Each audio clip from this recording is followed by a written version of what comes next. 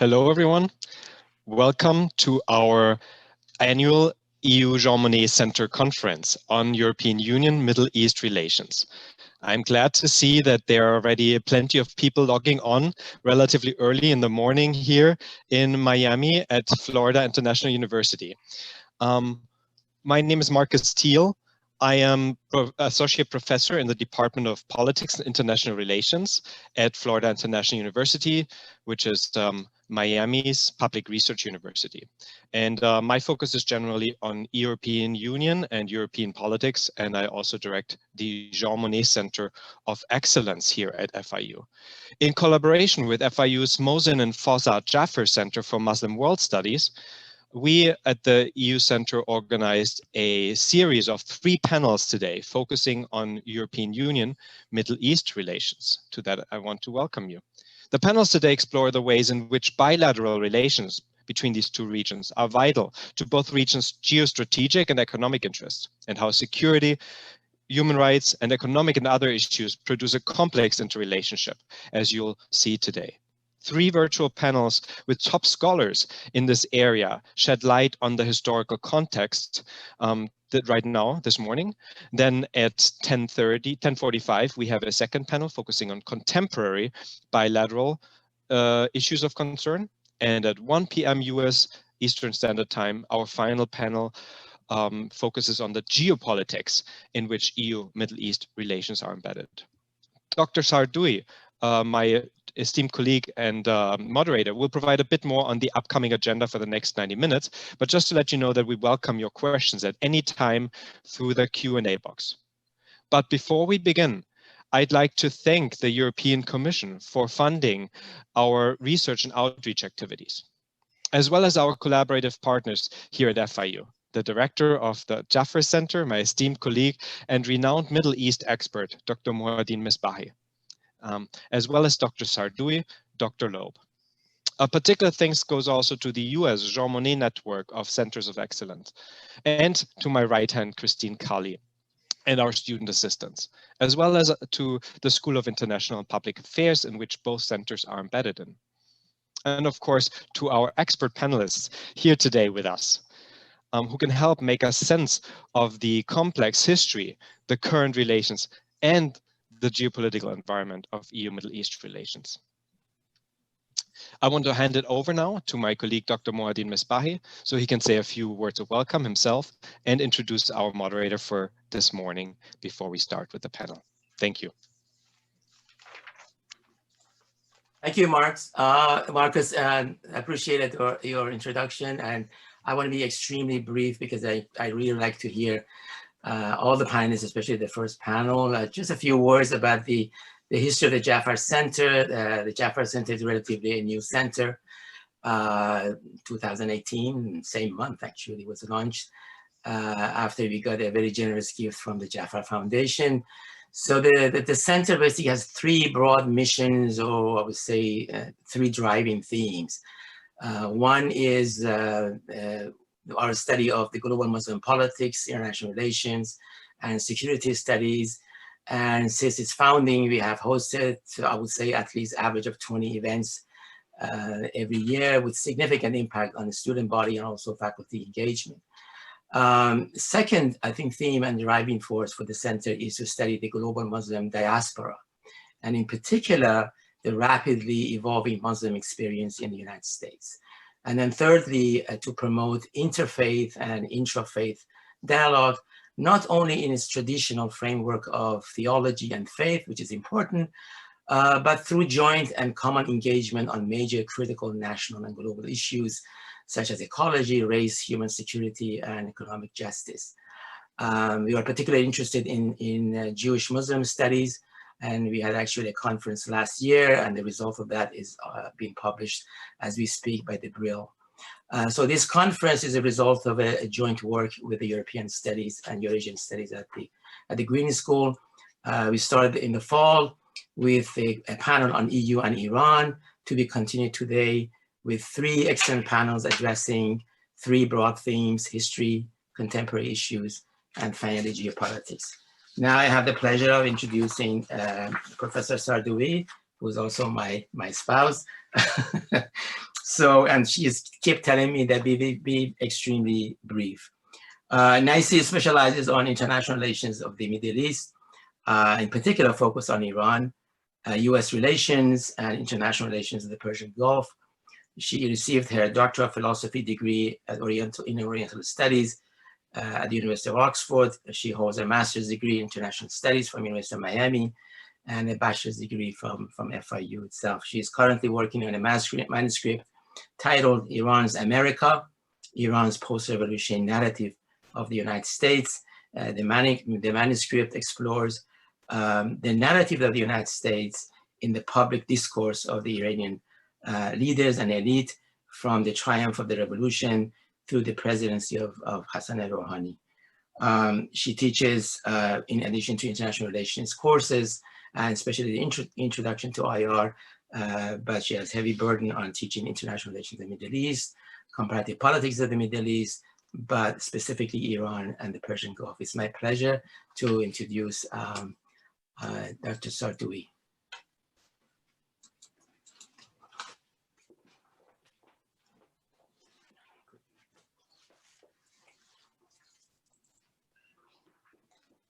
Good morning, everyone.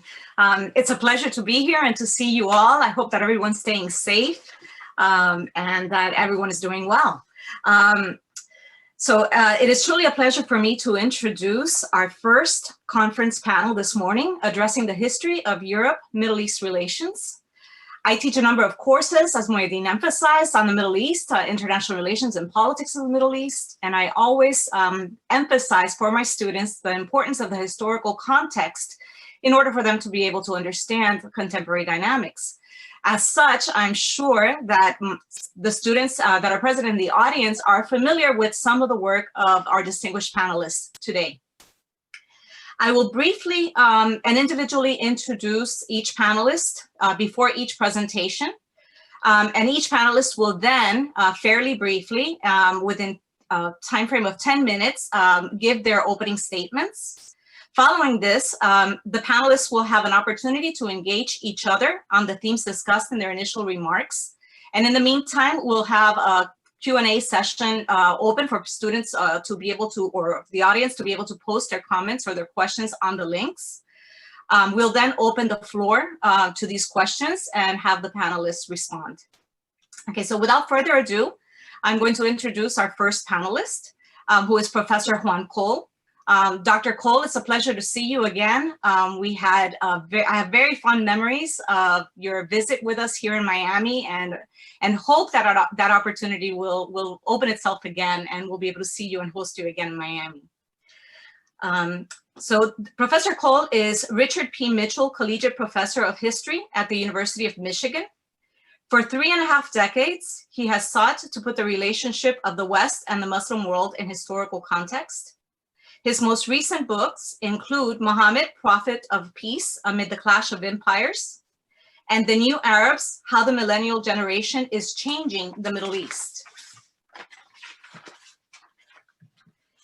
He also authored Engaging the Muslim World, Napoleon's Egypt, Invading the Middle East, and many other books. He has translated works of Lebanese-American author Khalil Gibran. He has appeared on a wide spectrum of the national media, including PBS, ABC, CNN, MSNBC, and Democracy Now! He has written widely about Egypt, Iran, Iraq, and South Asia. Professor Cole commands Arabic, Persian, and Urdu, and reads Turkish, knows both Middle Eastern and South Asian Islam, and has lived in various parts of the Muslim world for over a decade. So without further ado, Professor Cole, the floor is yours. Thank you so much, Naisi, and it's wonderful to be at least virtually with you and Misbah in Miami. So let me just very briefly advert to some of the historical context of EU Middle East relations.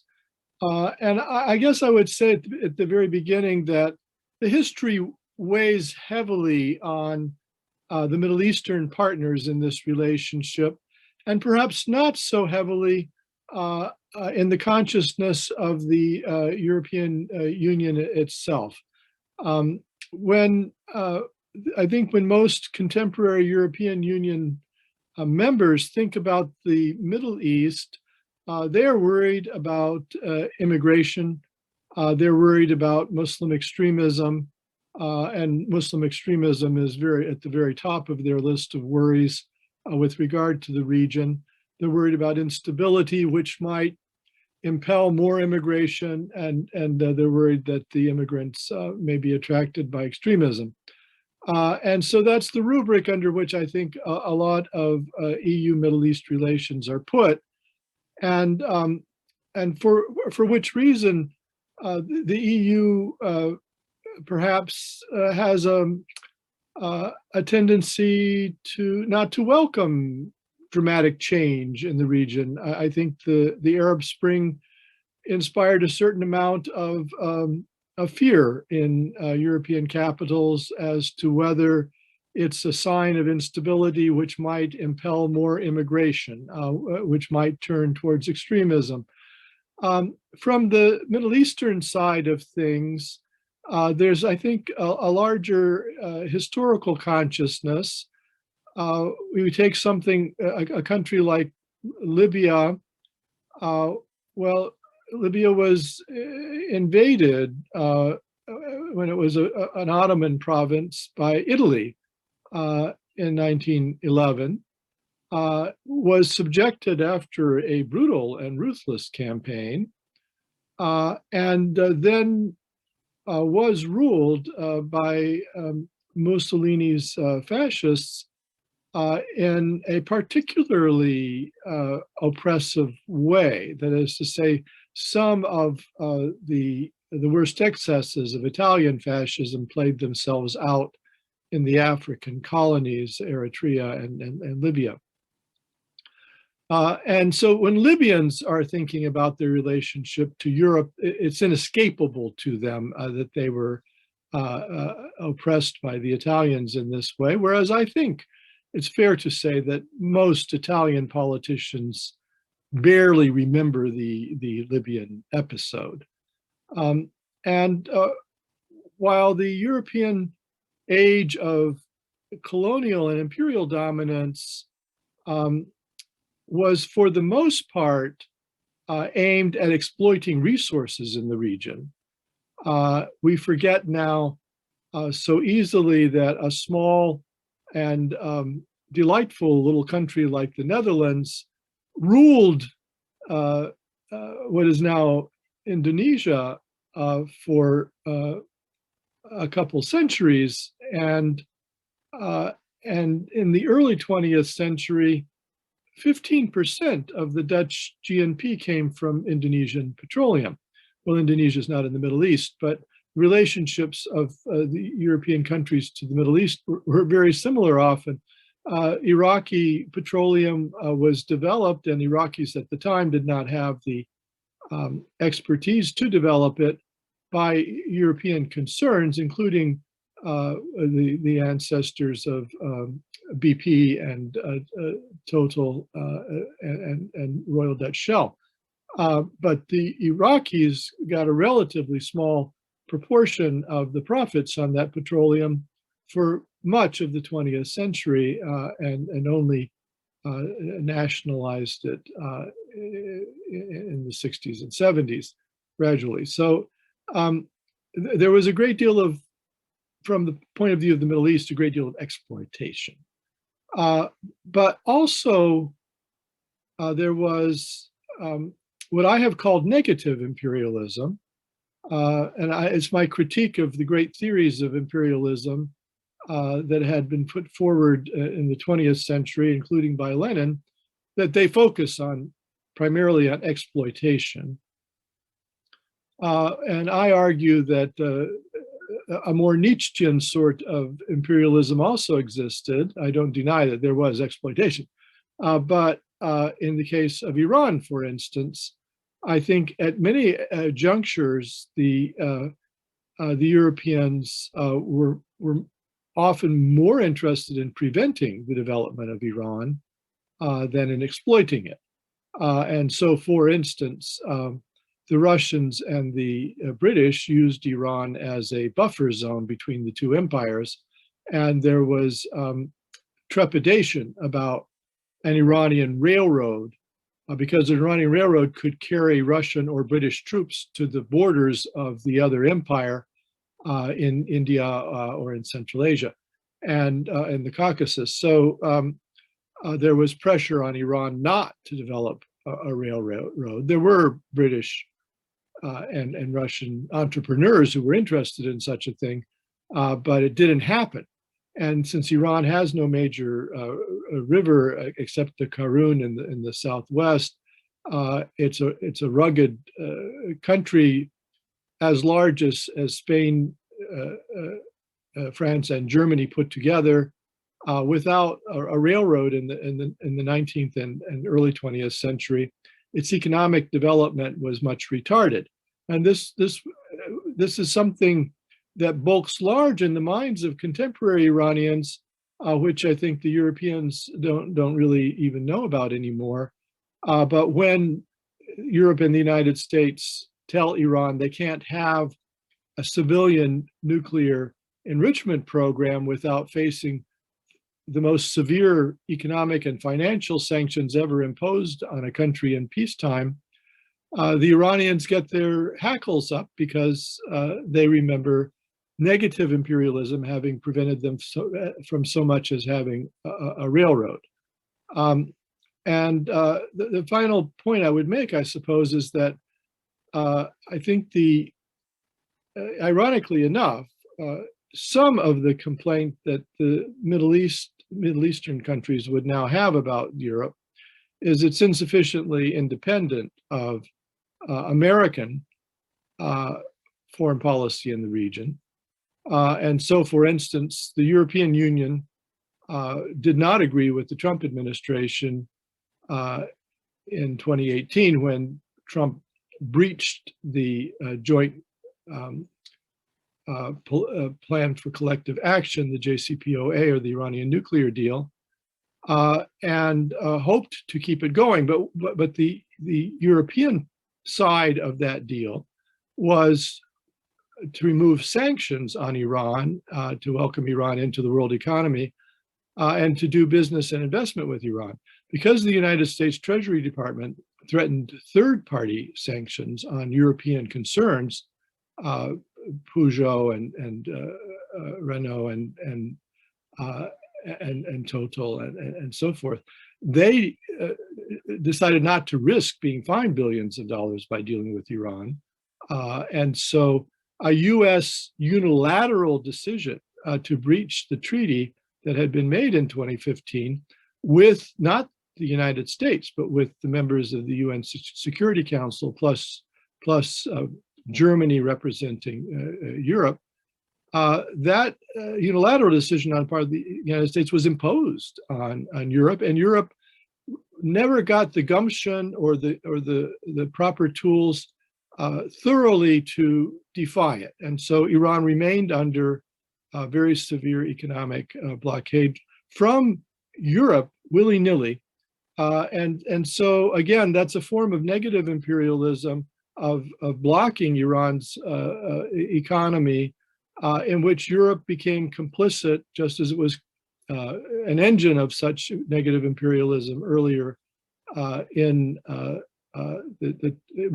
20th century and the late 19th. So I think, again, my main point here is that a lot of the conflicts and tensions between the region and Europe have to do with the colonial and imperial heritage, but it's a context that I think doesn't bulk as large in the consciousness of the European side, and it's something that I think they have to attend to in improving relations with the region. Thank you very much, Professor Cole. That was excellent, as always. So I'd like to introduce our next panelist next, Eugene Rogan, Professor Eugene Rogan. It's a pleasure to see you again, Eugene. We always visit you. Well, we visited you before. We've been lucky enough to visit you in the summer, but hopefully we'll have you over here in the winter time when the weather is quite bleak over there in the UK. So hopefully post-COVID, we'll be able to do that. All right, so Professor Rogan is director of the Middle East Center at St. Anthony's College, University of Oxford. He has a BA in economics from Columbia and an MA and PhD in Middle Eastern history from Harvard.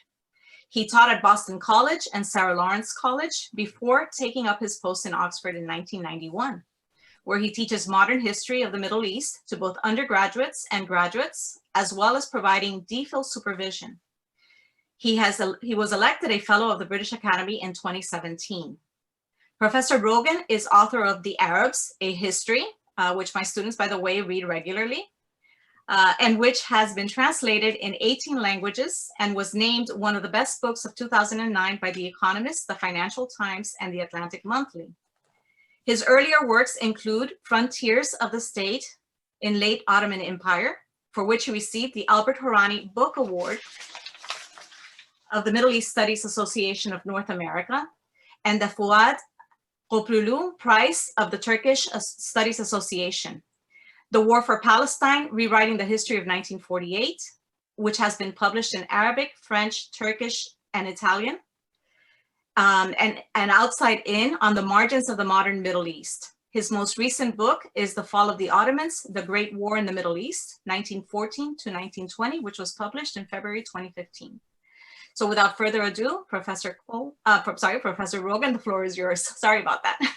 Nicely. It's such a pleasure to be with you, and so good to see you again. Warm greetings from your doctoral alma mater.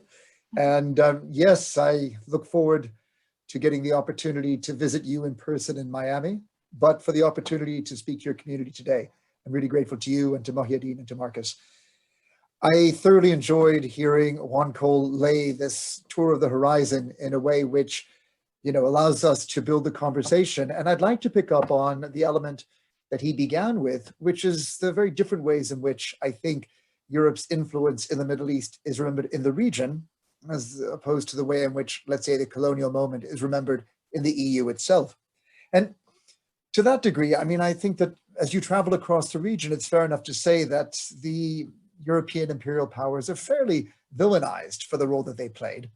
And I'm going to categorize sort of two original sins that I think lead this characterization of the imperial moment and the lasting damage that it was to do on the region. And I'd like to focus on just 2 points in my first 10 minutes opening here.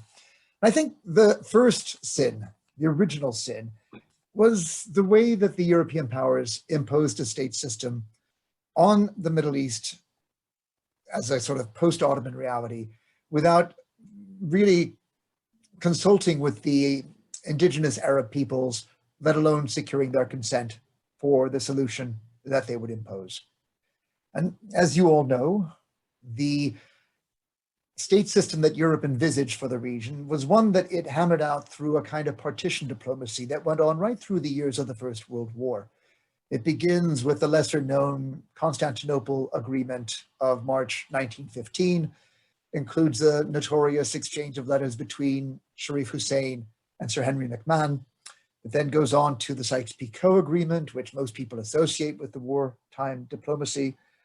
The Saint-Jean de Maurienne Treaty concluded with Italy that brought them into partition diplomacy in 1917, and then the November 1917 Balfour Declaration. What all of this wartime diplomacy to partition the Ottoman Empire holds in common is that it reflects an imperative between the European powers to try and arrive not at a stable post-Ottoman Middle East. They didn't even think of the Middle East as a region of the world. Rather, it was to achieve a balance of power between the European imperial powers. As the British put it in a report that they drafted in 1915, while Britain, France, and Russia were allies in World War I, they were very well aware that even after the successful prosecution of that war, there was every risk that they would be rivals in the post-war world. And so the British and the French and the Russians were very keen to arrive at an agreement on how to carve up the Ottoman Empire to forestall future conflicts of an imperial nature after the Great War itself was over.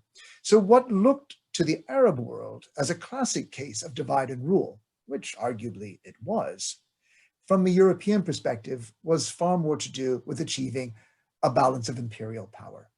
And it's not as though the Europeans didn't know about Arab aspirations for self-rule. After all, they had worked with Arabist movements in prosecuting the Arab revolt with the Sharifs of Mecca during World War I. They had listened to impassioned cases by Arab delegates at the Paris Peace Conference, Emir Faisal in particular. And in the territories that came under their control, they were very quick to arrest those activists that were most known for their nationalist zeal. So you see Sayyid Talib al-Naqi being arrested in Iraq, or Abdurrahman Shahbandar being arrested by the French in Syria as inconvenient nationalists that needed to be taken off the scene. The Europeans knew full well that nationalism was a force to be reckoned with in the post-Ottoman world, and they wished to snuff it before it had any chance of imposing an alternate solution to the post-Ottoman world, to that which had been hammered out between the European powers in their balance of power partition diplomacy. So to me, this is sort of the original sin, not taking into consideration the aspirations of the Arab peoples themselves, not consulting with them, not trying to gain their consent, but the imposition. The second deadly sin is the way in which the Europeans, having identified nationalism as the threat to the imperial order they wished to establish in the post-Ottoman Arab world, tried to play sectarianism to undermine nationalism. And this was a very dangerous formula that was going to have very lasting consequences in parts of the region. Now, the reason for this wasn't just to try and neutralize nationalism. Coming out of the First World War, Britain and France, Russia, of course, is now out of the picture since the Bolshevik Revolution had Russia disavow any interest in territories beyond Russia's imperial frontiers. Coming out of the First World War, Britain and France were dealing with severely weakened economies. And so while they wanted the war prizes of the mandates that they secured in Iraq and Syria and Palestine, they didn't really have much money to invest in running these new territories. And they were looking for partners in administering the mandates. And in this, they believed that they could work with compact minority communities in a way which would give them empire on the cheap. So the aim was to promote the interests of compact minorities, to make them clients and as such advocates of imperial rule in these new states. France tried and abandoned the effort in Syria, where they carved Syria into 4 mini-states, 2 of which went to compact minority communities, the Alawites of the northwest, the Druze in the south. But with the outbreak of the Arab revolt in Syria from 1925 to 27, it became apparent that this had not really created a bond that meant that the Alawites and the Druze were actively upholding the interests of the French in Syria. And I think for economy means, again, France looked at running 4 administrations in Syria and realized that it would be cheaper to do it with just one. So they abandoned that effort. But for France, it was really in the creation of Mount Lebanon into Greater Lebanon that we can see this clientelism through a compact minority community take its ultimate form.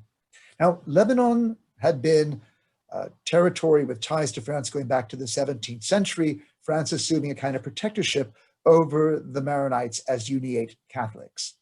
And this had given rise to a partnership that France was quick to exploit in 1919 at the Paris Peace Conference. The Maronite delegation was one of the few Arab delegations openly invited to present their case because they so clearly advocated a French mandate over Lebanon. And for this, the Maronites were rewarded with an expansion of their traditional homeland in the highlands of Mount Lebanon to a Greater Lebanon, onto which was added the largely Sunni Muslim-dominated city of Tripoli in the north and the northern regions, as well as the Shiite-dominated southern regions of the Shuf and the Bekaa Valley to the east, to create a Greater Lebanon in which Christians were only just a majority population. But the limits of how long that majority would last was already apparent in the 1932 census, which showed that through a differential birth rate, the other communities of Lebanon were overtaking the Christian communities. And at that point, even censuses became inconvenient and were dropped entirely. The project of a Maronite-dominated Christian state in Lebanon became the norm. And in 1942, as the nationalist movement looked to try and consolidate a power-sharing agreement to press for independence from French rule, the terms of a sectarian Lebanon were enshrined in the National Charter in a way that was going to make a confessional state of Lebanon from that point down to the present day. Of course, the rigidity of that confessional order was going to be a cause of civil wars that were going to rack Lebanon in 1958, in 1975, and as we look at the news today, seems to be the cause of a very broken order, which we can talk about more in the Q&A. But it wasn't just France that made this mistake, and I would view the British experience in Palestine as a similar experiment in trying to create a compact minority partner in which it was the Zionist movement and the Yishuv that would be the Maronites for Britain's experiment in Palestine. Again, Britain had a long history as a protector state overlooking the Jews of Palestine and the greater Syrian provinces of the Ottoman Empire. And when declaring the Balfour Declaration, note the terms in which both the Jewish and non-Jewish communities are identified. It's very much about religious and civil rights rather than national rights. There is no reference in the Balfour Declaration to the Palestinians, it is true, but there's no reference to the Zionists and certainly no reference to Jewish statehood, just this vague notion of a national home. And what appears to be the driver of British thinking is, of course, not that Britain was pro-Zionist or pro-Arab, it was pro-empire. It was looking for the most effective way to take the new territory of Palestine and integrate it into an empire that in the 1920s and 30s, Britain still lived under the illusion was going to last for generations to come. And they wanted the Zionists as a compact minority to partner with them as a dependent and reliable community that would be more interested in preserving the British rule in Palestine than, let us say, the Palestinian Arab majority. The British seemed willing to see that Jewish minority reach a figure of 30 to 35%, roughly 1/3 of the total. This is apparent when you read the Peel Commission report, and even more so in the 1939 White Paper that clearly defined a limit on Jewish immigration to the point that the Jewish community would reach 35% and then a stop of immigration until you could secure the consent of the majority population. So Britain had hoped to create a compact minority of about 1/3 of the Yishuv in Palestine as partners in running the Palestine Mandate. And of course, in so doing, mismanaged and miscalculated, because what they really set off in Palestine was not the creation of a compact minority partner, but of rival and incompatible nationalist movements. Again, language from the Peel Commission report of 37. The Yishuv, Zionism, the Palestinian Arabs into a Palestinian nationalist movement. This would lead to the Arab revolt of 36 to 39, which had given rise to that Peel Commission report. But arguably, it was really the Jewish revolt of 1944 to 47 that would show the failure of the minority policies that the British were trying to pursue in Palestine. The moment their compact minority community rebelled against them, Britain realized that its position in Palestine was untenable, and they hand over to the United Nations to clean up the mess. Now, Lebanon and Israel-Palestine represent the most enduring failure of Europe's colonial past and present the European Union with serious challenges and moral dilemmas down to the present day. And let me stop there.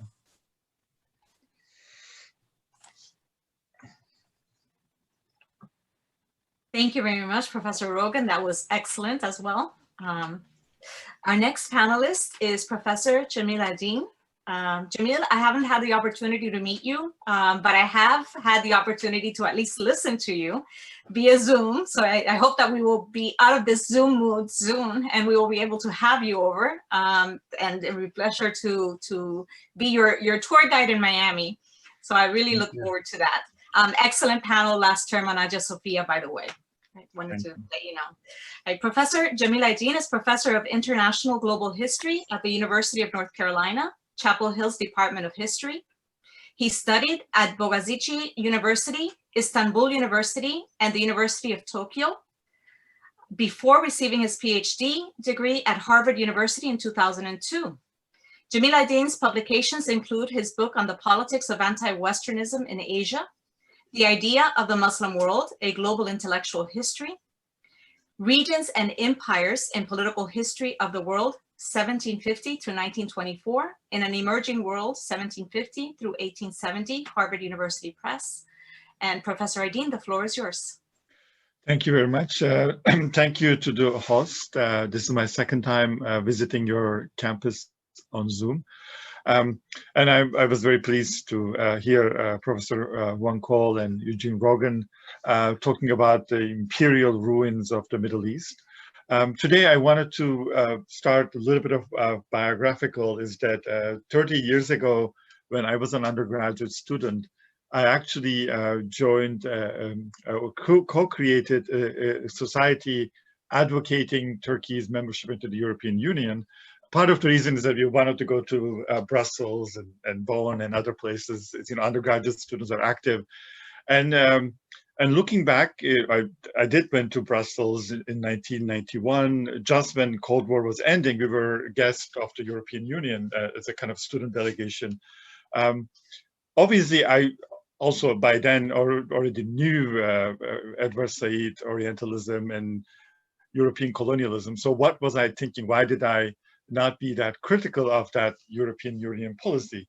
And the reason is that for many liberals in Turkey and other places, we thought that the Europe at least had a chance to revive that idea of a normative West in relation to the non-normative US, the kind of the American so-called imperialist America versus hopefully perhaps a better European Union that will create a kind of a balance in the Western bloc. That hope was partly revived when in 2003, when Habermas and Derrida wrote this manifesto against US invasion of Iraq, kind of advocating that Europe should take another path, that revive its normative values. Obviously, looking back, of course, after studying this history and reading some of the panelists here, their work and doing my own research, you could see in this long trajectory is that this history noted by the Middle Easterners as a history of betrayal of these norms and values, that the Europe has, as was seen from the mid-19th century onwards by Middle Eastern intellectuals and political elites as in this duality, that on the one hand, it was identified with the values that they proclaimed, enlightenment, freedom, democracy, participation, constitutionalism, as well as their betrayal through imperialism and exploitation. And I want to note what this legacy of this struggle, but to highlight maybe 2 points is that Middle East was Europe. And I think this distinction between Europe and Middle East across the Mediterranean is very misleading. They were co-constituted by their relationship over 200 years. Professor Wang Cole's book on Napoleon in Egypt is a good example. You know, it starts with showing that they were each other's significant other, in some ways, kind of essential, unforgettable significant other, and their relationship shaped each other's identity. And the note that Middle Easterners obviously talk about the imperial legacy of Europe in creating this chaos and shattered lives in the Middle East today. But Europeans don't have that kind of a memory. They discursively argue that the Middle East's problem is their own creation. And it has something to do with their sectarianism, with Islam, with Arabness. And Europe has nothing to do with it, right? They only come back as a humanitarian helper and outside interventionist. But that also looks like, from what we heard in the previous 2 discussions, is that the arsonists coming back to the fire, claiming that they have nothing to do with the fire, but then they will just extinguish the fire, but they never do. And they create new fires. And that's the story of the Middle East today. But I want to note how we can maybe, as historians and public intellectuals, rewrite the history to remind what happened to different publics, and then maybe to carve a path or better path forward in the Europe-Middle East relationship. For that purpose, I wanted to highlight, maybe in reference to 3 people, I think I still have time, 3 figures. These are Wilfred Blunt, kind of symbolic figures. Kothav and Kalergi is the father of European Union, according to Europeanism, and Jean-Paul Sartre to see how we can kind of change the conversation intellectually on this Europe-Middle East relationship. Wilfred Blunt wrote this amazing book in 1882 called The Future of Islam. He was a friend of some of the pan-Islamic Arab reformists. But in that book, written immediately after that of the Ottoman defeat against Russia and the fear that the Ottoman Empire will collapse, he has this bizarre argument that Europeans are racist, Islamophobic. They're not going to let Istanbul to stand in the Ottoman hands. Hence, he thinks that eventually continental Europeans are going to destroy the Ottoman Empire and take over Istanbul. But he argued the British are different. They don't hate Islam and Muslim as much as the Europeans do. That sounds very ironic given that in World War I, it was the British that became the target of the Ottoman declaration of Holy War, not the Germans or the Austro-Hungarians. But he said that if making a reference back to Napoleon, it says if any of the European monarchs kind of embrace this global Islamic world from Africa to China, then they will become a global power. That's a hint to the British, which was considered the greatest Muslim empire in the world. But at that moment, since then until World War I, he changed his mind in many different ways. He evolved. But I find this ironic that the moment of the greatest pro-European, pro-Enlightenment intellectual revival in the Middle Eastern public spheres, in the Ottoman lands, and in the Arab lands, he doesn't read these. I mean, he knows people, but he doesn't read that Middle East and the Ottoman lands and Europe share this intellectual heritage, which is not necessarily only European. Enlightenment had its own global roots.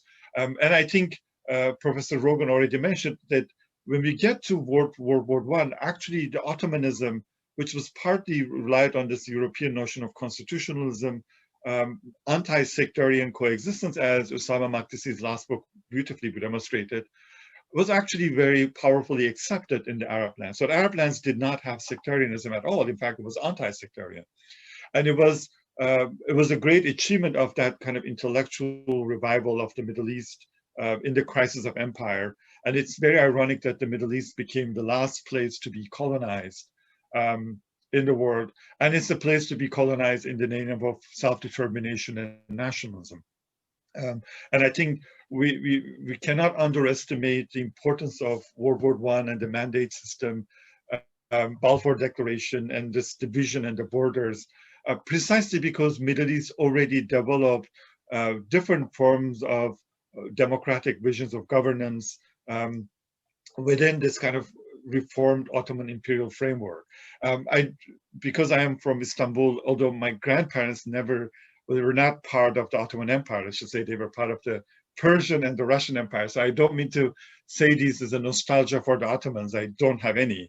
Just want to highlight that the Arabs did not need that kind of a European intervention. They already had themselves a very democratic vision for their future before World War I.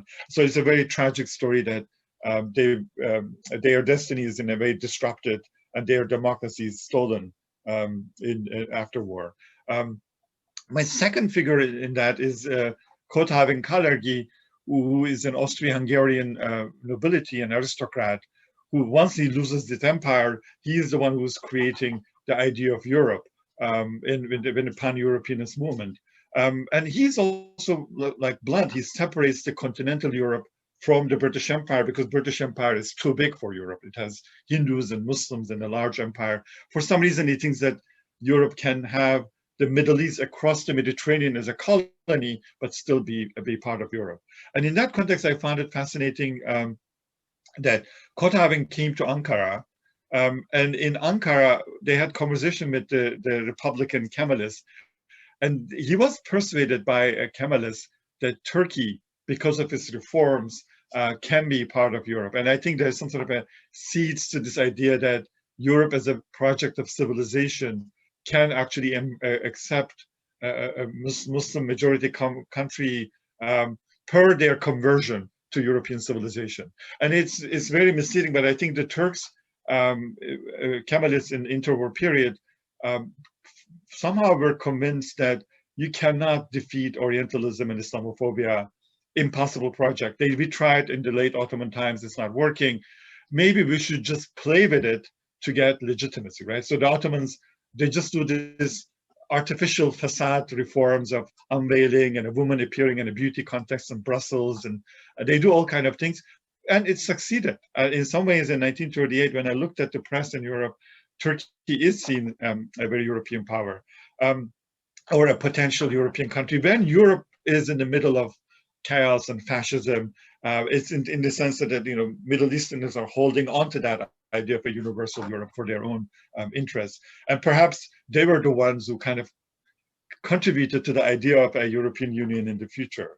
And that is my point about Jean-Paul Sartre, my last figure, is that when Sartre was a hero among the Arabs, and now we have more studies showing that existentialism was more popular in the Arab lands than in Europe. And we need to think about why.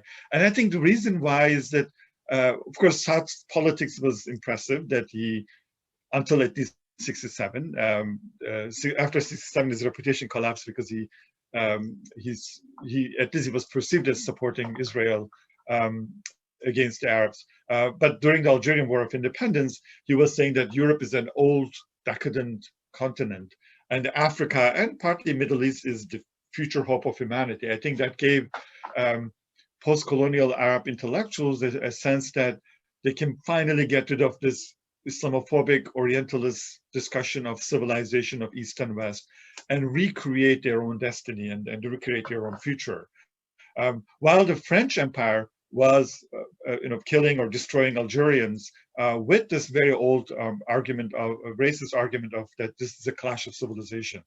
And Sartre was seen as a way out by Arabs, by many Europeans too. And I think we need to revive this historical legacy and remember that these two regions were co-constituted with each other, and then try to think of the implications of that legacy, and then try to find a new narrative that rescued the histories of Middle East-Europe relations from the long history of Orientalism and racial constructions, a new narrative that sees the shared history of Mediterranean, and that doesn't always assume that the Europe is the birthplace of universal moral values that the Europeans might betray, but still it's wrong to see that they are the only ones who have these universal values. To restore Middle Eastern agency of that universalism, and then to be very critical of contemporary European policies, both in their arrogance and in their narcissism that they are the birthplace of these values, but with the practice that they do nothing in terms of Middle East, and it seems like it's completely abandoned by Europeans. They left it to Americans, and then whatever they do is all destructive. The Libya intervention, support for the coup. So I am much more pessimist than 30 years ago, but I do think that intellectually we have a duty to offer clarity to this relationship. Thank you. I will stop it here. Thank you very much, Professor Aydin. That was excellent as well. I'm going to introduce now our last final panelist, who is Professor Terence Peterson. Terry, it's good to see you, even via Zoom. I've congratulated you before, but congratulations now at least more or less in person on the new addition to your family. I hope that your daughters are both doing well as your wife and family overall.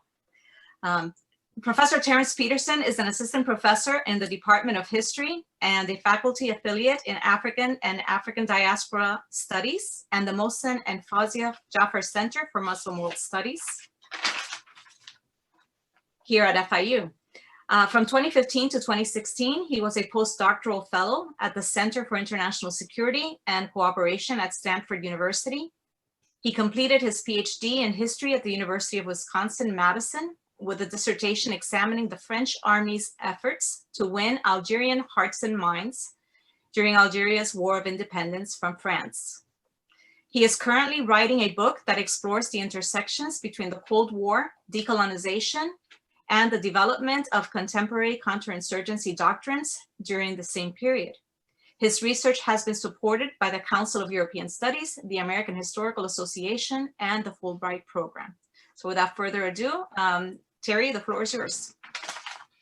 Thank you so much, and thank you for my fellow panelists. This is not an easy three-part act to follow as a junior scholar, but I appreciate this sort of very comprehensive view of the legacies, of European relations with the Middle East that they've left us. And I want to pick up on a couple of the elements, given that I work mostly on France and North Africa, to sort of expand on those, and particularly. Dr. Aydin emphasized this shared history. And one element of that continues to be really important is sort of this late colonial term, right? If we think about, the legacies of imperialism being the state system that's imposed, being, the sort of like the economic structures that are imposed, whether that means their absence or the sort of, petrol economies that are established. We also have this sort of more positive vision of what empire could be at the very end, which shapes EU-Middle East relations really profoundly at the end of empire, particularly in terms of the patterns of migration, the economic structures, and particularly the security infrastructure of the broader Mediterranean.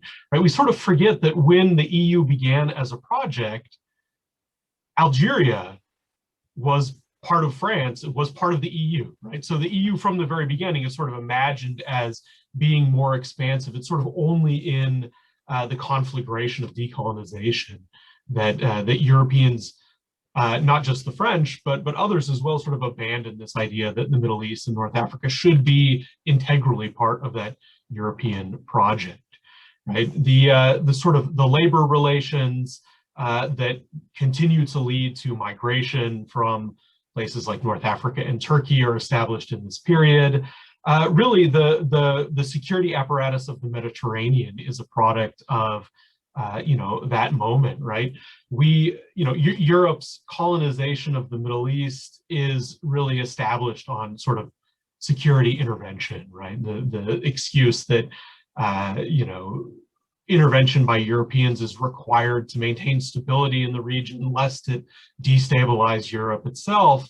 But that doesn't really go away. It transforms at the moment of independence. But we have that legacy there where European militaries really still look at the Middle East as their domain and continue to maintain those sorts of relationships. So, for example, when Algeria gets its independence in the last year of the war in 1962, as a sort of political solution is worked out and Algeria is going to become independent from France, the French military shifts its interest from, fighting the military of the National Liberation Front to training the military of the National Liberation Front to ensure that it becomes a security partner in the region. And those relationships are still very powerful. The French military, the British military, the Italian military still, have exercise a profound sort of influence over, the regimes in the region, whether it's selling them military equipment or training them. We sort of talk in the North African sphere about France-Afrique, French Africa, or France's role in the Sahel. And a lot of that is literally structured by the same security doctrines that are structuring the end of colonialism, right? And you even see the same European rivalries over security in the region emerge once again, right? The sort of collapse of the negotiated peace in Libya in 2018 is really the product of an enduring French and Italian rivalry that has its roots way back into the colonial period. Right, so there are these really sort of profound geopolitical consequences of this colonial past, not just sort of in the way that Europeans and Middle Easterners perceive that relationship, but also in the structures of power that continue to really exist, even if they've sort of transformed over time. I want to add to that, though, that there's also a cultural element here that is shaping that relationship. And while my panelists have talked about sort of perceptions of Europe by the Middle East and really highlighted that asymmetry of that relationship, right? You know, people in the Levant think about that historical relationship with Europe much more than Europeans think about that historical relationship. I want to suggest that it's a little bit more complicated than that, right? There are sort of domestic cultural hangups that Europeans still tussle with in really sort of profound ways that shape their relationships with the Middle East, their perceptions of the Middle East. They're the sort of really critical policies like counterterrorism policies in really profound ways, right? And I think I'm a specialist of France, so I'm going to talk about France, but I think France also exercises a really critical role in the EU for shaping these policies. So talking about some of those debates can be illustrative, right? One of those debates right now in France is about the memory of the Algerian War. Algeria's War of Independence, which raged from 1954 to 1962, right? The French sort of considered Algeria part and parcel of France in the same way that Alaska is part and parcel of the United States, right? Algerians never saw it that way. They fought a violent war for their liberation that really shook not just French control over North Africa, but over their entire empire. And the French military waged an absolutely brutal campaign of repression during this war. It committed, what are widely recognized as war crimes, right? The sort of systemic and massive use of torture, the murder and disappearance of civilians, things that are well known to us, right? But in France, they still constitute a sort of touchstone of debate, right? And the current French president, Emmanuel Macron, has sort of made an effort to raise this debate over the memory of the Algerian War, the French responsibility for war crimes, right? In 2018, he recognized the murder of Maurice Audin, a mathematics professor in Algeria by the French military.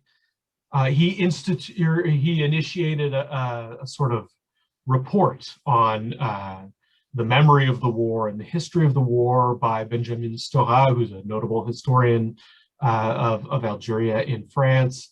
Earlier this year, he recognized the murder of Ali Boumendjel, who was an Algerian nationalist, right? So he sort of raised this issue, and it's become a really massive debate within France about, how much should France recognize this past violence?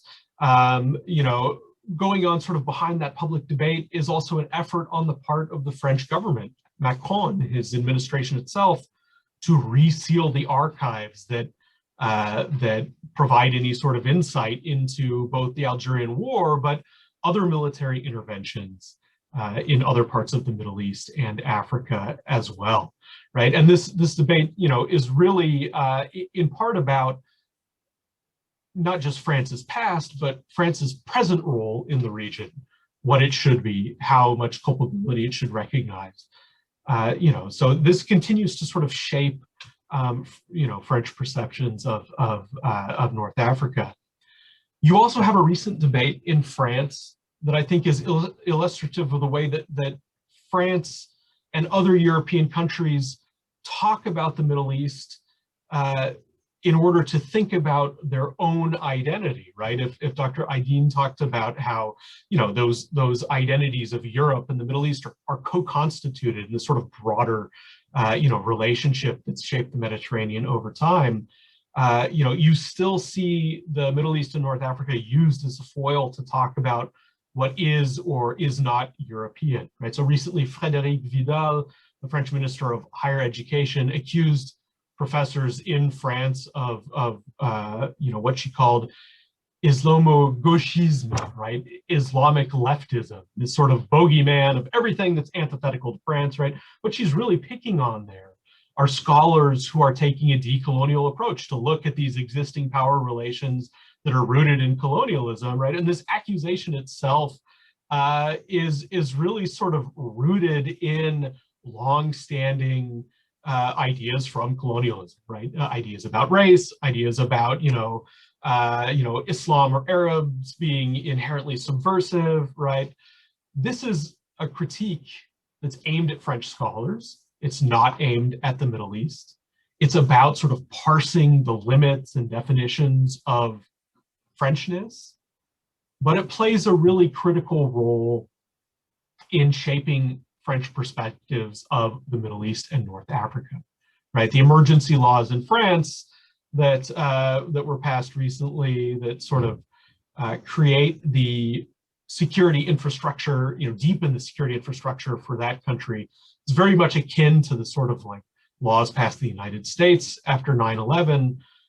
That's very closely tied to France's broader counterinsurgency mission.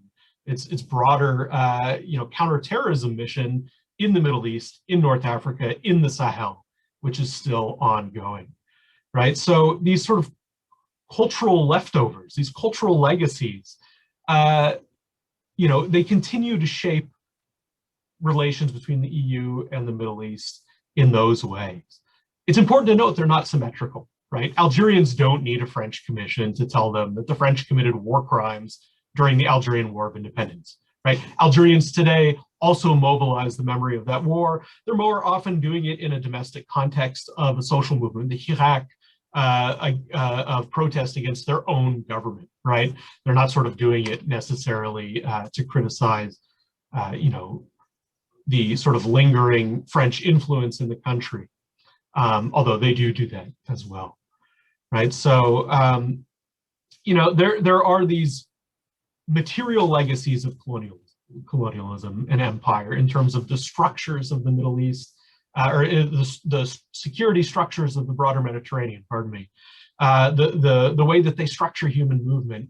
But there's also these cultural legacies that continue to shape domestic politics in Europe in really profound ways, in ways that also shape international relations between Europe and the modern Middle East.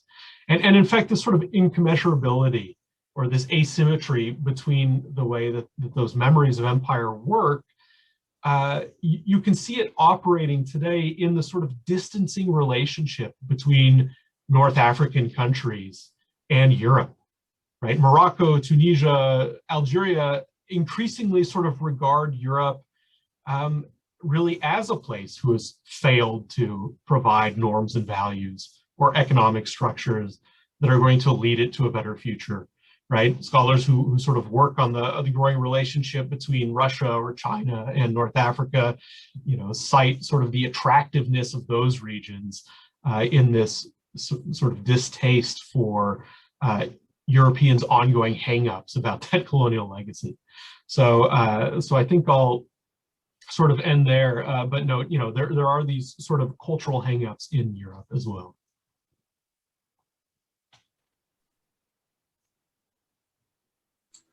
Okay, we have some questions that are coming into the Q&A, but I wanted to also remind our audience that they can go ahead and they can post questions there. I saw a third question just come in, so I guess everybody's getting the message. I cannot state enough how impressed I am by the panel and the contributions of each and every one of the panelists this morning. I knew that this was going to be the case coming in, but I really am just overwhelmed and appreciative, especially on behalf of my students who have, I think, gotten a first-rate education this morning on this history of Europe and Middle East relations. I wanted to provide an opportunity, as we had discussed in the format, to see if the panelists would like to comment on each other's statements and if they have any remarks or any responses to one another. So I'd like to just give you all that opportunity now.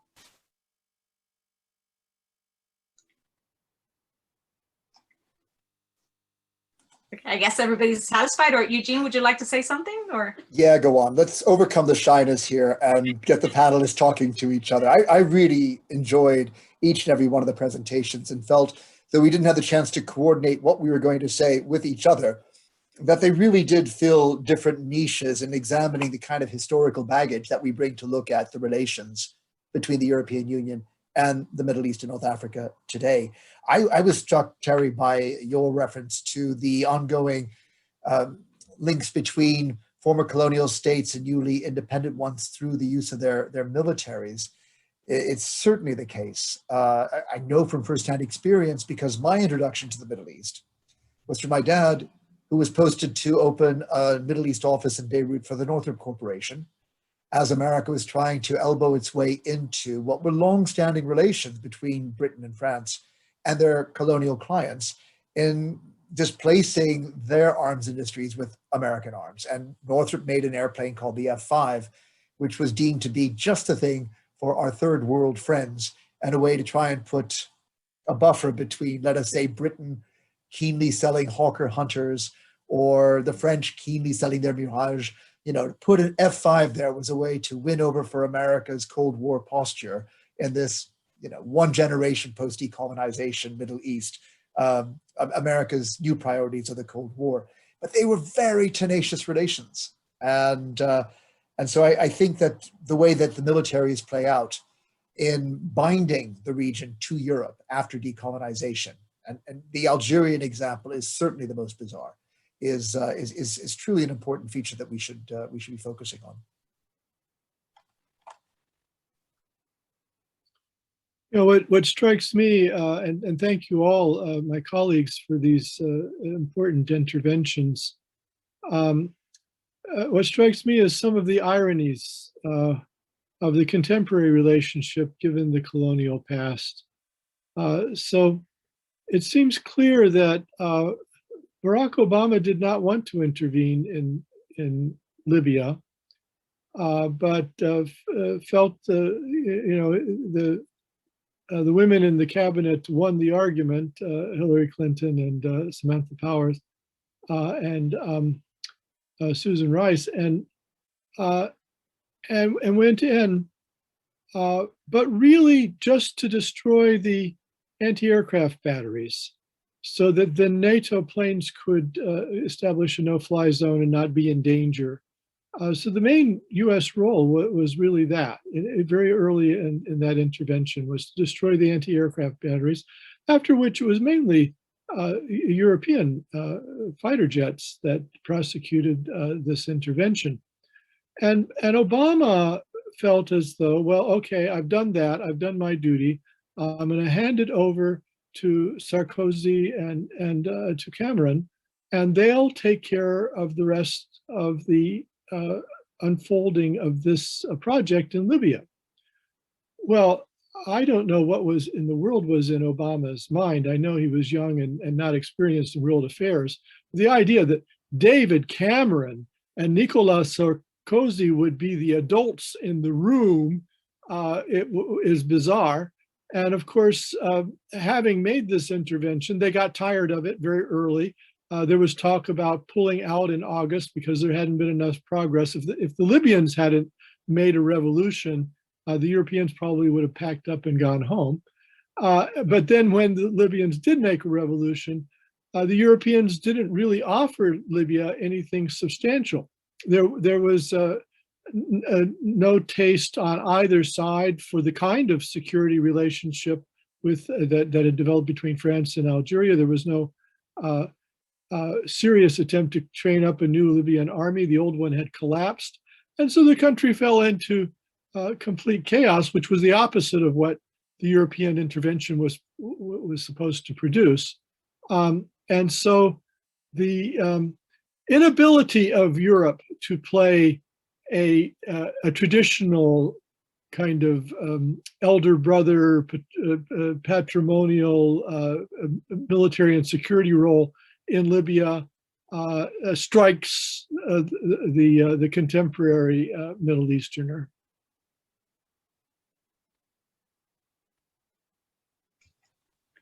I want to respond to one question by Ruth Gomez about in relation to the also conversation about the third author I mentioned. His name is Jean-Paul Sartre, S-A-R-T-R-E.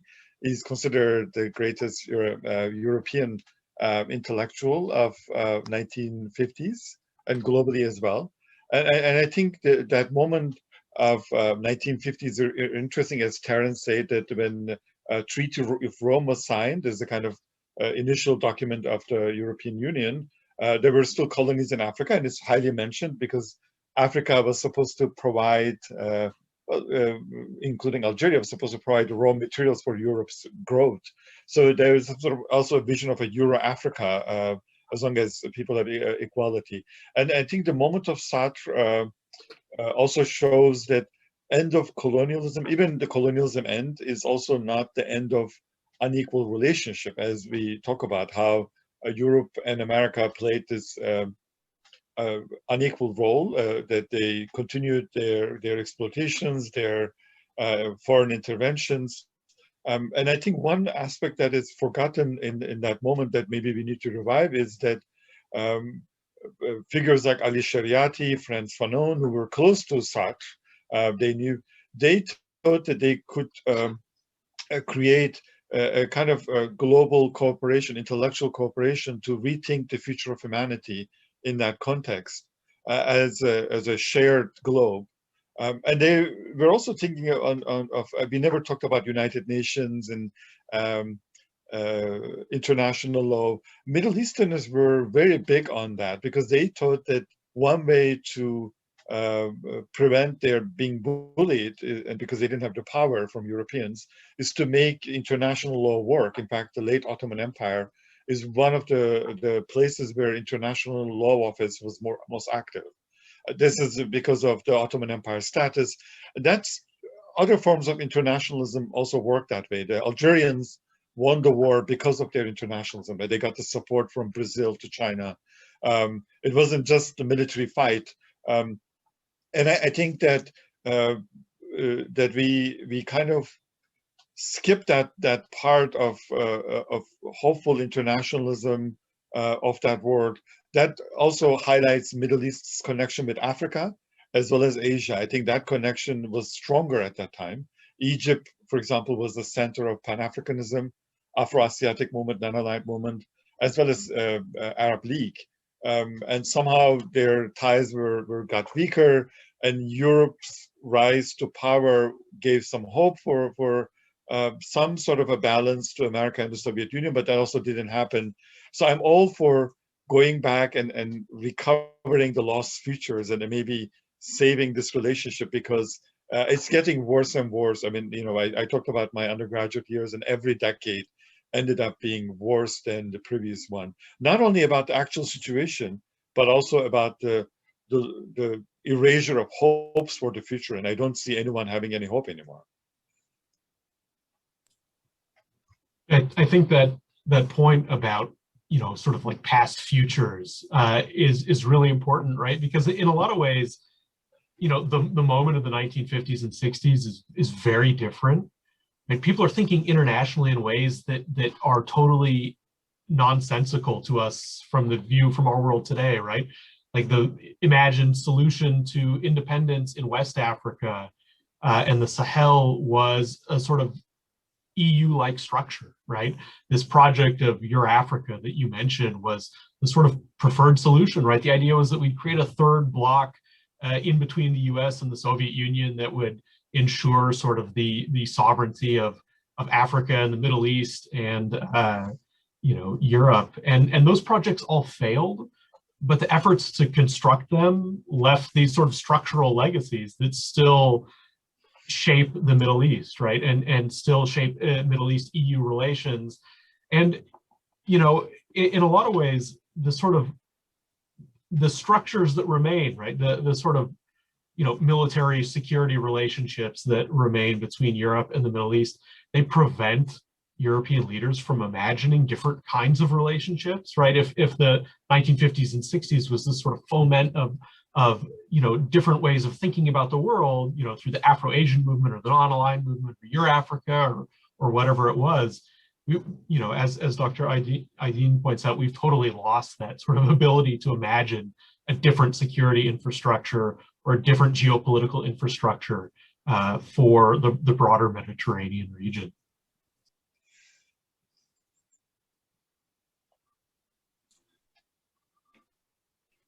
Okay, thank you very much. I really enjoyed that interaction among you. I had a question, and actually, Moeddin and I were talking about this before, but where do you all see the Sykes-Picot agreement in all of this? Is it still there? What is the future of the nation state system in the Middle East, especially given all of these interventions and all these involvements by outside actors? And where do you all see that? Eugene, you wanted to respond? Yeah, just because it was such a buzzword for that wartime partition diplomacy I referred to. And I think it has served as a way to invalidate the frontiers of the state system, really since the colonial moment onwards.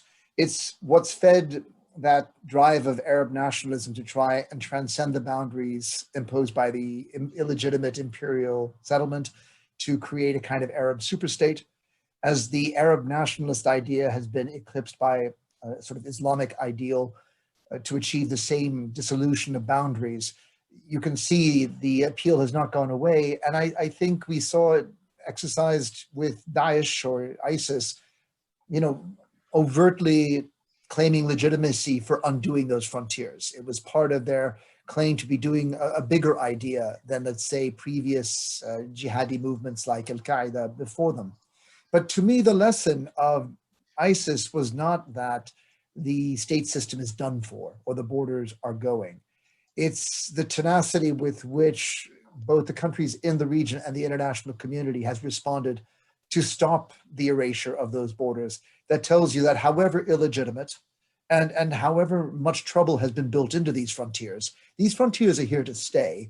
And if anything's going to change them, it's not going to be transnational populist movements. It's going to be assertions of self-determination, Palestinian or Kurdish, that I would say remain the two areas where there might be pressure on the state system.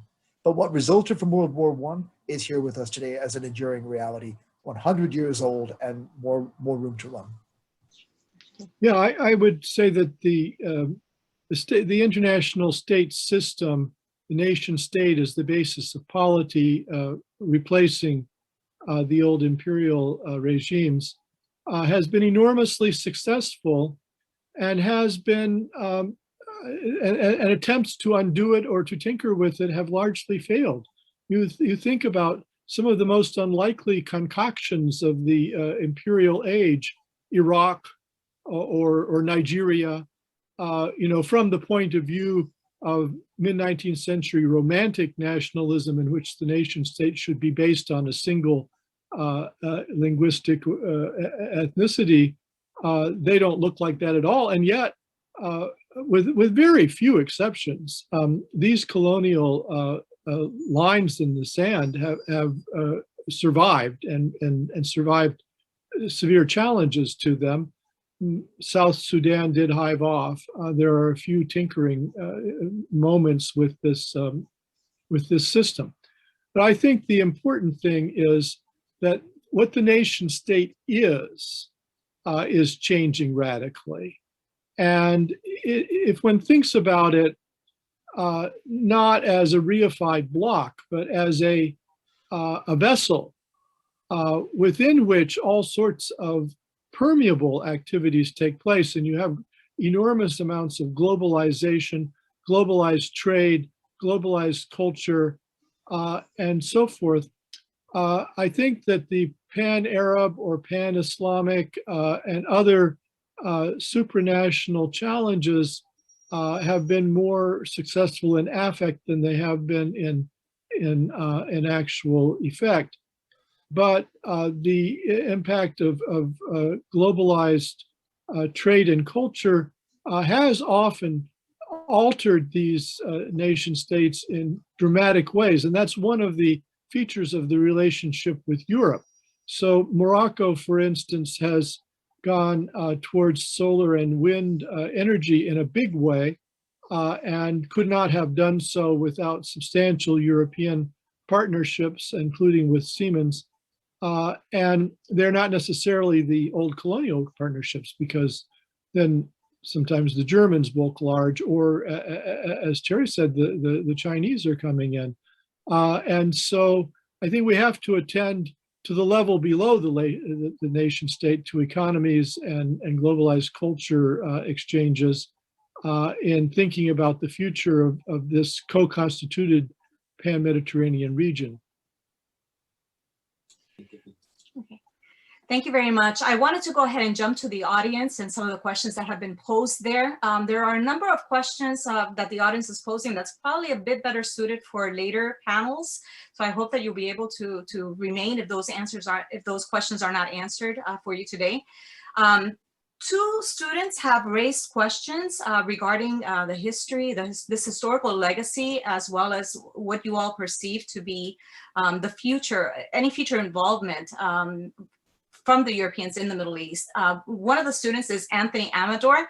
Anthony, by the way, is a former student of mine who was a wonderful student. He, in fact, is going to be receiving the book award, and I'm going to give him a hint.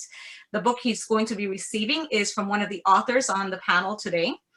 But Anthony asked a question about, given this imperial history, weighing keenly on the awareness of those actually living in the region, how can we expect Western involvement, no matter how altruistic, to be perceived anything other than the extension of that colonial or neo-colonial history? So the perception of the people in the region. And Danny Tarao asks a question regarding, is there a future role for Europe in the Middle East? And I'll leave that to you. Maybe I start briefly, although there are other experts. I mean, this is a great question. I think with regard to Africa now, people talk about humanitarian invasion, humanitarian colonialism. So even the most good-intentioned humanitarian aid is seen as some sort of an extension of colonialism. But I would like to highlight maybe one important issue is that colonized societies in Africa and the Middle East, when they gained their sovereignty and their borders, they did not mean to cut off all the ties with the rest of the world. Sovereignty was important because of the human dignity, that they wanted the unequal relationship to be over. But some of them, if you extend maybe some Algerians, but even Senegalese and some of the Middle Easterners, they say, if you gave us equality, we could stay with you. I think that option, I think Terence referred to that, this Euro-African vision of French Empire. That also shows that the goals of the anti-colonial nationalists was beyond national sovereignty. They meant some sort of a global restructuring of equality and gaining equality. And they also meant that there should be continuation of human mobility. Human mobility was never seen as a bad thing. There were Europeans in the Middle East, and there were Middle Easterners obviously be, or Africans be in Europe, because one group was there. Because of that, the others could be in the other place. The colonial past gives this interaction. So I see the main problem is not that the Europe's shouldn't do anything or not, or there shouldn't be any population movement and refugees or economic ties. Main problem is how you do it. What is the intention? Is there some sort of respect for the dignity of the other side? And why we are never using the broader international governance structures? Like why didn't we ever talk about United Nations anymore? I don't even think our students know who is the Secretary General of the United Nations. In the 60s, everybody know who UNU was, or at the beginning there was again some sort of hope about the UN as a kind of an alternative to empire. So I think we need to maybe change the conversation on that as well, that not every action by Europeans necessarily have to be neo-colonialist.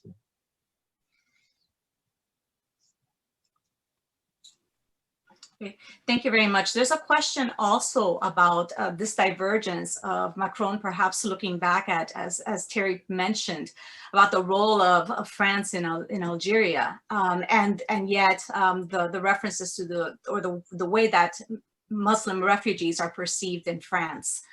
So if there's anything you could elaborate on this dichotomy of views.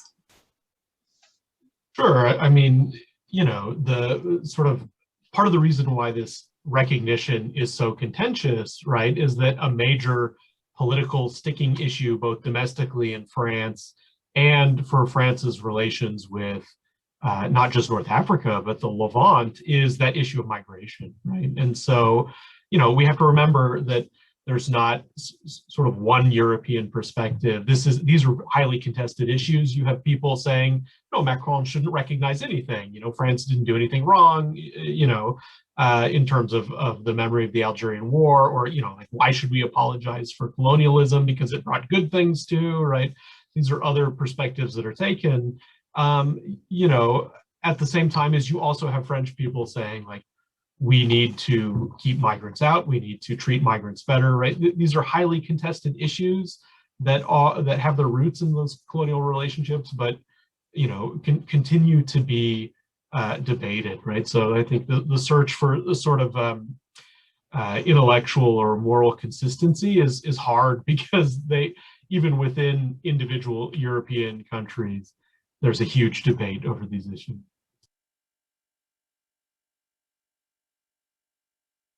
All right, thank you very much. There's a question by Fernanda Nicola. She states, Western Sahara is a great example of the post-colonial experience and the Euro-African project. Despite some recent case law of the European Court of Justice and its legal diplomatic intervention, the fear of undermining EU-Morocco trade and fisheries relations was predominant because of the control of migrants that Morocco ensures to Spain and the EU. Why is this divide between trade and migration still very prominent in EU law and politics towards North Africa? I'm not sure if any of you would like to comment on that.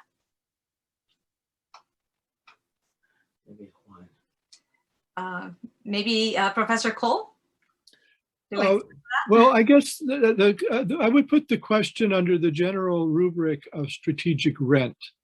There is an enormous disparity between the economies of the Middle East and those of Europe.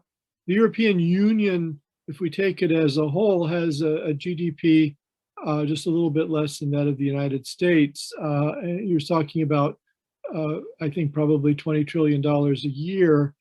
I don't know how Britain's exit affects that number, but in any case, it's a very large number with regard to its joint GDP.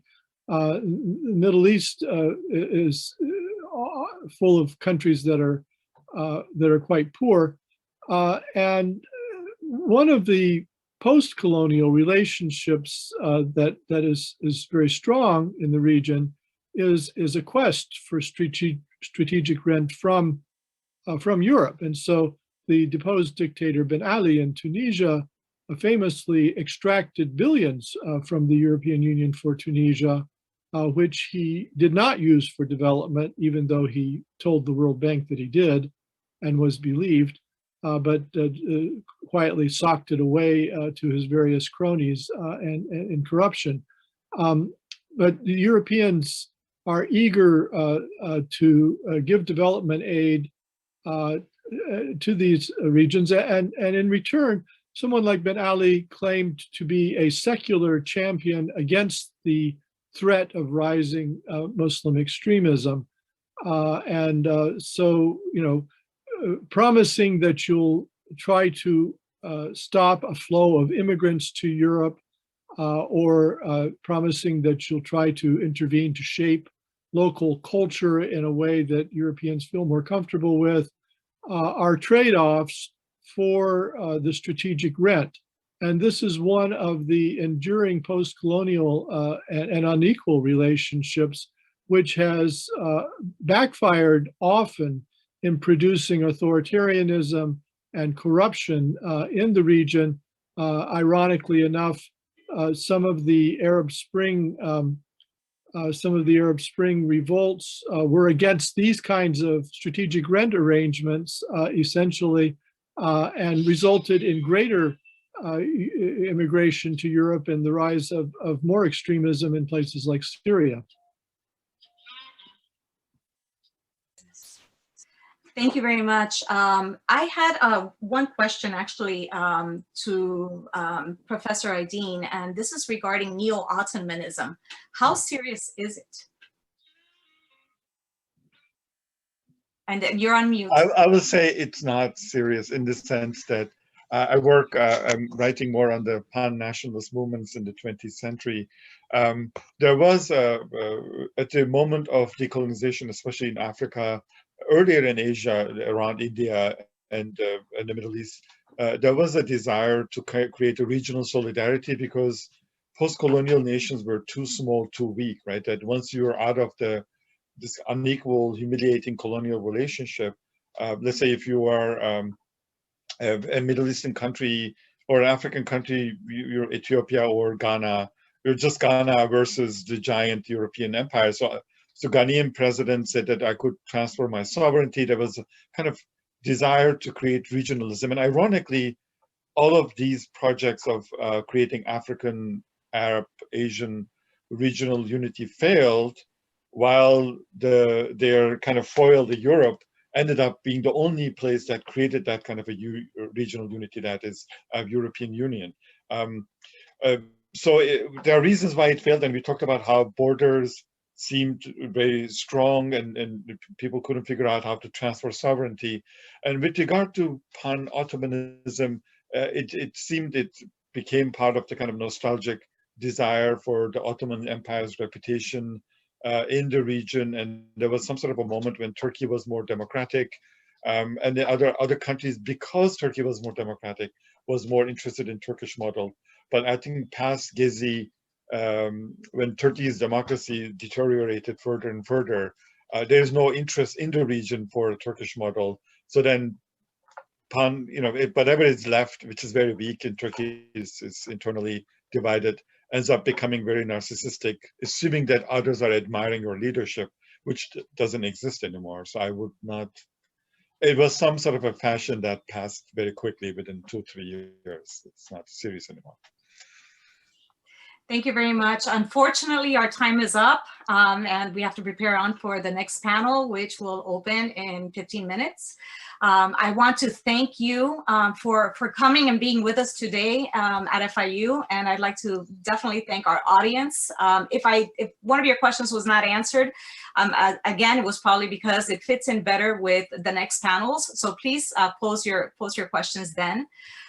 Thank you very much to our audience, and I look forward to seeing you in person one day, hopefully in the near future, here in Miami. Take care. Thank you. Thank you.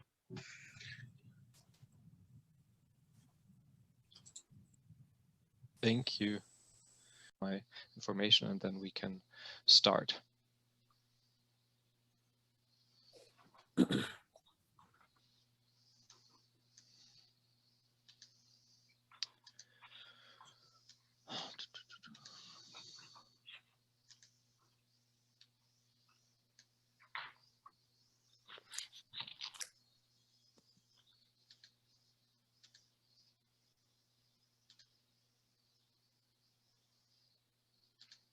Marcus, can you hear me?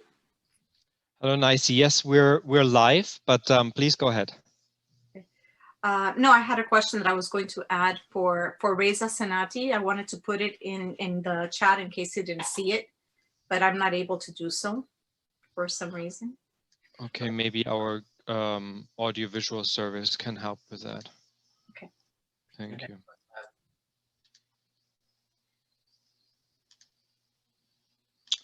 Why am I having issues here?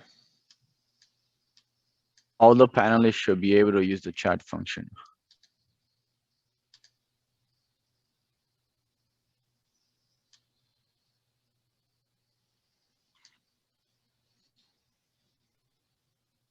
Okay, I would say that if everybody is ready, I would like to start now.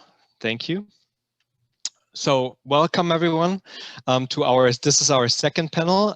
We had already an exciting first panel this morning, and many of you have stayed over. We're already at 75 participants.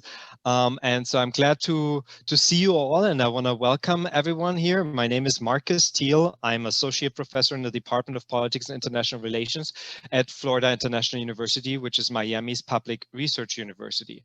I teach European Union and European politics more generally, and direct the Jean Monnet Center of Excellence that is funded by the European Commission. It's one of only 8 in the US.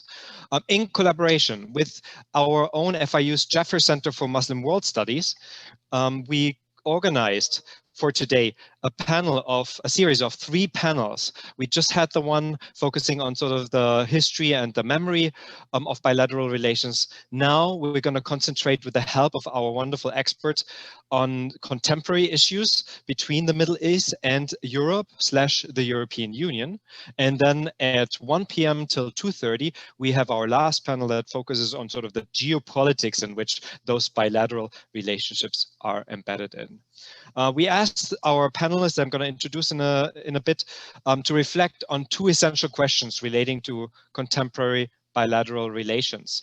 But that, for one, to reflect within the area of expertise on the question of Islam and sort of secular Europe and its impact on today's relationship. And secondly, what they think are the most important issues that need to be tackled in bilateral relations today. And as we all know, there are plenty of those, right? Ranging from, migration, refugees issues to human rights, to energy security and other economic, political and security questions.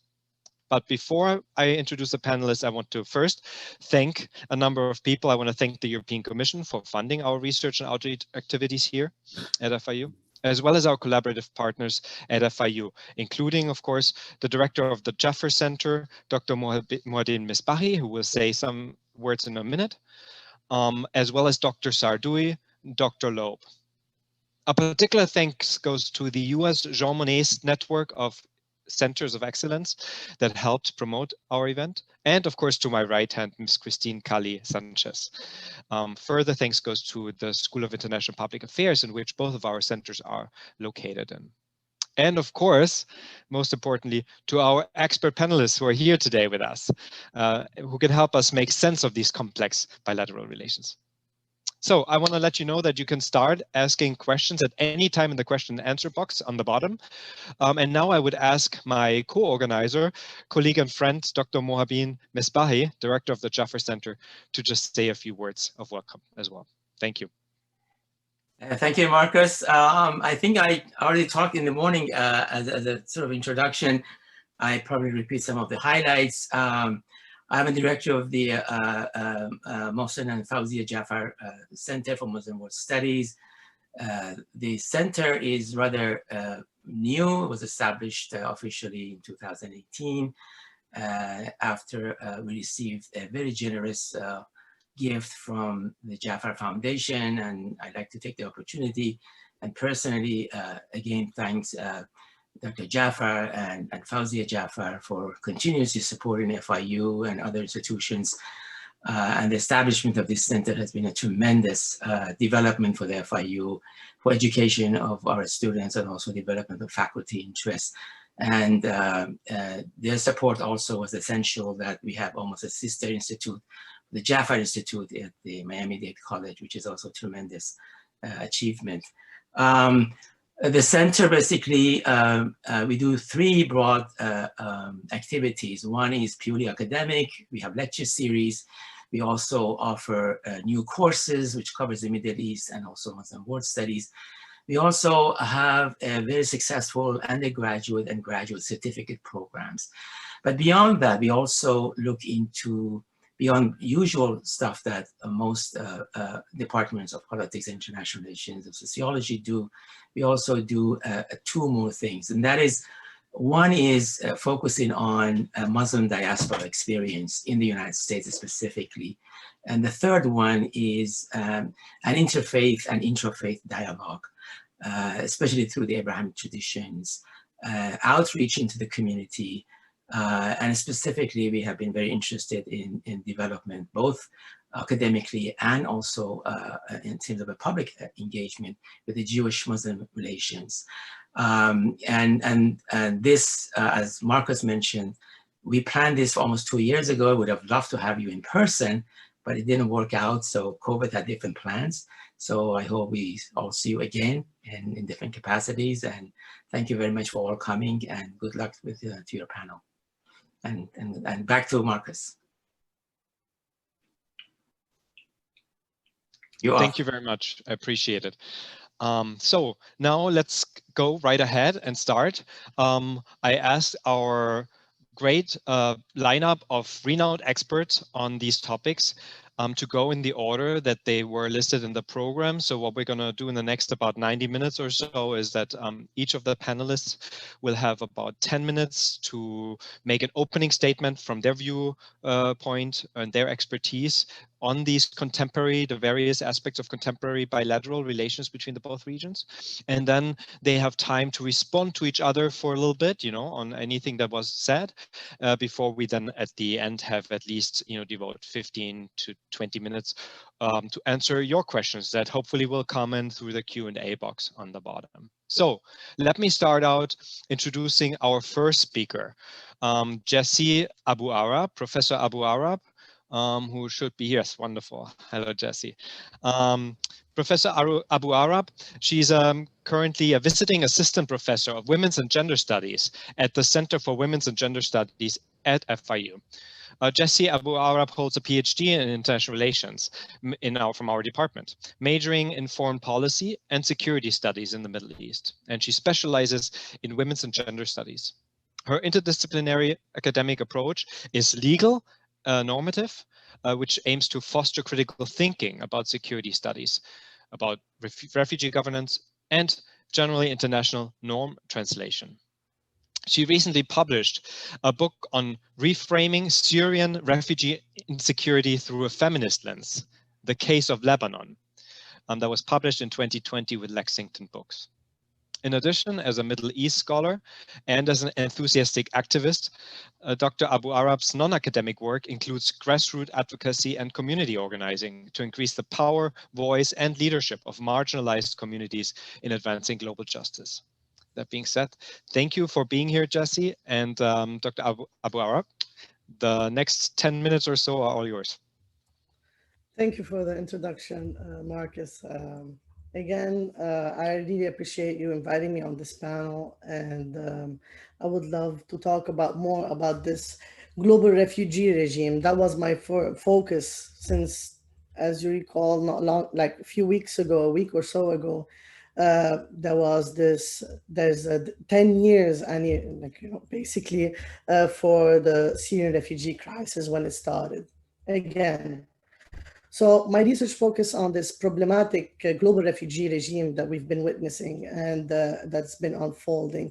And as you stated, I look at it from a feminist lens to see how we could use it as a lens, as a tool for us to kind of see how these theories, lofty ideals of human rights, whatnot, materialize in practice within different contextualities. So in a way, I view it regarding the EU and the Middle East and basically the global refugee regime. I see this type of a vicious cycle that's been happening and within multifaceted predicaments that are unfolding, right? From the idea of the construction of this Syrian refugee insecurity that has been unfolding within EU, from migrants coming from the West, East, Central, and whatnot. That's been that the EU has been struggling in managing, right, under this umbrella of human rights and whatnot, and at the same time, how that mismanagement is impacting EU internally and with its interrelationship with the Middle East. So as you see, there's been this massive demographic transformation within the Middle East, where the majority of Syrian refugee displacement happened within neighboring countries.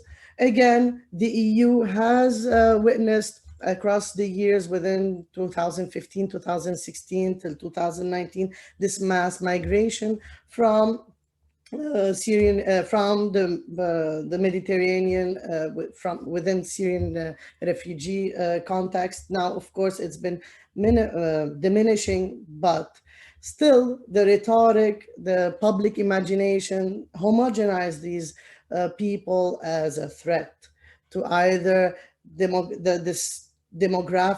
fear of demographic change of Europe, where you see increase in Islamophobia happening across countries within, and at the same time clashing with the European Union's moral ideals that they are connected based on these human rights, non-discriminatory, morality, all these stuff that makes it want to be helpful within this refugee crisis management that they call.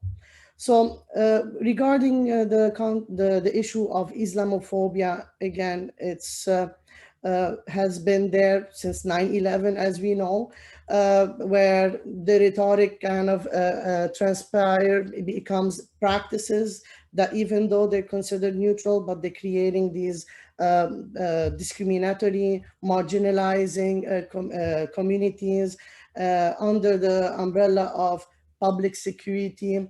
And of course, when we look at it from a gender lens, feminists would kind of criticize who are the most people that are going to be vulnerable, who are the most people that are going to be discriminated against. Of course, Muslim women.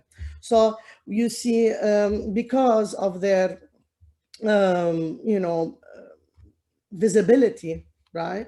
The self-censorship against the self-censorship within Muslim women becomes more and more visible, where they face this double tragedy with the laws that are banning literally wearing a headscarf to chador to whatnot, right? In the context of secularism or not, and at the same time we see that their issue with being employed, being basically active citizen, helpful, whatnot, they feel this disproportionate. Should we have to take our headscarf? Should we have to change our identity? Should we have to be assimilated within this new European context, or are we going to be this threat or whatnot? So this is the context that I would wanted to share with you about how the rhetoric, right, within the EU and outside relation is kind of contrasting, right? So and at the same time, this neutrality argument that when we talk about, we want to increase human rights, we want to increase women's ability to manage their own bodies and whatnot, then how about this concept of systemic oppression where women's bodies are being controlled and whatnot? And at the same time, we want to transgress it to other issues, like basically when you look at pushing for human rights, supporting Middle Eastern relations and whatnot, you find, they want to increase LGBT representation, increase, their right under the umbrella of human rights, whereas within their own union, we find states such as like Hungary, Poland, whatnot, creating these type of restrictive policies, right, because of these rhetoric and whatnot. So this vicious cycle that I found within my book, and I transcended to this type of dynamics between the EU, Syrian refugee crisis, Islamophobia, and humanitarian management, starts with this type of homogenization. When you stereotype a group of people under one theme, and when you create this type of dichotomy, dyadic view of those incoming refugees,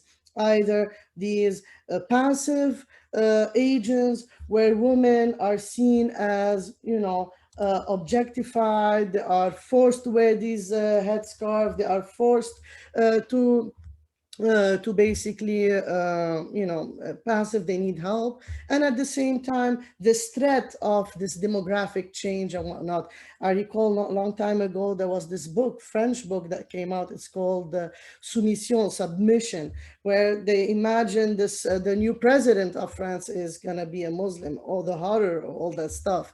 So again, this kind of pushback from right wing and whatnot, we see it visible within the EU.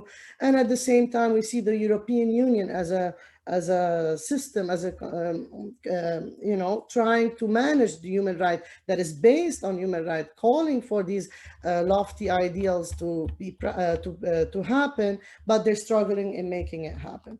So these lofty ideals that they push and they want to connect, they end up failing, right? And in implementation within these complex realities. Why? Because of this kind of objectification of the people and not including them within the conversation. Now, of course, from 2011 till now, things have been changing. Thankfully, a lot of things, a lot of efforts have been made regarding interrelations. We see now, actually, in a couple of days, we're going to have the 5th Brussels conference, where they're going to end up helping the humanitarian crisis within the Middle East by seeing how they can be more engaged. And of course, they due to their push for human rights and whatnot, they wanted women to be included. They are empowering Syrian women in the conversation under the umbrella of women, peace, and security within the region. So we see this like genuine push to empower the women from the Middle East and whatnot in regaining their agency in a healthy way, in contributing within the peaceful process and whatnot.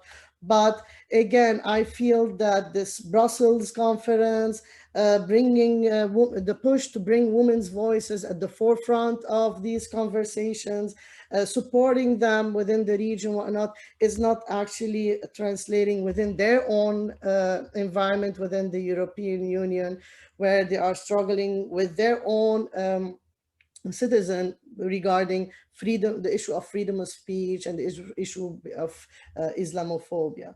Now, the recommendations, the solutions that they were called regarding that. And I will say the most important issue is to get to know the region, start a conversation within and outside the EU and bringing it happen. Okay, and at the same time, when you focus on interrelations, focus more on the diplomatic measures and whatnot, and not much about, fighting the symptoms and of when it comes to ISIS, Daesh, and the Syrian regime change and whatnot with force. That's my idealist view, again, that I state, because violence breeds violence, and the issue of do not harm, maybe their investment, which is comparatively to the US, is much better, right? The EU has been applauded for investing around $25 billion since the start of the refugee crisis within the Middle Eastern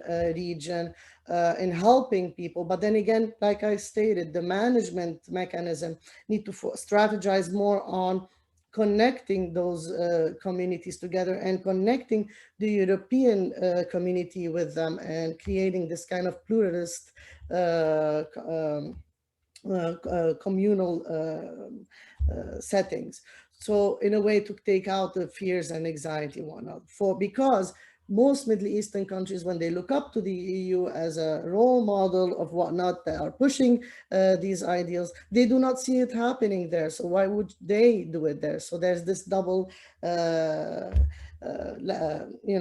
vicious cycle that they're happening. So again, regarding that as well, I would state that they are focusing more on multilateral connections, bringing in NGOs and whatnot, which is good in the spirit of bringing up more peace.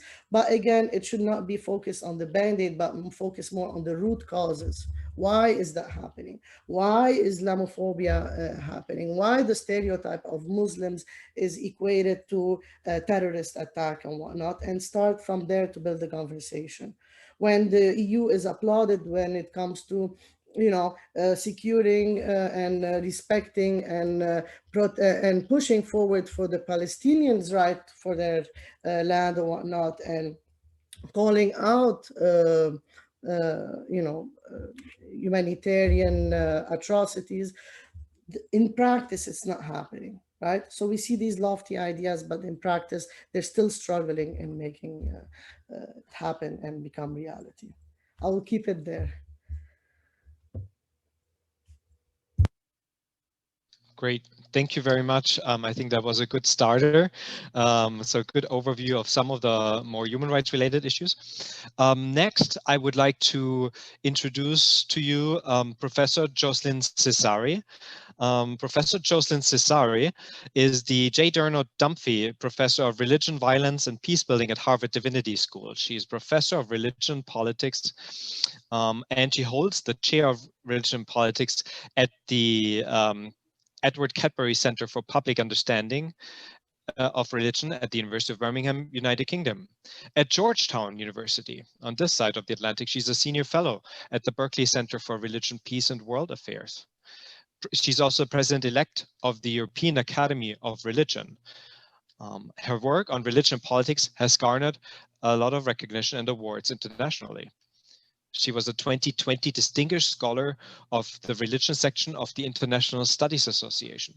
She was also Distinguished Fellow of the Carnegie Council for Ethics and International Affairs and the Royal Society for the Arts in the United Kingdom. She's a Professorial Fellow at Australian Catholic University's Institute for Religion. Her new book, We, God's Nations, Political Christianity, Islam, and Hinduism in the World of Nations, is forthcoming this year with Cambridge University Press. A few other of her recent publications is What is Political Islam from Lynn Reiner, 2018, Islam, Gender, and Democracy in a Comparative Perspective from Oxford University Press, 2017, The Awakening of Muslim Democracies from Cambridge, 2014, and her book, When Islam and Democracy Meet, Muslims in Europe and the United States in 2006 is a reference study of European Islam. She edited also the 2015 Oxford Handbook of European Islam. That is quite a CV, and so I'm very happy and excited to have Professor Jocelyn Cesari. The floor is all yours for the next 10 minutes or so. Thank you. First, I would like to thank the organizers, Professor Mesbah, Professor Thiel, and Christine Clary for their active engagement to make this event happen despite the pandemic in which we are still. So about the logistic, can I use my own screen? Oh, okay, someone is pushing it. So I want to start with this board or poster that goes back to the referendum in Switzerland to ban minarets. And in multiple ways, this poster captures the current approach or perception of Islam and Muslims in Europe. It associates signs of Islamic religiosity with direct military threat. You can see that the minaret are like missiles from the soil of Switzerland. So the dominant perception across countries in Western Europe is really about Islamic religiosity as uncivic. And I will explain this in more details. But first, I would like to provide a little more background about the situation of Muslims and Islam in Western Europe. Next, please. So first, I apologize for the misspelling or the lack of something is missing in the title. So 2 reasons for the rise of intolerance. The first one is an amalgamation of socio-economic, cultural, and international factors that have turned Muslim and Islam into enemies from outside and from within. And the second factor is the specificity of European secular cultures. And the two are operating together. That's why the situation is very complex and needs some unpacking. Next. So I'm not going to really insist on these elements that refer to the first factor. They are cumulative. In other words, the current situation of fear about Islam doesn't start in the last 10 years. You can put it back to the 80s and even before in the 70s with the immigration from Muslim countries, most of it shaped by the post-colonial, colonial and post-colonial history that was debated in the first panel. That's why I won't insist on that. The second factor is because of this post-colonial origin, the concentration of Muslim immigrants in different countries with one dominant ethnic. And the third factor is the socio-economic structural changes. So about immigration, just one word. Of course, not all immigrants are Muslims, but a lot of the Muslims present in Europe, Western Europe, are coming from an immigration background. And even if the numbers have diversified greatly since the 70s, the perception, the political perception is still there. So just to bring your attention on that, when you hear Europeans, either intellectuals, media, or politicians talk about immigration, in the back of their mind, they are talking about Islam and Muslims. And I think it's an important point to make, especially when we live on this side of the Atlantic, where when the question of immigration is raised in the US, it's not about Muslim immigrants, it's about the people from Latin America. And that's a big difference here. Next, please. So I won't insist on also the ethnic and cultural diversity. So please next, I think I have, oh, okay. So this is the question of not only immigration, but the socio-economic integration of this immigration has come for full front. And it has been going on now for more than 3 decades. And it has not been, I would say, forgotten or neglected. So today, when people talk also about socioeconomic integration, disenfranchised people in some residential areas, ghettos, they are also thinking and talking about Islam and Muslims. Again, if you look at American society and the status of Muslim immigrants, the question of socio-economic integration doesn't affect Muslim immigrants. It affects African American. So it's another layer here that makes the condition and situation of Islam as a category of religion legitimate in a secular public space very, very challenging, while it is not the case again, in other secular democracy like the US. Next slide, please. The other issue, there should be some pictures, but I'm not saying, oh yeah, here it is. So the other issue is the multicultural issue that is actually related to the history of this immigration, affected or influenced by the post-colonial history, in the sense that in France, most of the Muslim immigrants come from North Africa. Again, one little piece of information to keep in mind, there are more than 1 million Algerians come as migrants. 96% of them live in France. That's a kind of density that will trigger a discussion not only on religion, but also on ethnic and socio-cultural diversity. In the UK, as we know, the density comes from the Indian subcontinent for also obvious post-colonial reasons. And in Germany, most of the migrants come from Turkey. Of course, each time I say this, I get the objection that Germany was not a colonial country, indeed, but there were unequal relationship between Germany and the Ottoman Empire, and it translates in this concentration of Turkish immigrants in Germany. So each time people are talking about multicultural diversity in the UK or Germany, much less in France, they are also thinking Islam. And so the point here to keep in mind is that once people focus only on Islam, we should not forget that all these aspects are also influencing the perception of Islam as a religion, and indeed making the status of this religion much more, I would say, problematic for a lot of observers, not to mention the lay citizens of Europe. Next, please. So I'm not going to insist on these factors, but I just wanted to bring them in, because usually when I look at religion, I have also this objection that, yes, they are immigrants, they are socioeconomically challenged. Of course they are.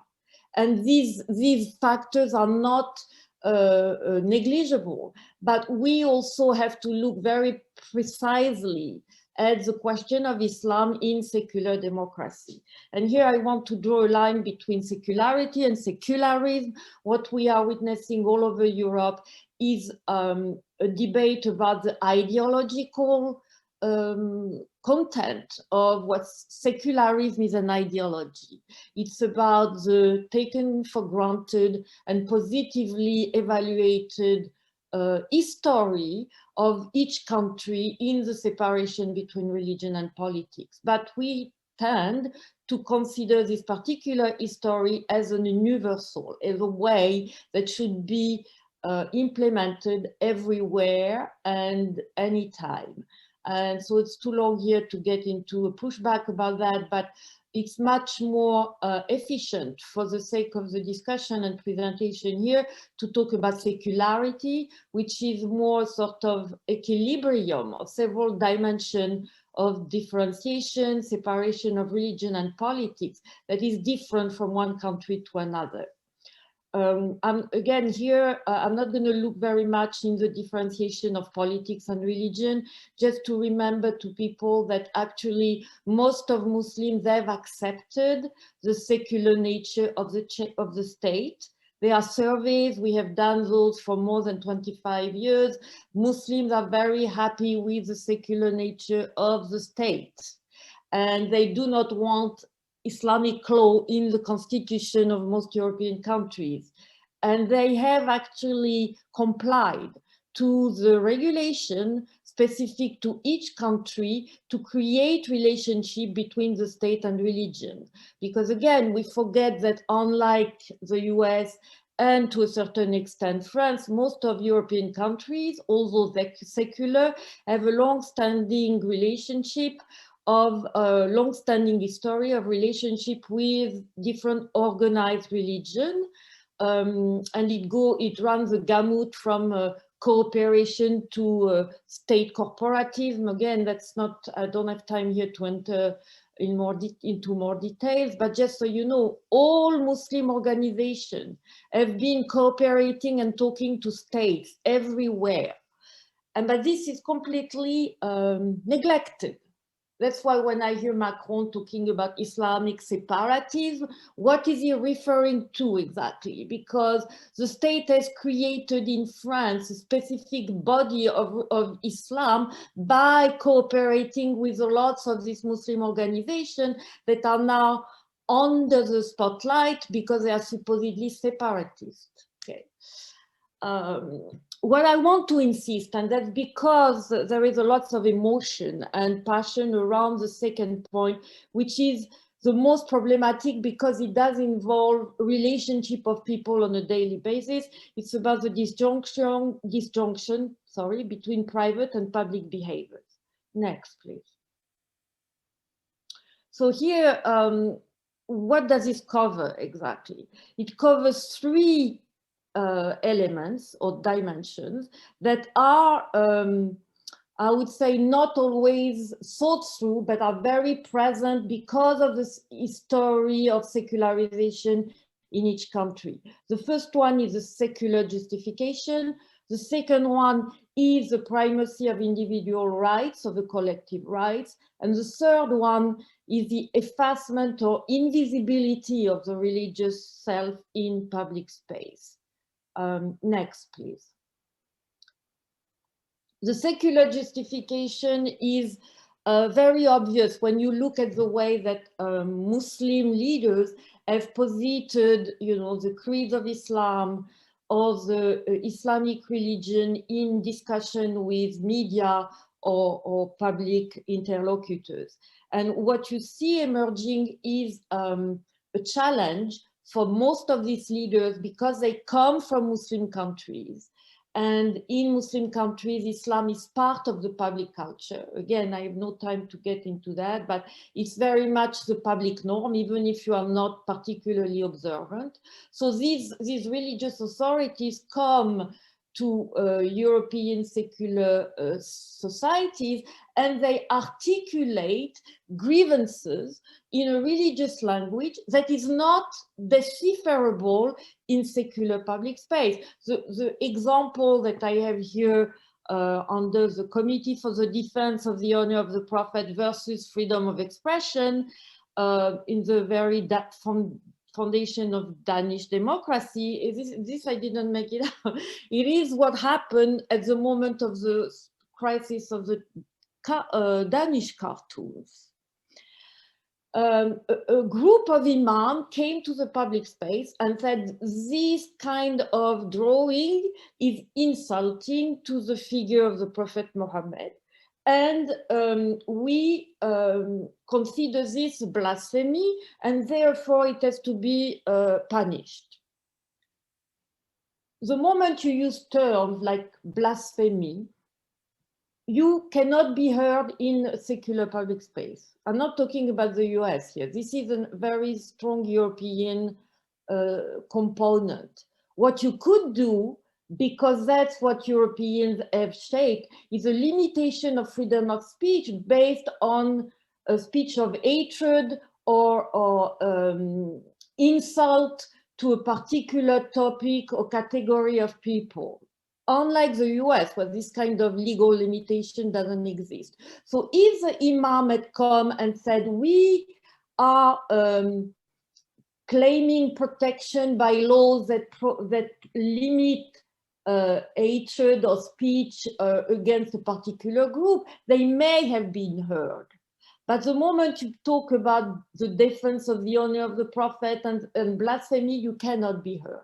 And I think this is a problem of the religious leadership in Europe for Muslims, but not of Muslims themselves. Most of Muslims may have been offended by and have been offended by the cartoons, but they didn't think that, calling for punishing the blasphemous act was the right way to go.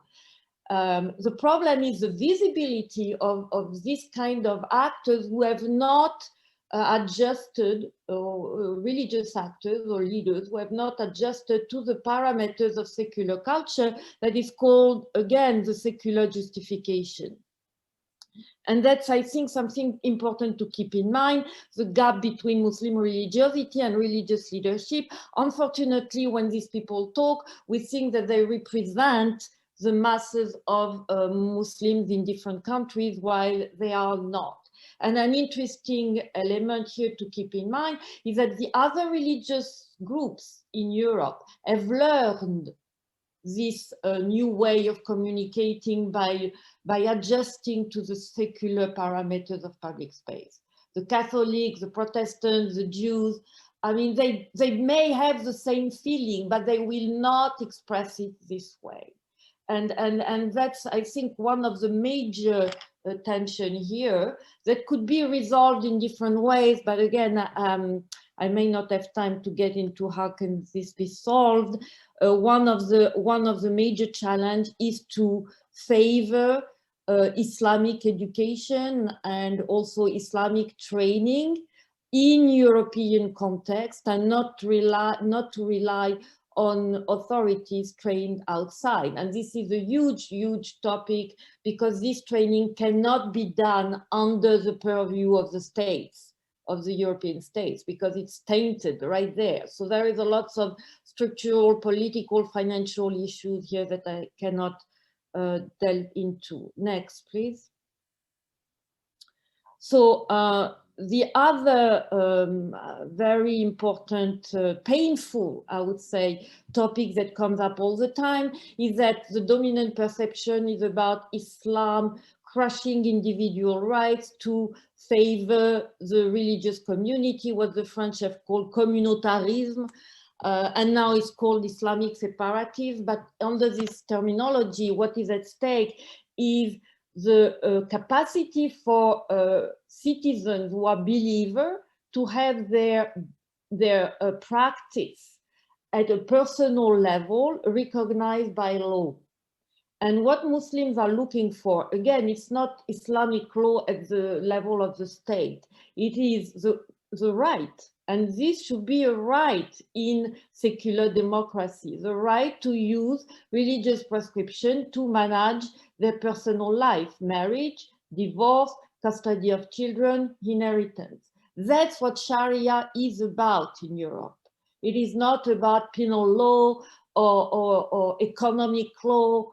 It is about allowing citizens who have a religious background to use this religious prescription within the secular civil system.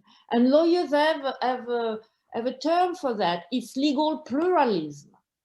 And this is something that other religious groups can do, while it is very clear that Muslims are challenged when they want to refer to these laws, because there is also this idea that these particular religious prescriptions are very detrimental to women. And it's true that in the marriage, there is no equality as such, in the sense that there are distinctions that make the husband, for example, the only actor in the marriage to initiate divorce, although there are different ways that this can be overcome. But so there is this idea that, you know, this is detrimental to individual rights. But guess what? That's the same issue in the Jewish minority. And nobody would say that Judaism is detrimental to human rights. The same issue. And then you see how lawyers, through the legal pluralism lens, are trying to look at ways that Jewish women, Muslim women can still exert their right as an individual without completely, you know, getting out of a religious setting for marriage and family life, because it is important for lots of citizens with this particular faith, either Jewish or Muslim. And I think, again, here we are victim of a sort of, you know, lens of exceptionalism of Islam, when it comes to family law, honestly, there is nothing specific to Muslim, unless we want, or we tend to forget the reality of other religious groups in Europe. Next, please. And I will finish on that. The other major issue related to this very strict disjunction between private and public is the fact that Europeans across societies have now relegated the religiosity of people either to the home or to the place of worship. In other words, Europeans are not familiar or are not ready to accept the visibility of religion, not signs, that's the wrong term, but practices in the public space. And here, the dress code is central, in the sense that what is seen as an incapacity of Muslims to be secular is actually the challenge brought to a very strict division between private and public, in which Muslims are challenging this divide by saying we cannot be just religious at home or in the mosque. We have things to do in social relations that implies our body. And there is here we can have a long discussion on, you know, what I call the Kantian believer, on which we are all living in the West, which means a believer that is only operating on the cognitive and rational choice level, and the body has been dismissed. Why, if you know little about religious studies and religion across the world, this doesn't reflect 90% of the way that people identify to their religion, but that's the ideal to which all European citizens are complied to obey to. And so it goes, in Europe, it goes, of course, with the question of gender equality and the perception, again, that women are alienated or submitted, which goes back to the cliche from the Orientalist period and the colonial period. So you see here that I try to bring in lots of tact, I would say, aspect, but they all interfere. So next, and I will conclude on that. So the problem is that we are living in a very dangerous time. Actually, I left France more than 20 years ago, and it was already bad. In the last 20 years, it has become worse. And what I'm witnessing is what I call the continuous interaction with Homo occidentalis versus Homo islamicus. The Homo islamicus is this kind of fixed Muslim believer that is, because he's Muslim and believing, is unable to partake in secular societies, while all the surveys show that it's not the case for the reason I just tried to unpack. The Homo occidentalis is the one that has been built by transnational radical groups. Not only ISIS, before it was also Al-Qaeda, saying to people, you cannot live in this country because you cannot be a good Muslim. And so, like, we oppose Islam to the enlightened secular West, these groups are opposing the West as corrupted, as a destroying force of Islam, to the pure Islam. And the two are feeding each other, in the sense that each time there is an anti-Islamic law or procedure taken, it does trigger this narrative from the radical group that can then attract young people, because the war now at the level of transnational group is not a territorial war anymore, unlike what we think that ISIS, we defeated ISIS territorially, so it's gone, which is far from the truth. ISIS and Al-Qaeda before recruited on a deterritorialized vision of the West. The West is not the West anymore. It's any kind of attack against Islam, including in Muslim countries. But in the West, especially Europe, it is seen as a continuous fight to destroy what they call the soul of people. So any attack on the religion, against hijab, against niqab. Now the French, a couple of days ago, have decided to ban halal chicken. You know, so this is all feeding into the narrative of radical groups that say you are not welcome here, rebel, otherwise it's better for you to that your body dies, that your soul dies. And I think because we look at security with a very secular eye, we do not understand how this is emotionally powerful. And the same thing for the West. The West see any attacks as a direct way to destroy the value of, you know, secular liberal culture that the West is proud of. So each act feeds itself, and I think that's the most dangerous situation we can be in. And I want to finish up here by again bringing light on the fact that if you are a Muslim in Europe, even if you are not a practitioner, even if you do not wear dress code, it is impossible to escape any of all these dimensions I just listed. And it makes your life very, very difficult. Unlike the situation of Muslims in America, that beyond the security issues and the war on terror, do not experience the same level of scrutiny, control, and abuse, either symbolic or physical, on a daily basis in America, and I want to be clear on that. So I will stop here. Thank you. Thank you so much, Jocelyn. Lots of food for thought. And so now we move on to the next presenter, Dr. Reza Sanati, who is here with us. Reza is a research fellow at the Muslim Fossa Jaffer Center for Muslim World Studies here at FIU.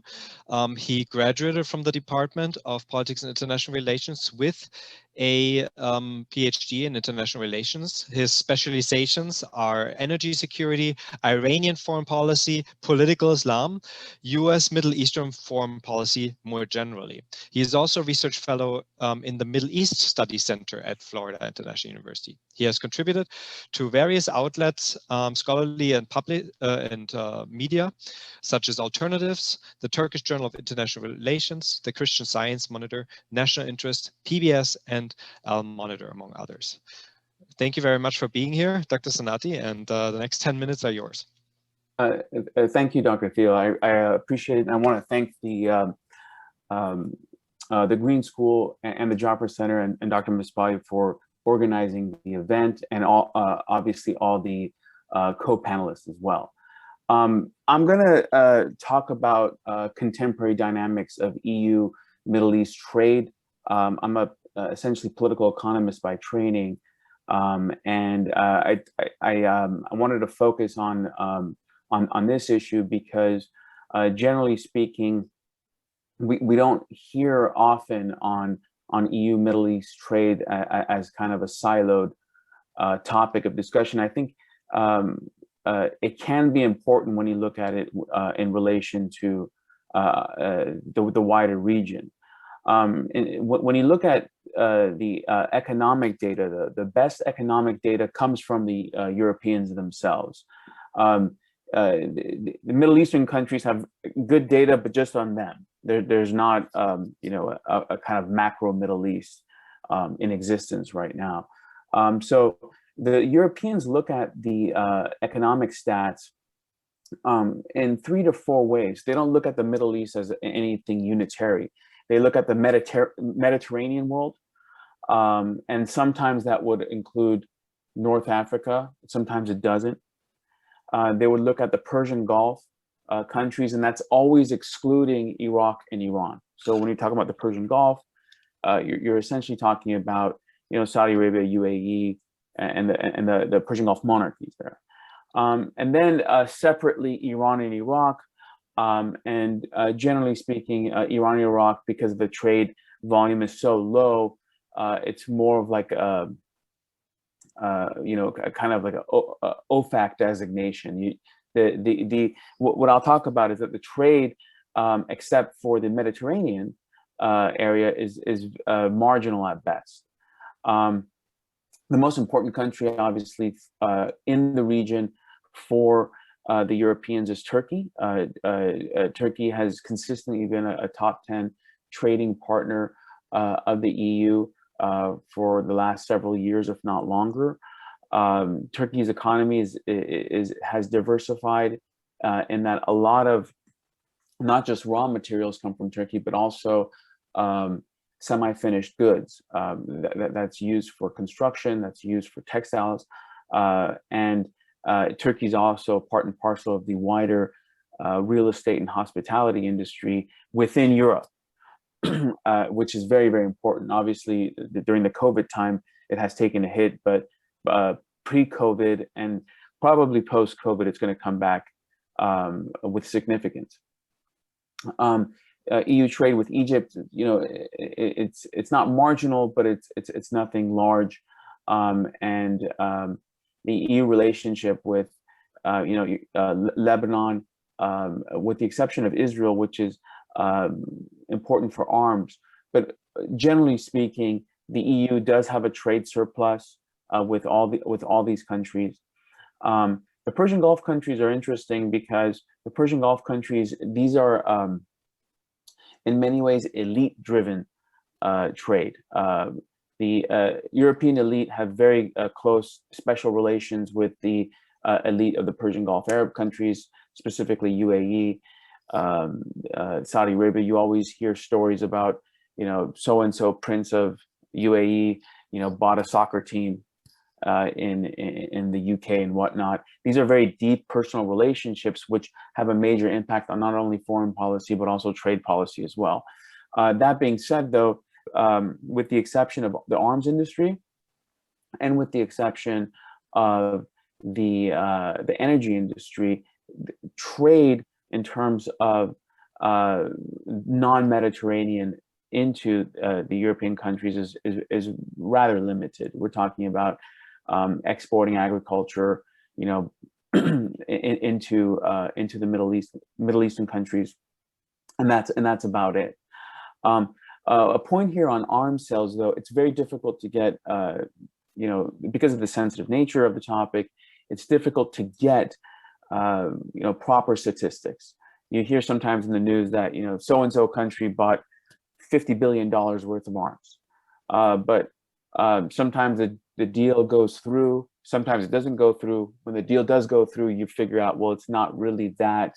It's more of maintenance. And a lot of the arms deals, when they're announced, they actually materialize into what the actual initial announcement was. But that's still being said, the German arms industry to the Israelis is quite strong. The arms industry of literally all of the Europeans, in collaboration with the United States, the Persian Gulf countries, is quite strong. And obviously, energy is strong as well. On the energy point, Europe has done a very good job, you know, like other countries in terms of diversifying from energy. So what you've seen is less importance of Middle Eastern oil. You know, sometimes they have more uptick in Russian oil, more uptick in hydrocarbons coming out from Russia as a whole, both gas and oil. At the same time, you know, decent trade with Qatar with the gas and Saudi Arabia with the oil as well. That being said, though, the advancement of EV technology, just like the United States, is going to be a significant driver in decreasing hydrocarbon usage within the European continent in the next 5 years, for sure in the next 10 years. Regarding the relationship with the wider region, the single most determining factor that influences the EU relationship with the Middle East is EU's relationship with the United States. The United States, in essence, can have and does exercise veto power with a lot of the relationship that the EU has with most of the countries of the region. The current case of the Iran nuclear deal, the JCPOA, is a very crystal clear example. After the deal was signed in 2015, 2016, you had a rush of specifically German, French, and Italian companies into Iran to do trade. A lot of investment was actually made, and not just you know, signing of papers. We're talking about building supply chains, which takes a long time to do. Factories, investments in training of personnel. But when the U.S. backed out of the deal and left the deal and started implementing sanctions, the Europeans basically just fled the Iranian market. Same thing with you know, the reverse with the actual relationship with Saudi Arabia. Saudi Arabia, you can always count on the willingness of the United States and the Europeans to sell them weapons. You know, they're a constant supplier of weapons, and the Saudis sometimes they wave, you know, the flag of going to China or Russia, which is actually a real threat. They can easily walk into China and buy anything they want. They certainly have the money. Easily walk into Russia and buy anything they want. So the American arms industry and the European arms industry is very sensitive to that. So that's a very, very important factor as well. The other aspect of the EU relationship with the US is that the EU has seldom chosen to actually act independently of the United States in practice in the region when it comes to trade deals. So if the United States wants to sanction a particular country or wants to actually divert trade to a particular country, the Europeans, generally speaking, have to be on board with that, and they've been on board with that. Regarding any negative repercussions to the Europeans, you don't see it because they never really act independently. If they were to act independently, what would happen? For instance, you see the EU policy towards Brazil versus the US policy towards Brazil environmentally. These are very different policies.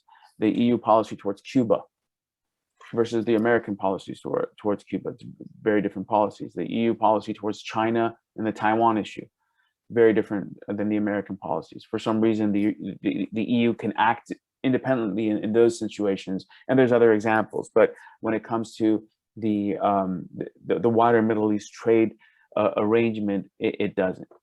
So I'll go ahead and stop there. I think my 10 minutes are up, and then we can continue the conversation.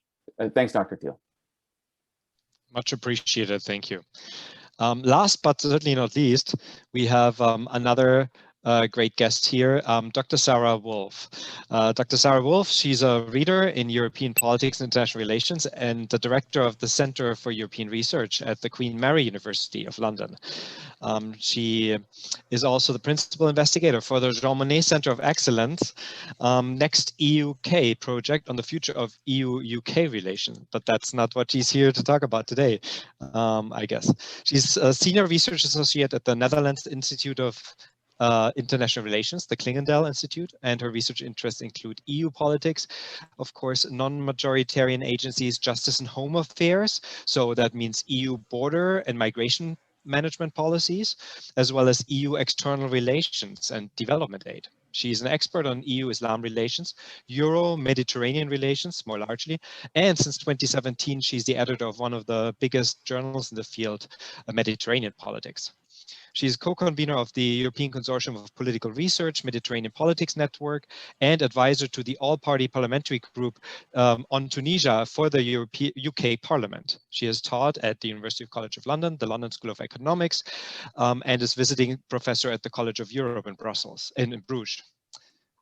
Professor Wolf's expertise was gained in various public think tanks and higher education institutions. And before joining academia, Dr. Wolf worked at the European Commission at the European Parliament.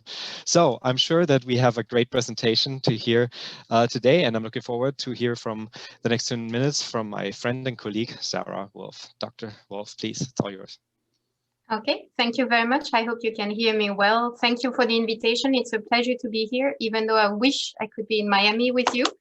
But it's really great to have this possibility to meet all together, and I hope that my presentation is going to resonate with the precedent speakers, and I'm really glad also to meet virtually Professor Cesari, whose work has also inspired a lot of my upcoming book at Michigan University Press, which should be out this summer, and is about secular power Europe and Islam.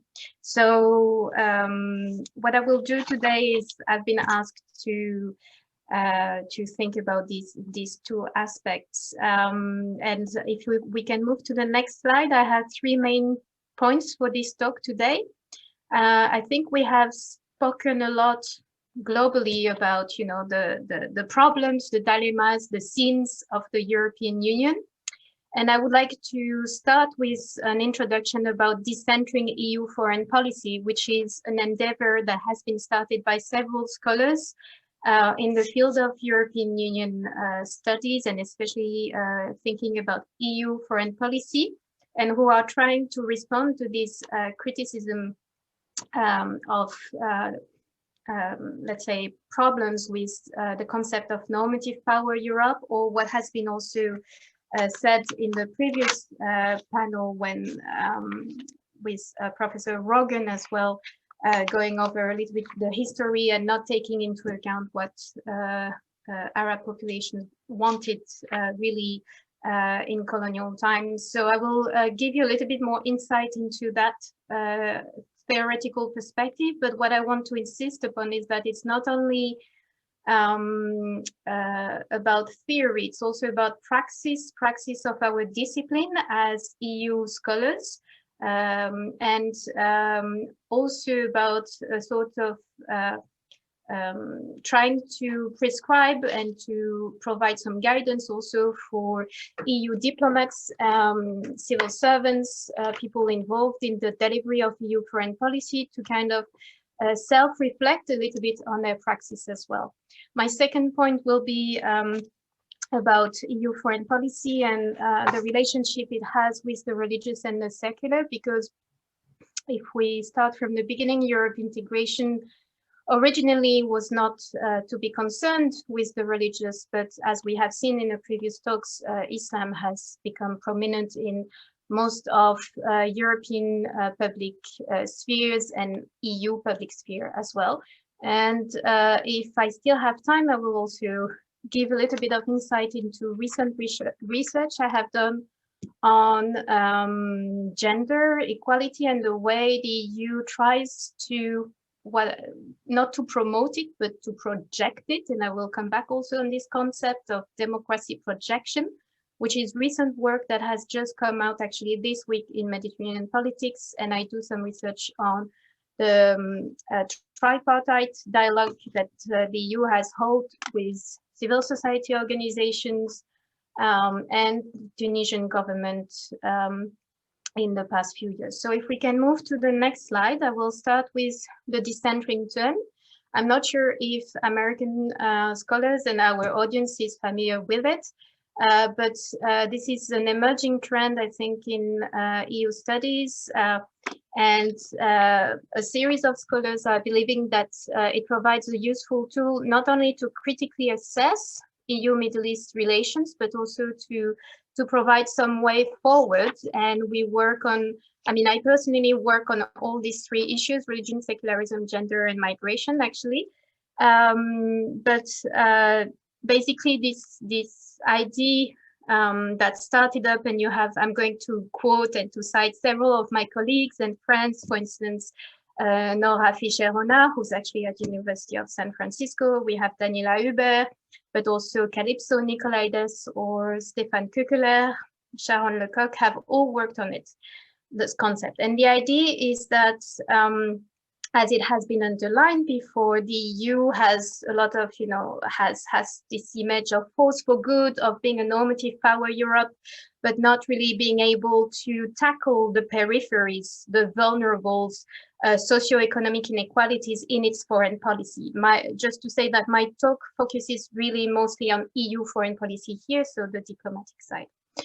And that there is really a gap between the centers with whom the EU tends to work a lot and to leave out the peripheries in its foreign policy and development aid and external relations. So there has been this attempt to propose a decentering agenda for the study and the practice of the EU as an actor of international relations. It has been specified, and we are several scholars working on that. The idea is to reconstitute European agency to make sure that Europe can actually fulfill its postmodern promise. So it's quite an ambitious agenda. And it goes through three main points. The first one is to basically provincialize a little bit our thinking and to question deep-rooted Eurocentric narratives, which I think have been raised throughout these webinars so far. But secondly, to go through a step of engagement, which means also looking at the perspective of the other, the others actually. And not only to stop in this praxis of engagement, but to actually go further and to go through reconstruction, which is the external praxis on the basis of mutuality and local empowerment. So I think the added value of this step is that it helps to go a little bit beyond the post-colonial critique that we usually have. And I think it helps to have with the concept of mutual engagement and self-reflectivity. So basically acknowledging that one always speaks from somewhere, I think should help to kind of decenter the practice and decenter the thinking in the discipline. And to make sure also to address Eurocentric criticism and to make sure, as it has been raised already before, that the EU lives up to what has been described, I think, so far as a post-Western world. I'm working currently on a paper where we engage also with some of these colleagues. And I find the concept of pluriversality also very useful.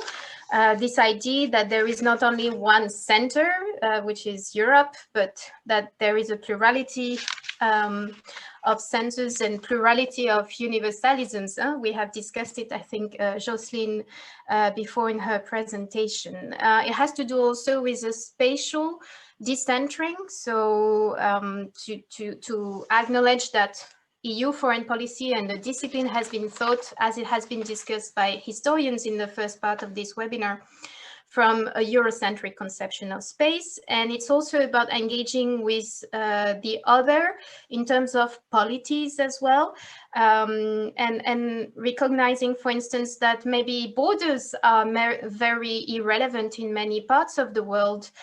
This is a point made by Kekeler and Lecoq. They say, well, if you look at, for instance, the Trans-Saharan region, the Tuaregs do not care about borders. They are nomadic land. So does it make sense for Europe to actually work with these frames, these Eurocentric frames, because it doesn't necessarily work in the region? And I would add that actually in the ECOWAS, the Western African region, the same works as well.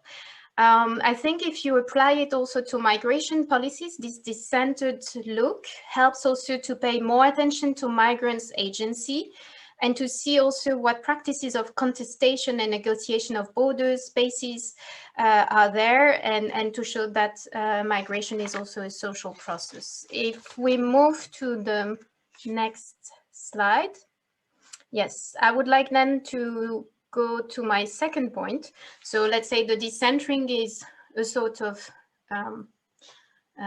coherent framework or framework through which I approach these questions. And basically, I started my research for this book on secular power, Europe and Islam back in 2014.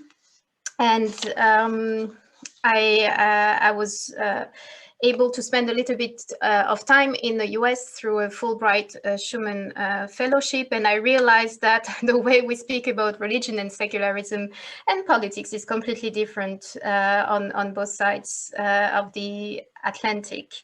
But what struck me as well is that in the field of EU, so European Union, but also European foreign policy, we almost never do research on the role of religion and secularism. Mostly we look at the role of religion and secularism from a state religion perspective. So from a comparative European politics perspective, looking at the differences across EU member states. And yet the EU has engaged with the religious in its external relations, but always through this concept of normative power Europe, which remains the dominant paradigm that frames our research as European Union scholars, even if it is contested. And I try to engage a little bit with those who contest the fact that EU secular values are universal and necessarily a force for good, with some notable exception. And I also engage with the work of Kinval or Mitzen as well. So basically my research is really trying to look at how does the European Union as an institution in charge of foreign policy, collective foreign policy, deals with the religious and the secular. I mean, we can come back on definitions of secularism. I think Jocelyn Cesari has spoken about how ideological it has become in the European Union, maybe even more in some countries such as France.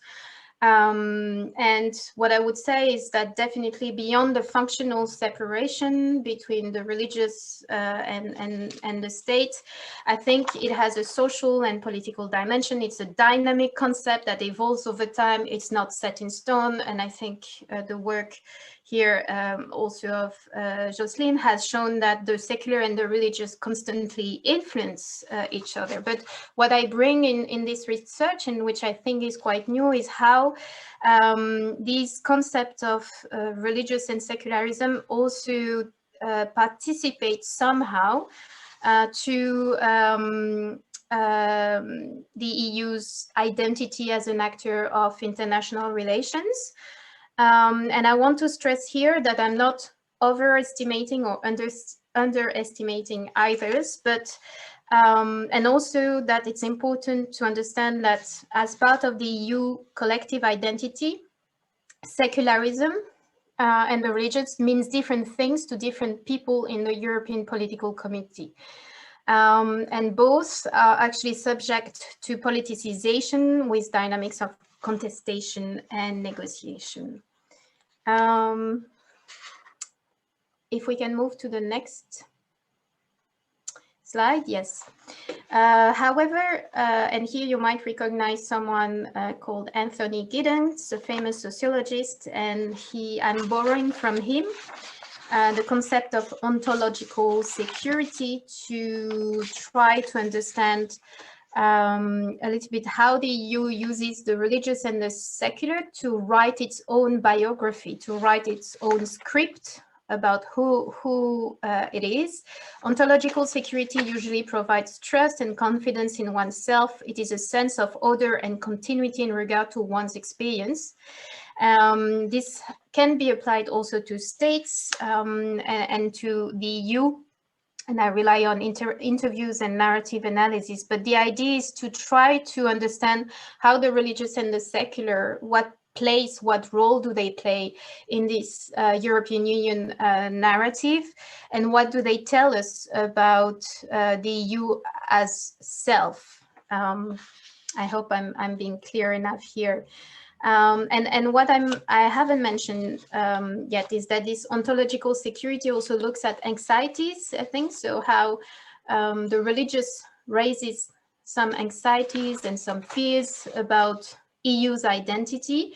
And my main assumption is that by managing or by governing, if you want, the religious abroad, the EU is actually trying to secure its own secular understanding, its own secular values at home. And on this, I just want to mention that secularism is, we have talked about it as well, but we have to be nuanced because it's a concept that is also quite diverse in the European Union. And it's being increasingly contested. We have, of course, spoken a little bit about Islam, but by various religious actors who want to gain a voice in EU affairs. And you might be aware that even in the Treaty on the Functioning of the European Union, there is an Article 17 that includes the possibility to have a high-level dialogue with religious leaders. It's taking place annually in Brussels, and it's quite interesting to look at who is invited or not, and who is actually considered to be part of these religious leaders in Europe. But these religious leaders are quite vocal on moral policies, not only amongst Islam, but of course, as we have spoken in various religions on bioethics, LGBT rights, abortion, and so on. And it has become increasingly contested following the 2004 Big Bang enlargement to the east, where Eastern European countries have a completely different also relationship to the religious. If we can move to the next slide. So here you have just some quotes as well to illustrate this point that the EU actually does care about secularism and the religious. And you have two quotes, one from Javier Solana. He used to be the first High Representative for Common Foreign and Security Policy. He was actually, I think, on a visit to the US, and he was speaking about the differences from a religious secular perspective. And he said in 2003, also in, I think, following up a little bit 9/11, saying the US was increasingly viewing things as if in a religious context. It is a kind of binary model, says Mr. Solana. It is all or nothing. For us Europeans, it is difficult to deal with because we are secular. We do not see the world in such black and white terms. Later on, I have also a quote from Federica Mogherini, who was replaced in 2019 by Josep Borrell. And she was reflecting on what she wishes to see in a post-conflict Syria. And here is a quote also from one of her speech saying, a post-conflict Syria would be a country that has to be united, not divided, secular, inclusive, and with space for all minority groups. So the EU has a clear, I'm not sure if it has a clear idea, but at least my argument is that secularism is also at the heart of EU foreign policy. Now, if everyone has the same definition, I'm not sure, but it does play a role. And there is also the importance of this secular habitus in EU institutions. Next. So in my book, I go through 3 main case studies to look at the way the EU has engaged with Islam in its foreign policy. The first case, I think, is something that has been quite common also in the US, is the way the EU has been engaging with so-called civilizational politics or what has been later framed more politically correctly as interreligious or interfaith dialogues. Of course, as it has been said before, these dialogues were important for the EU mostly because it was a way to deal with Islam, and I would say in foreign policy even to kind of participate to a sort of moderation of Islam, so that the EU intervenes as well in the way Islam should be restructured. And it has engaged, I discuss in the book, this EU security strategy with stable states such as Jordan and Morocco. Here you have the logo of the Amman message that has been promoted by the Jordanian government and supported with funding as well in terms of activities by the EU. And you have also here the institute, the new Mohammed VI Institute, or not so new, but quite recent, for the training of imams, murshidins, and murshidats, where the EU at least has, not necessarily in funding, but in terms of relations, declaration activities, has really supported Morocco as a strategic partner with the Islam du juste milieu, so really the promotion of a peaceful Islam, and also being quite supportive of Sufism, which interestingly was considered as heretic a century ago by Europeans, but today is perceived as peaceful, and that has gained the image of a good Muslim, of being good Muslims. My second case study, if we move to the next slide, please. Yes, deals with EU diplomacy.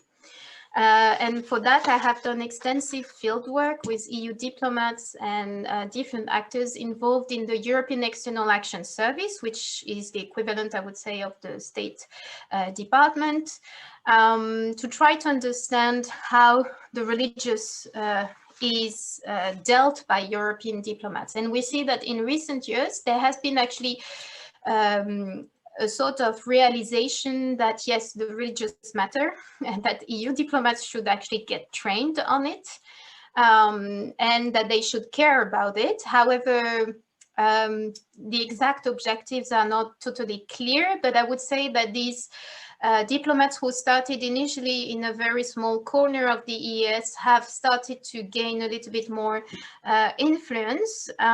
So they have managed to introduce new trainings on religious and to kind of provide religious literacy to anyone going through training at the EES. So that's one point. The second one is that the EU is actually quite involved in the TPRND network, which is a sort of transgovernmental or like-minded community of partners who worked on religious and diplomacy. I'm sure many of you are aware of it, and the US are also involved, and Canada, and there is an exchange of best practices as well amongst diplomats, and the EU, I think, has been co-chairing as well this kind of informal grouping. And the last kind of concrete engagement, which somehow could be helping us to think about this decentering or kind of a positive step is the introduction of the Global Exchange on Religion and Society that was launched just when Mogherini left, so in September 2019. And the idea is to engage with civil society and faith-based organization, which is really not in the tradition of EU diplomats to whom I spoke and told me that they have been trained to be secular. If I move to the next slide. Yes, final, am I okay on time? Yeah? Yeah, if you can slowly wrap it up. Thank you, so we get to Yes. answer some questions, but thank you. Yes, no problem. I have, I think, 2 more slides, but just the last case study in the book is about freedom of religion or belief, just to let you know that a whole chapter is devoted to that if you're interested, and that the EU and the European Parliament have been working intensively on promoting this right. It has become the new buzzword amongst actors of democracy promotion, but of course we can debate what freedom of religion or belief means for different people, but there has been guidelines and EU delegations have to basically work on its promotion. There is also a special envoy. Maybe to go to the next slide. This is my final point. I just wanted to bring, because we had to speak also about the most important issues that we were seeing in EU-Middle East relations, is the issue of gender equality. It has already been addressed by Jessie before, but I just wanted to highlight that my article on gender equality and EU's tripartite dialogue with Tunisia, and you can see a picture here, has been indeed to kind of have consultation with civil society on gender issues before any meeting, relevant meeting between the EU and Tunisia. There has been a lot of projects, and basically my analysis comes down to the conclusion that unfortunately the EU has difficulties to basically engage. So there is, on the one hand, the issue that the EU engages with the usual partners when it comes to gender equality, who were also associations that were quite prominent under Ben Ali, because Ben Ali wanted to promote also the Tunisian woman as part of its modern image, in spite of being an authoritarian regime. And that there is a problem as well, that the second point is that the EU promotes a lot of neoliberal understanding of the liberation of women in Tunisia. So it is very much linked to growth and not necessarily to women as such. And finally, that there is little attention to intersectionality in EU programs. And yes, just to conclude, finally, just to say that I think if we scholars of EU foreign policy, we manage to bring this decentering agenda further, we hope to address some of these dilemmas that the EU is facing in its action on a daily basis abroad vis-a-vis the religious, and yeah, to really engage with women as such beyond the donor-recipient relationship. The final slide, I think, just sums up, yes, my readings for you. Thank you very much. You can move to the last slide with my contact details. Thank you very much. Great, thank you. Thanks, Sarah. There's so much to ask, and you raised so many good points, all of you, but we have limited time. So I think we're already almost at the time. So let's go 5 minutes overboard, because the tech service needs to also eventually finish up. From the existing questions in the chat box, I want to basically compile them into 2 different questions for any of you to pick that I see are asked in different variations all over again. So the first question is about sort of the what Harlan Rifkin called the orientalizing xenophobia that still exists. Omar Lufti asked, is it just because of job competition, right, from immigrants? Valentina Gomez also asked about this, sort of what can be done to kind of break through that stereotype, that orientalizing stereotype. That's the first group of questions. The second group of question is from Professor Canan Balki here at FIU, who is also from Turkey, as well as an anonymous question person who asks about the question of Euro-Islam. Is that still a reality, and what do you make of the idea of Islamic liberalism and sort of the regression that we see, particularly in Turkey, now that the Turkey, for example, withdraw from the Istanbul Convention, right, to combat violence against women. So these two questions. Should we start with the first one? Does anyone want to pitch any here, please? I can start, Marcus, if it's okay. Yeah, please, if you can keep it short, so because sure. So that others have an chance to well, answer. Basically, it connects with what we were talking, and especially with Dr. Cesari's point with the issue of xenophobia. Again, it's not something new, right? Even though now the focus is on incoming migrants, conflating them as Islamist extremists that are terrorist suspects and whatnot.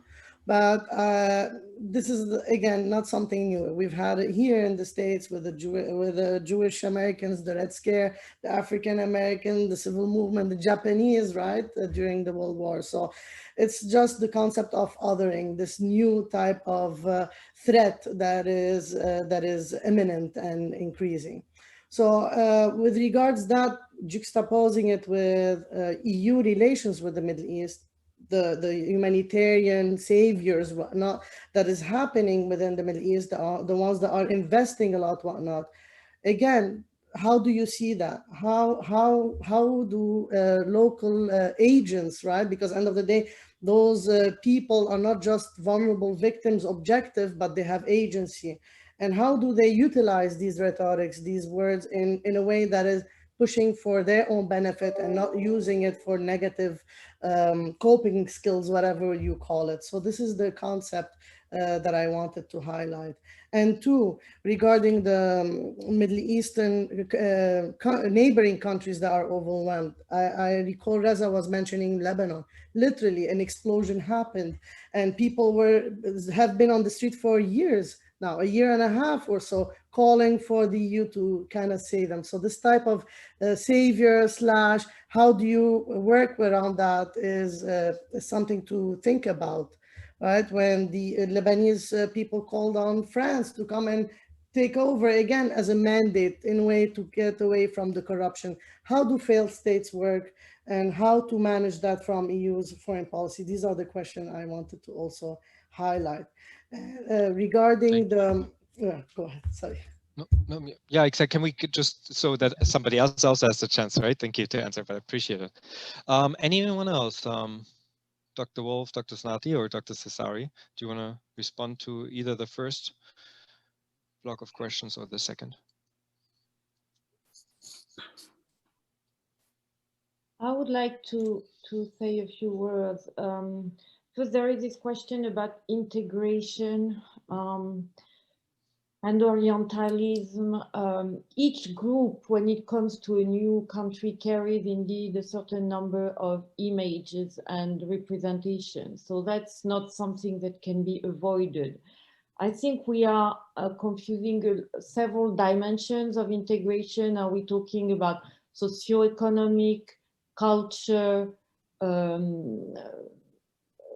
I would say civic integration? We tend to consider that all these go together, but it doesn't. And I would say that if we look at the history of Muslim population since the 70s, we see that the cultural and linguistic integration has been made. I mean, none of the people we are talking about, in the case of Algerian, we are at the 4th generation. They have nothing to do with Algeria. They have nothing to do with Arab countries. They think in French, they dream in French, all their references are French. So I would say they are integrated. They are not socioeconomically integrated. And they are civic too. That's what we also tend to forget. I mean, these people are voting, these people are in political parties, but indeed a lot of the people for this migration are still challenged with socioeconomic issues, but it's not because of Islam. The issue I'm having here is that we look at socioeconomic challenges through the lens of religion, of culture. And I think that's very, very dangerous. And to be honest, European countries have done a lot to try to lift up what's called the disenfranchised or segregated residential urban areas. But nobody pay attention to that because we are just focused on, oh, but all these places are populated by Muslims. It's not that they are Muslim. If a Muslim comes from the upper class, we just talk about Lebanon, he won't or she won't have any problem of socioeconomic integration. So what are we talking about exactly?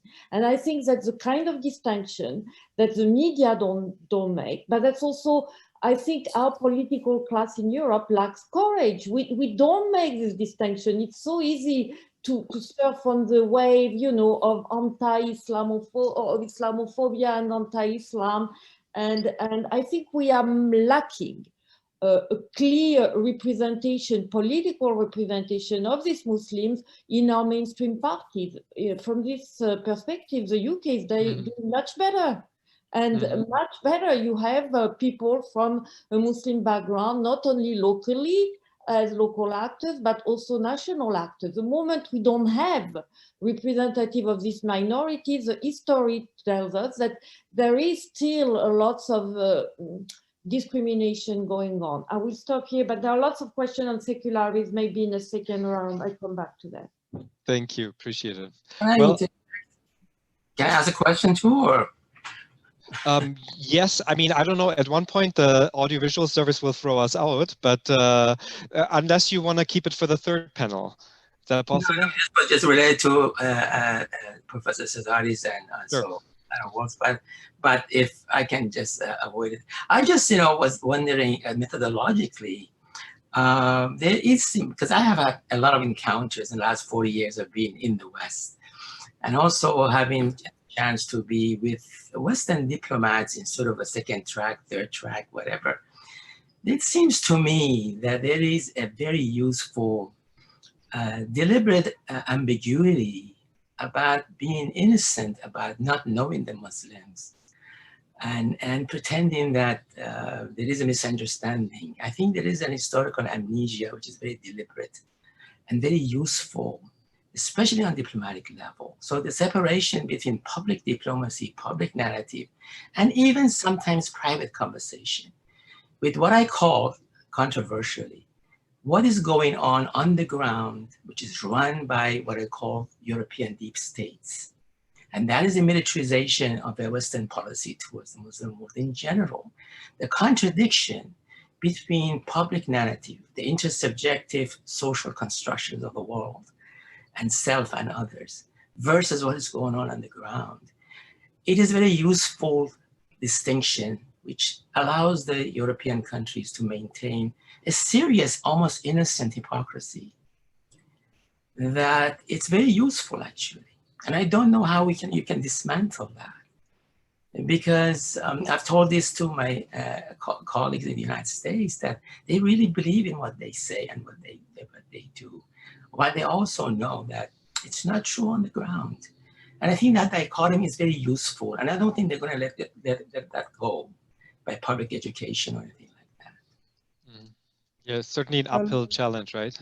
Reflecting the enduring power of nationalism too. I think so. I think it's come with it. an important thing for the scholars and those who come up with strategy of educating or correcting these things.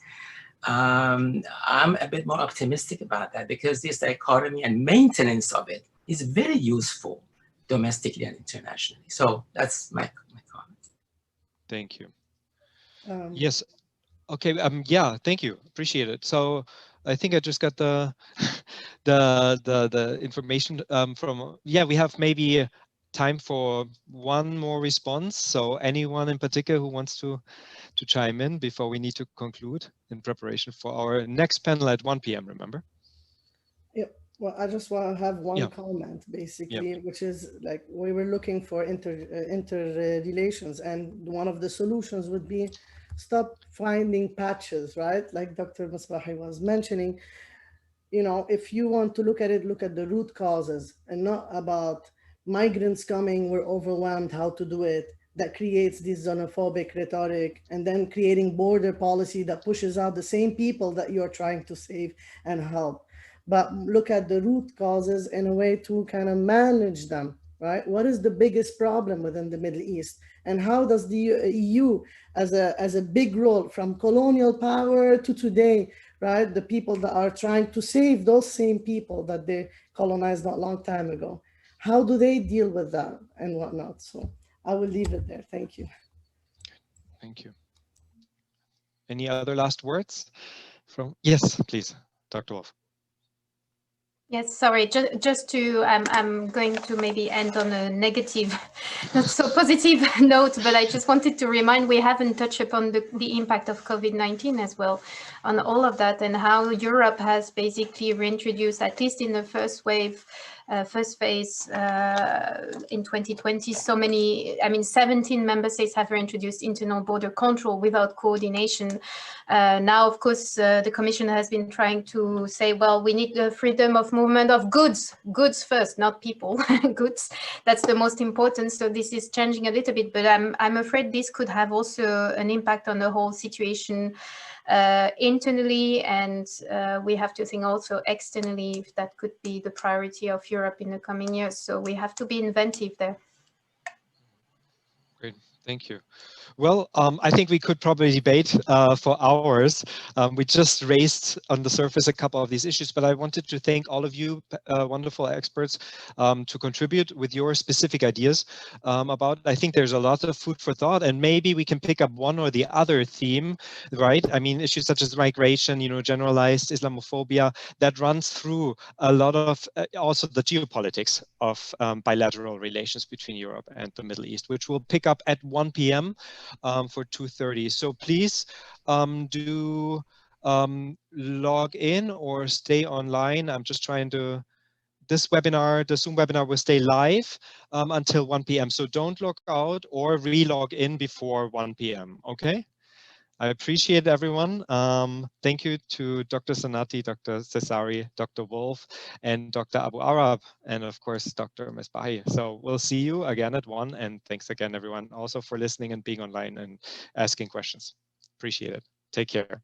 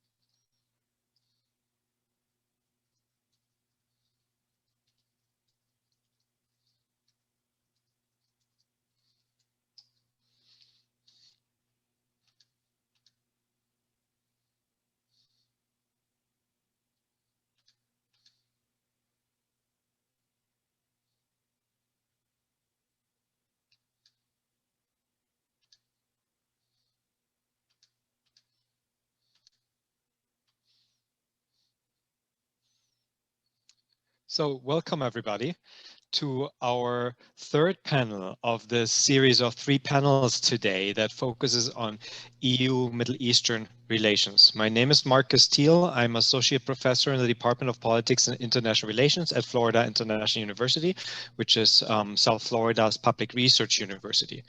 In collaboration with FIU's Jaffer Center for Muslim World Studies, directed by Professor Mouadine Mesbahi, that you'll talk to in a second, we at the Jean Monnet Center of Excellence co-organized a series of 3 panels focusing on the various aspects.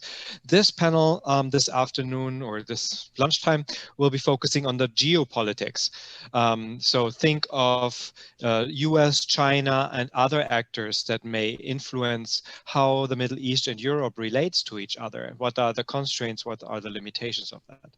But before I introduce our moderator, I want to thank the European Commission for funding our research and outreach activities. We are only one of 8 centers in the United States, as well as our collaborative partners here at FIU, particularly the director of the Jaffer Center, Dr. Mesbari, as well as Dr. Eric Loeb, the moderator today, and Dr. Naisi Sardoui. A particular thanks goes to the US Jean Monnet network of Centers of Excellence that we collaborate with, and to my right hand, of course, Ms. Christine Cali Sanchez, as well as our School of International Public Affairs, in which both centers are located in. And of course, to our expert panelists here with us today, who can help make sense of these complex bilateral relations. I want to let you just quickly know that you can ask question answers anytime in the Q&A box at the bottom. And I would now ask my co-organizer, colleague and friend, Dr. Mohadine Mesbari, director of the Jaffer Center at FIU, to say a few welcome words as well. Thank you and enjoy. Thank you, Marcus. I appreciate it. My name is Mohadine Mesbari. I'm a founding director of the Mohsen and Fawzia Jaffer Center for Muslim World Studies, which is relatively a young center. It was established 2 years ago after we received a very generous gift from the Jaffer Foundation, and the impact has been very significant in the last couple of years. The center offers undergraduate certificates and also graduate certificates, and supports a series of conferences, lectures, and workshops that we have done, I think annually, almost 20-25 every year. We're also interested in interfaith dialogue, especially interfaith dialogue, which is addressing the contemporary issues, ecological crisis, race issues, justice issues. And finally, are concerned with the overall Muslim diaspora conditions and impact on global politics and also local politics. So thank you for coming. I wrote to many of you personally. I really appreciate by being here. And I hope one of these days we can have all of you in person at FIU. So I'm sure that Eric Loeb is gonna take over, and is gonna be introduced first by Marcus initially. Thanks a lot again. And I stay around and ask questions. Thank you, Mohadine. Okay, so let's start. Thanks again to our panelists for being here, and to my colleagues, in particular Eric, who Dr. Loeb, who said that he would moderate this interesting sessions on the geopolitics.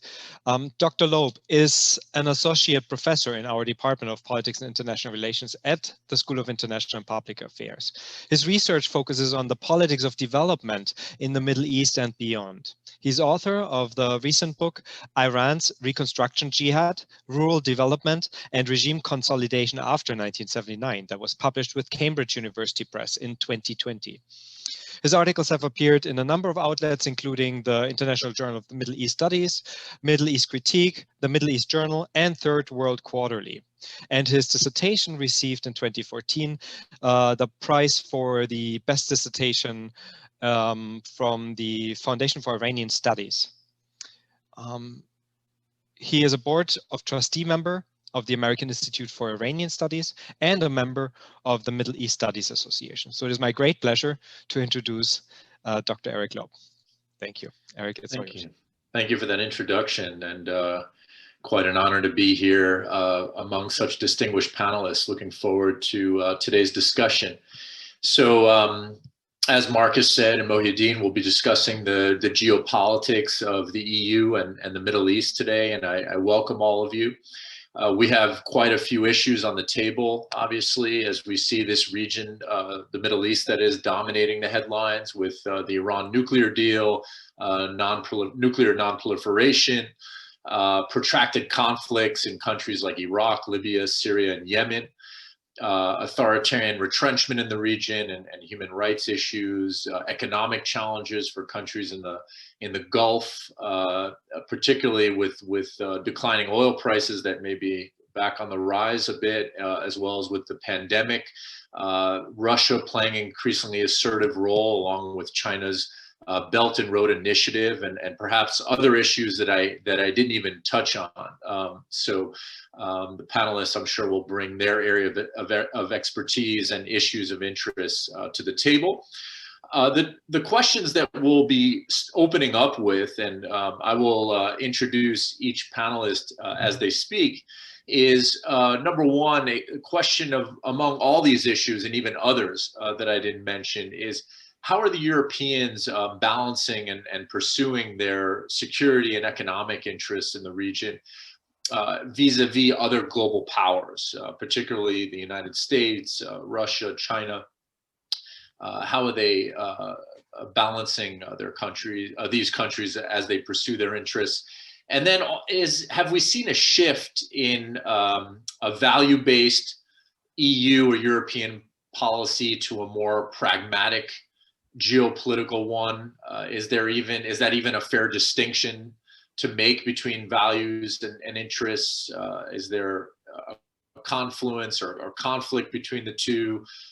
Do values serve as window dressing for a more interest-based foreign policy in the region among the European countries?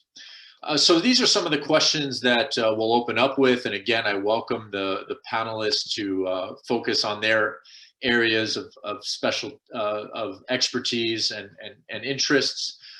We could start with Dr. Antonella Caruso. I'll introduce her first. And if I could just get to the bios here. So Antonella Caruso is founder and executive director of La Medina in Los Angeles. It's an institute for international dialogue. She was previously the UN director of the Middle East and West Asia division in the Department of Political Affairs. She previously worked in Baghdad, where she developed and directed a Track 2 Iraqi dialogue on national reconciliation that led to the formation of the first parliamentary caucus on national reconciliation between 2008 and 2012. She worked in the private and public sectors, in particular as senior advisor on the MENA region, Middle East and North Africa, to the CEO of the Italian energy company, ENI, and to the Italian Minister of Foreign Affairs. She has collaborated with the Italian media group, L'Espresso, and she has authored several scientific publications on medieval and contemporary Islam.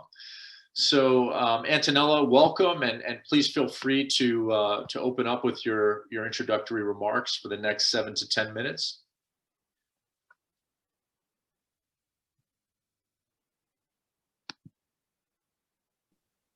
Hello? Yes. Because I don't see myself. I'm terribly sorry. So thank you, Eric, for your kind introduction and for having habilitated me to a doctor in the American language. I'm doctor in the Italian one, but I'm not doctor in the American one. So thanks for inviting me to this very interesting conversation on Europe in the Middle East, and allow me to define exactly what it is, in the European language, this geographical area first, because Europe tends to separate, countries in the Persian Gulf from the ones along the Mediterranean shores. So I will focus on the latter and try to really very briefly go over the past 50 years of the history of the relationship, sometimes very troubled, between Europe and the countries in the southern and eastern shores of the Mediterranean. EU defines this geographical area as a Euro-Mediterranean zone to indicate not only a geographical proximity, but also a shared history over millennia. But it also prefers to refer to this Mediterranean dimension of its policies to set boundaries, as it distinguishes between European and non-European Mediterranean countries.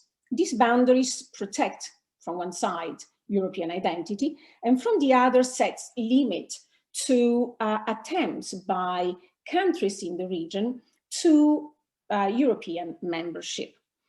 the Moroccan attempts to, the Moroccan accession attempts, to European memberships were in fact dismissed on the basis that Morocco was not a European country. The present and past attempts by Turkey to accede to European memberships were instead dismissed on the basis of the application of the Copenhagen criteria. So none of these countries have ever had any hope to accede to European Union. And I wonder if they will have, especially Turkey, in the coming years. So now let's look at the Euro-Mediterranean relations. The political, social, and economic asymmetry between Europe and the non-European Mediterranean countries is partially responsible for the failure of many Mediterranean initiatives that have been taken since the 70s, actually. There is also an integrated Europe from one side and a non-integrated Mediterranean, southern and eastern Mediterranean zone from the other, with countries at different levels of socio-economic and political development. Considering also the current crisis and fragmentation of the latter, the Euro-Mediterranean areas continues to be, in the language of many, more an intellectual than a political reality. Energy security and trade in Europe, for Europe, in exchange of financial assistance for the countries in the south and east of the Mediterranean, were the pillars of both the global Mediterranean policy and the Euro-Arab dialogue in the early 70s. Over the past half a century, and following the political convulsions in both Europe and MENA after the collapse of the Soviet Union and the fall of the Berlin Wall in 1989, both Europe and MENA have managed to reach their basket of cooperation on a bilateral but not a multilateral basis. Multilateral consultations aiming at creating a Euro-Mediterranean zone of shared prosperity and stability, in reality collapsed soon after having been launched, since it depends heavily on the solution of political crisis that unfortunately Europe could not control, but had to rely heavily on American efforts. I'm talking about, the collapse of the Israeli-Palestinian negotiations that also provoked, in a way, the stall of the Euro-Mediterranean initiatives in 2000. In fact, within this framework, a charter for peace and stability, a Euro-Mediterranean Charter for Peace and Stability, that would have launched and institutionalized a political dialogue between these two realities, was never signed. Instead, a lot of bilateral agreements between Europe and single countries in the south and east of the Mediterranean were signed. And over the time were also enriched, aside with trade and economic consultations, with also a dialogue on more political issues, more social and cultural ones, like democratization processes, education, labor, and just to name a few. These association agreements include a political conditionality, namely human rights, rule of law, respect of minorities, democratic reforms, but Europe has hardly activated measures against countries that have failed to comply.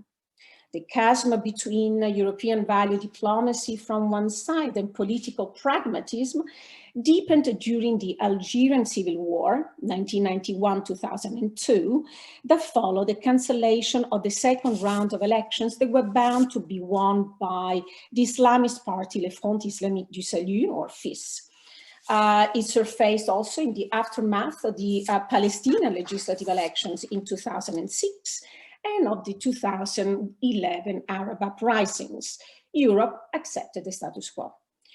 Political conditionality finally disappeared from the more recent Union for the Mediterranean, an institution that was launched by France in 2007, with a clear objective of attracting public and private resources for projects meant to promote co-development, co-ownership and equality among its 42 member states. a union of projects and not of values, as many scholars and analysts have defined the Union for the Mediterranean, is therefore the latest progress of the European policies in the region. So which role for Europe? In focusing on trade and economic development, the European Union has always played the soft role of a norms-based power against the more aggressive geopolitical ones played in the region by global powers, namely the US and Russia. And despite recent declaration by high-level European officials to take a more strategic role or to shield the European interest from external interferences, the EU is as far from achieving this objective as it is from shaping a European common position vis-à-vis external issues affecting its internal security and stability. The conflict between the European Union diplomacy and the national interest of states of the European Union became more evident during the 2011 Arab uprisings, where division within Europe came to the fore. France and Britain military intervention in Libya met with the German rejection of the war. Divergences on migration and refugees provoked a diplomatic crisis between Italy and France. More recently, France and Germany had diverged over Turkish proposed pipeline by the pipeline called the Eastern Mediterranean Gas Forum, that would bring the gas from Israel, Cyprus to Greece and then Europe, but that keeps Turkey out.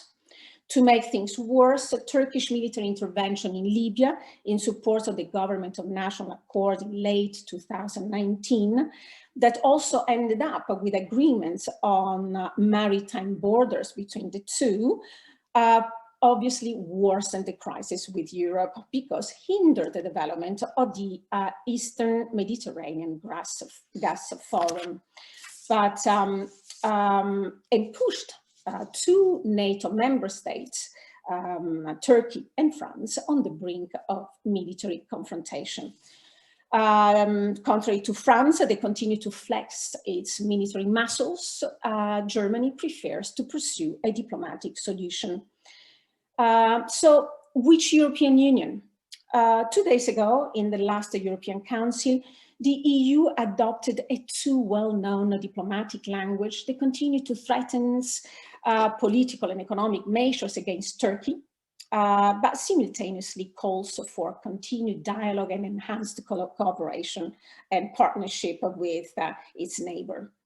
The relationship with Turkey, after all, is yes, complex, but vital to European security, since Turkey continues to take care of millions of Syrian refugees within its borders against a generous financial contribution by the European Union, and because of Turkish involvement, military involvement in both Libya and Syria, is not to speak about energy interconnection between Europe and Turkey. To name the two most important ones, the Turk streams that brings Russian gas to the European Union, and the TANAP pipeline that brings instead the Azeri gas through Turkey to Europe. So the Mediterranean region has become an area of conflicting interests that foster inter-European, inter-Arab, non-Arab, regional and external powers competition. The EU, however, is not a geopolitical power because it still lacks the means and the will of being one. Biden's America will continue the process of disengagement from the Middle East, initiated more than a decade ago. In the absence of a Pax Americana, it is hard to foresee a Pax Europea taking its place anytime soon. Thank you for your attention. Okay, thank you for your comments. A lot to think about and to process and unpack there.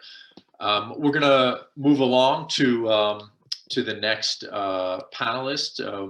We have with us Mohammed Hamayoun Vash, who is the founding director of the Institute for Interfaith Dialogue and Education at Miami-Dade College and a lecturer at the School of International and Public Affairs at FIU and the Religious Studies Department at the University of Miami.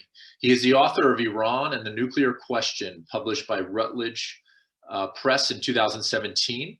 Formerly, he has been a fellow at the Hertog Global Strategy Initiative at Columbia University and a nuclear history research fellow for the Wilson Center's Nuclear Proliferation International History Project at Monash University in South Africa.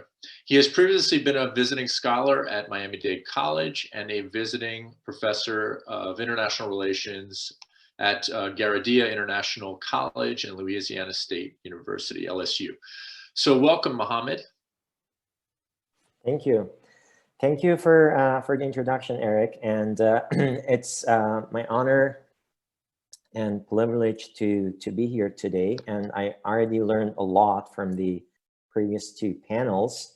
So what I'll try to do in the brief amount of time I have is to kind of hit a few broad points about the relationship between the EU and the Middle East. And hopefully we can get a little bit more granular in the Q&A. So broadly viewed from the Middle East perspective, I would argue that the EU comes across as the original troublemaker, as in that geopolitical sense. The EU is normally associated with things like, the Crusades, colonization, Islamophobia, the Sykes-Picot Agreement that that previous panelists were talking about, Israeli-Palestinian conflict. So it's hardly a rosy mental image, at least in a geopolitical sense, of the EU that you have in the Middle East. Almost mirror imaging that, viewed from the broader EU perspective, the Middle East is associated with being a region that is prone to conflict formation dynamics, sectarianism, rentierism, weak statehood, authoritarianism, too much identity politics, democracy deficit, weak socio-political cohesion, militant or militarized foreign policy language and posture, and an overall sense, I would argue, of backwardness, inertia, and decay. So these are, I would argue, the two kind of polar opposite views that each of these two regions hold of each other. But from maybe a more neutral, high altitude, geostrategic perspective, one could see that the most characteristic feature of the relationship is the Middle East's excessive exposure to external factors and also external actors and players. And the EU's general inability or maybe unwillingness, if you are a little bit more cynical, to transfer some of its ideals and norms that the Europeans love talking about, like civilian power, collective security, stability, politics of responsibility, multilateralism, human rights, and a general normative foreign policy posture to the Middle East. Also, I think one needs to realize that the EU-Middle East relationship has, at least since the end of World War II, fallen prey to and increasingly become a hostage, I would argue, to the US factor. So it's almost impossible to have a 360 well-rounded view of the relationship between the EU and the Middle East, and exceedingly naive to view that relationship without taking into account the United States' heavy footprint in both regions. Obviously, that footprint is institutionalized in the form of NATO in the European continent and in the EU, and via military bases and regime change policies sometimes in the Middle East. So we are dealing with a very complex geostrategic scene in Eurasia in general, of which the Middle East and EU are, are components. And add to that, I would, to this complex scene, I would argue the fact that the Chinese, with their Belt and Road Initiative, are integral part and parcel, and a very conspicuous and heavy player in both regions, the Middle East and the EU, and also a growing sense of EU skepticism, Euroscepticism, and I would even argue NATO skepticism that is going on even within the European continent. So, so one, sees increasing signs of ideological and geostrategic cracks within the EU itself. And adding to this already complex scene is Russia, and Russia's more assertive and more self-confident, more forward-leaning posture in the Middle East. And couple that with the fact that the US seems to be pivoting away from the Middle East, and maybe even from the EU towards a more heavy presence in the Asia-Pacific theater. So, so the strategic scene, in other words, is inordinately complex, and I would argue increasingly volatile. And I feel like we are in a kind of pre-tectonic shift era, as macro dynamics, to me, seem to indicate a transformative, potentially violent change is afoot in that general region. I remember when I was writing my dissertation on the Iranian nuclear program, I came across this quote from Joschka Fischer. He was Germany's foreign minister at the time, and he was talking about the EU acting as a human shield between Iran and the United States, so that the confrontation, the standoff over Iran's nuclear program would not spiral out of control and lead to a military confrontation. I feel like the EU might have to expand that human shield role and act as a de-escalator and some kind of a de-conflictor between China, the US, and even maybe Russia. But the big question, which has relevance to our topic at hand today, is whether the EU is coherent enough as an entity to be able to project itself as a consequential factor in that, in that relationship between the heavyweights, China, the United States, and Russia, or as some of other panelists suggested, whether the US will stick to its policy of muddling through transactionalism and kind of speaking out of both sides of its mouth, which has been the case, recently. I think an ideal situation for that relationship between the EU and the Middle East would be the formation of an interregional security arrangement or some kind of an architecture to keep things from spiraling out of control and keep arms race and potential nuclear proliferation in check. But that prospect seems like an unrealizable pipe dream right now. So what is the next best win-win formula? Can the EU transfer, some semblance of stability and some of those ideals and norms that it talks oftentimes about to the Middle East? I think the litmus test to answer that question is whether the EU could be a neutral arbiter and a voice of reason in the discourse surrounding Iran and Iran's nuclear program and the JCPOA. So, so we'll see when it comes to the JCPOA, what kind of actor and what kind of power the European Union could indicate and show itself to be. But again, like I said, if the last decade is any indication, I would argue that the European Union wants strategic relevance on the cheap, and that there is a pronounced fear of defying even Washington's worst impulses, as we saw under the administration of President Trump. And the EU has fallen prey to, to this long-standing lopsided alliance through NATO with the United States.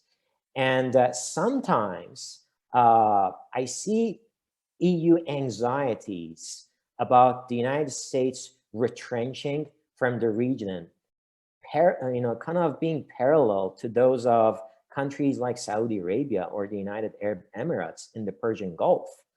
That there is this, I think, underlying clientelist attitude that has taken root, and I think that has drastically undermined EU agency as a real actor, as a consequential player in the Middle East. And I think that notion is not entirely lost on specifically the Germans. I was just looking at this German Ministry of Defense Strategic Perspective 2040 policy document that came out, I think it was February 2017. And that document games out 6 scenarios for the future of the EU. And one of the more bleak scenarios, I think it was scenario number 6, it just indicates a situation where we have a complete collapse of the European Union. And in that scenario, the leadership in the United States is no longer able to act decisively to prevent global crises from escalating. And so the prevailing, I think, message that we can take from that document, Strategic Perspective 2040, is the fact that there is this lack or this deficit of agency, and there's this strong sense of uncertainty about the European Union's future. And under those circumstances, obviously, the European Union's ability to be able to act like a decisive actor in the Middle East is drastically compromised and undermined. Okay, thank you. I'm going to now turn to Ambassador Robert Hunter. Ambassador Hunter served as the U.S. ambassador to NATO and was a senior fellow at the Johns Hopkins School of Advanced International Studies 2 years ago. He is currently with the Ambassador Partnership. He has served as the director of the Center for Transnational Security Studies at the National Defense University, director of West European and Middle East Affairs on the National Security Council staff in President Jimmy Carter's administration, and as president of the Atlantic Treaty Association headquartered in Brussels. He is chairman of the Council for the Community of Democracies, a member of the Secretary of State's International Security Advisory Board, and serves as the executive committee on the executive committee of the board of the American Academy of Diplomacy. And he has written numerous publications that number in the hundreds. He has also been a leading speechwriter for several US presidents and vice presidents, a Fulbright scholar. He attended Wesleyan University, where he received his BA, and the London School of Economics, where he received his PhD. Welcome, Ambassador Hunter.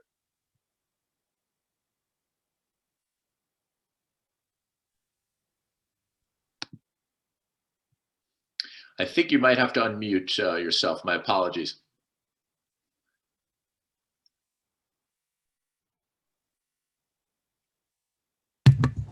Now is it working? Yes. Okay, good. I've got all this elaborate machinery. First, it's an honor to be here with such a distinguished group of people. I'm glad you're recording it because this is something I think should get wide publicity with a lot of students and a lot of government policymakers as well, who are often not as intelligent as they ought to be. I want to thank you, Dr. Loeb, and of course Christine Callie, who put it all together. Now, if one wants to look at what I have to say, we heard from Reza Sanati this morning, and if you want to go out for a cup of coffee, just review what he said, and you won't have to listen to me. I also worry every time I speak on the Middle East the last several decades, by the time I come to an end and I go on the internet, I discovered something has happened in the Middle East to upset everything I've said. So let's hope today we don't have a disaster, at least in the next half hour. One of the things is this is such an interesting area, is something's always churning around. We've heard from all the speakers, I think, about that. Not only one of the last speakers saying the European Union may be the original source of trouble, but for it and for the rest of us, the Middle East is a constant source of trouble. I'm going to try, I hope without causing too much heartburn for my EU friends, to dispose of its role pretty quickly. What it says on the internet as of this morning, its policy towards North Africa and the Middle East seeks to encourage political and economic reform in each individual country in due respect for specific features and regional cooperation among the countries themselves and with the EU. That's pretty weak stuff. But in part, I think it shows one of the issues, which is how do you get the European Union to reach agreement among its various countries to be able to do anything more robust? Yes, it's true that it has, I think it's now 6 military operations and 10 civilian operations in various places, but none of it's the heavy lifting. And I don't expect it to be the heavy lifting in the future. I like what the most previous speaker said about a European Union role in security for the Persian Gulf, but it's not going to do it on its own. It can be a player, but it's just not organized yet, and I regret that. As the person who negotiated the Brussels and Berlin agreements back in the late 1990s, I'm afraid that they haven't progressed very far since then. Nor have EU-NATO relations, which I think are critical. After all, 21 members share membership in the two institutions. In 1993, when I went to NATO, I coined a phrase which was NATO and the European community, as it was then, are two institutions living in the same city on different planets. And I'm afraid they still are. Now, we just had a NATO foreign ministers meeting. What came out of it, we don't know yet because we haven't had the leaks, but in the document that came out of it, there was nothing in reference to the Middle East, except for one thing. Let me start with that, which is consultations about Afghanistan. There is, under the agreement between the government in Kabul and the Taliban, actually between the United States and the Taliban, where the government of Afghanistan wasn't even allowed in, which makes one suspicious that this agreement might be like what happened with the United States and Vietnam, a decent interval before we get out. And if I were an Afghan right now who's not Taliban, I would be deeply worried about that. The agreement stipulates May the 1st as a get out date, but I don't think that's going to hold. But one of the things I'm already hearing from my European friends is, wait a second, we still have some folks there. And the agreement originally was go in together and come out together. And I hope the consultations that Secretary Blinken started the other day will carry forward on that. I note, however, that in the conference that the United States has proposed to talk about the future of Afghanistan, there are no Europeans represented there, even though they have a deep stake. Now let's move a little bit to the West. The joint JCPOA, Joint Comprehensive Plan of Action, in which there are 3 or 4, if you count the European Union, European entities involved in that, You have the most important country, the United States, which is out of it, which is not about to get back into it anytime soon, even though the new president, Mr. Biden, says, I would like to join the JCPOA, but only if Iran comes back into full compliance first. Well, that's nonsense. No country would do that. We wouldn't do it. And I'm afraid we're going to be stuck in an impasse there for some point.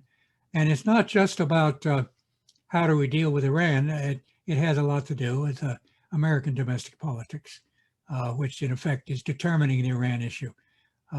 We have to face that, and a lot of people don't want to face it, but it's American domestic politics. And those have to change, and Iran has a major role to play in that. You want to change everything, Iran could stop making nasty to Israel, and that would help. But that's not going to happen either. So we're going to have a problem there, the United States and a lot of the Europeans on Iran. Now let me start back at the other way.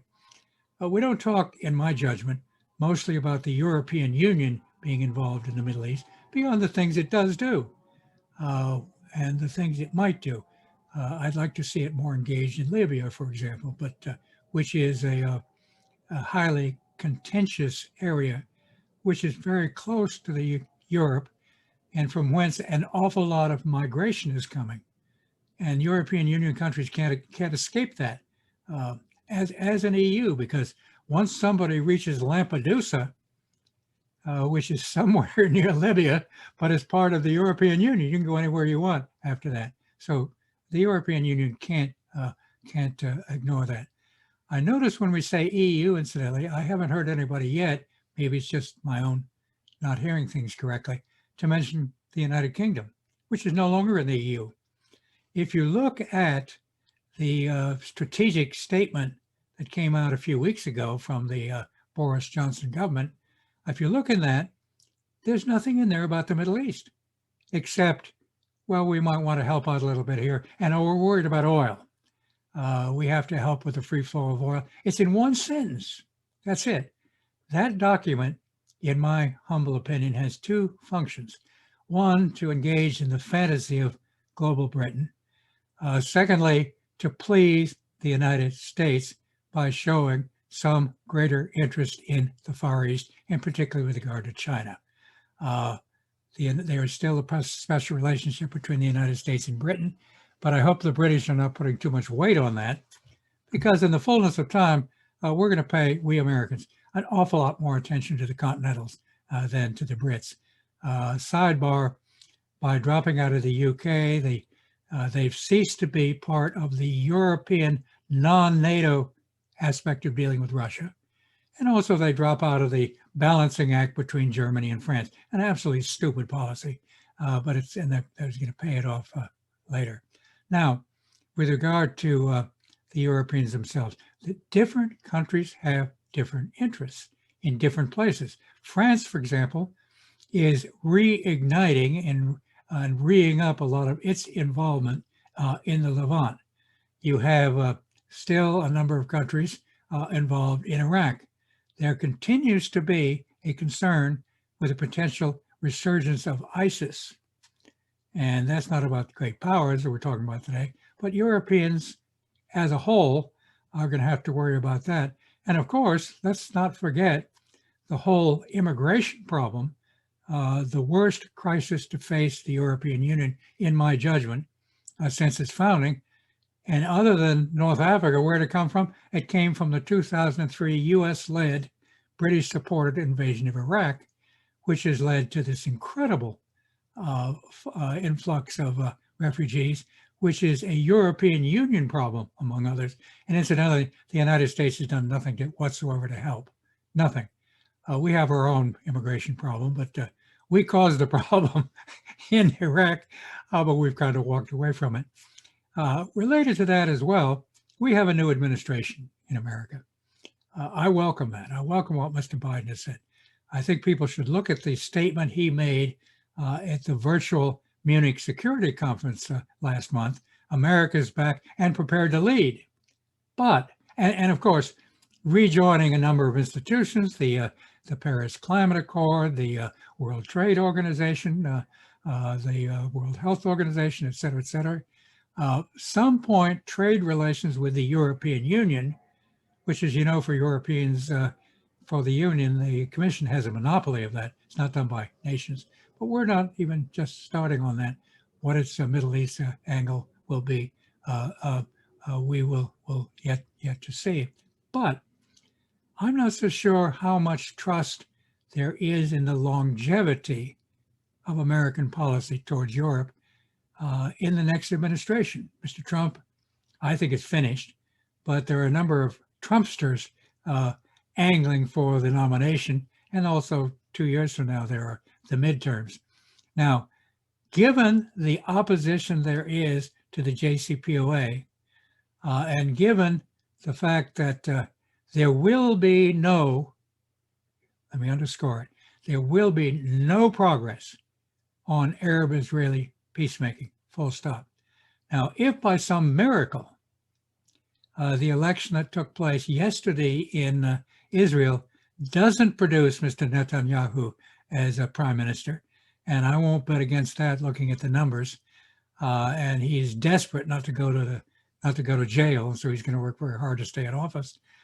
And the Palestinian elections coming up in May, if there were an absolute miracle, if we got a more reasonable Israeli government and we got a decent Palestinian government, which can work out something between Fatah and Hamas, and if, third miracle, there would be a lifting of the sanctions that Israel has imposed upon Hamas, which is designed in part to make sure that Hamas stays in power. Let's face it, Israel helped create Hamas, just because it was a way against Yasser Arafat. Give me three miracles, it might be possible to do something about Arab-Israeli, in which the Europeans have a stake. The so-called quartet, which is more or less dead, has at least 2 European members in it. So that's not very hopeful. Now, I don't believe the United States is going to be able to leave the Middle East. A lot of people would like to. They'd like to get out of Afghanistan. There's a big debate on Afghanistan. Most Americans want us to get our troops out. What's going to happen after that? A lot of people think you could deal with the terrorism problem with standoff and the like. But one of the things that's going to be is a human catastrophe. One of the few things that really can justify being in Afghanistan now is the changes that have taken place in recent years. If the Taliban comes back into power, which I would expect, women and girls are going to go back into Purdah. That's going to be a human disaster. All of that progress is, I'm afraid, going to disappear. I'm trying to be realist about it. Maybe things can happen. Maybe the Taliban will sit on ISIS, but we'll see on that. But if the United States can't leave, it is going to need partners. It's going to need to work with Europeans finally to do something serious about the Syrian civil war. And one problem we have had, and I don't know, some Europeans have had it too, is nobody has been prepared to say, wait a second, the Alawites also have an interest in this. The Syrian civil war is in part a reaction to what happened in Iraq, where a minority Sunni regime dominated a majority Shia population plus Kurds. And now it's almost the reverse if you consider the Alawites basically Shia in Syria. And yet nobody's prepared to talk about that or do anything for them, except if you have a victory for the people who are against Mr. Assad, which I ideally like to see. What happened to those people? So there's going to have to be a lot happen. Now, the other major powers, let's go to China first. That's going to be the major preoccupation of the United States. There is a consensus on that now. In fact, it has gone to extremes, in my judgment. What happened in Anchorage, I think, was a disaster.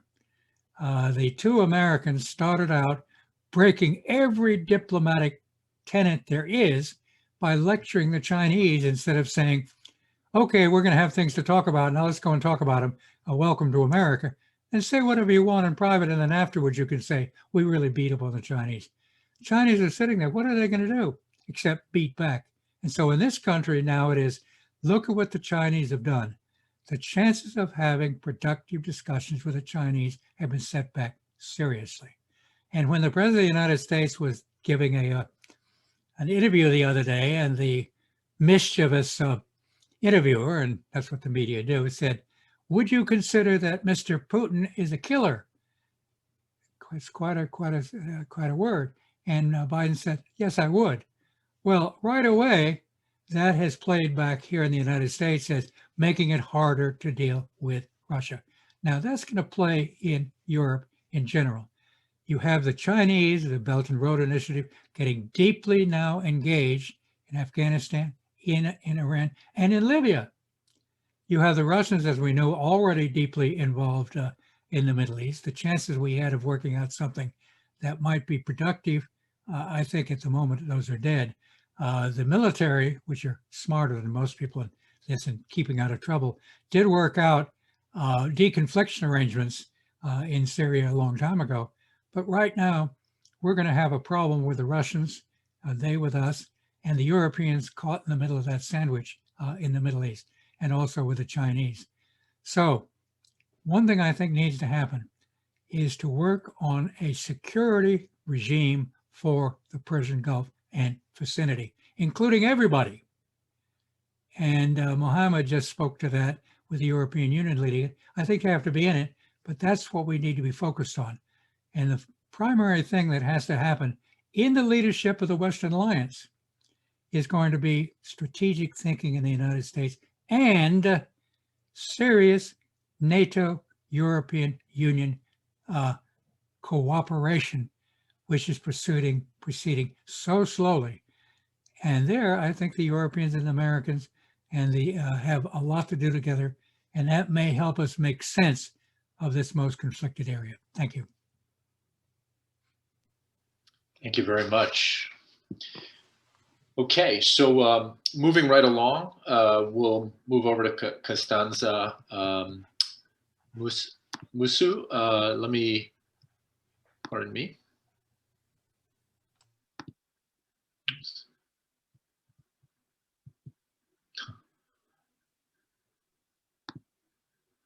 Locating the bios again, pardon me. Here we go. So Costanza Musu is an associate professor at the Graduate School of Public International Affairs at the University of Ottawa and editor-in-chief of the journal International Politics, which is published by Palgrave. She obtained her PhD in International Relations from the London School of Economics and Political Science. Subsequently, she was a Jean Monnet Fellow at the European University Institute in Florence, and assistant professor of international relations at Richmond University. She has been a consultant for the Military Center for Strategic Studies, Center for Advanced Defense Studies, the think tank of the Italian Ministry of Defense. She has published extensively on Western policies towards the Middle East. Her current research, supported by an SSHRC Insight grant, focuses on the fight against the illicit trafficking of antiquities looted from conflict areas in the Middle East. Welcome, Costanza. Thank you very much. Can you all hear me correctly? Yes, very loud good. And clear. So first of all, thank you very much to the organizers. It's a pleasure to be here. Sometimes in this pandemic time, it feels a little bit like hearing a sign of intellectual life from outer space. We live basically, in the house for a year. So I will try to address probably some of the same issues that have already been addressed, but maybe give it a little bit of a different slant, or try to propose some other line of thinking.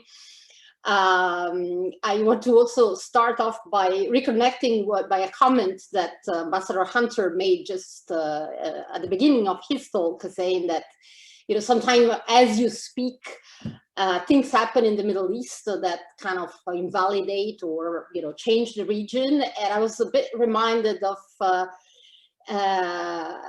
line from the Gattopardo, I believe is translated leopard in English, the Italian book that said that sometimes everything has to change for everything to actually remain the same.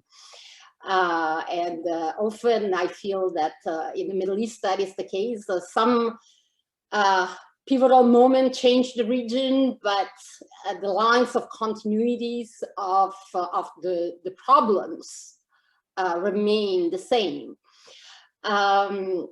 Certainly that's been my experience, and a lot of my work has focused on, my earlier work has focused on the policy of the European Union towards the Arab-Israeli conflict. And that, of course, while there are volumes on events relative to the Arab-Israeli conflict, in terms of progress on the peace process, it's much slimmer. As a panel on geopolitics, we've been given two main questions to reflect upon. So how does the EU pursue its interests, and whether there has been a shift from a value-based policy to a more interest-based policy. So I'd like to start off with those two ideas. And I think I would suggest that we could maybe divide our analysis or our thinking about how the EU views the region, and how, particularly, not only how it views it, but how it formulates its policies around the fortunes, if I may say so, and misfortunes of the notions of liberal interventionism. And what do I mean by that? I'd say that, as we know, for a large part of the 20th century, this notion of liberal interventionism has been held very dear, particularly by Western powers. And the notion of liberal interventionism could be somehow formulated as the idea that spreading democracy is the best guarantee for reaching peace, generally speaking, but also specifically that would be a goal also in the Middle East. And it has taken at times the form of military interventionism with the hope of establishing or promoting democracy. But it has also taken the form, and that's been more the case for the European Union, of structured engagement that has been based on the ideas and the principles of active democratization. So if we, we think back to some of the debates, the early debates on European foreign policy, the idea that the EU would be a civilian power, but also a normative power. So a power that somehow defines what should be normal in relations between states, and sets us also benchmark. And I would say that a lot of these policies, or these ideas, really did shape some of the early framework designed by the EU when thinking about the Middle East.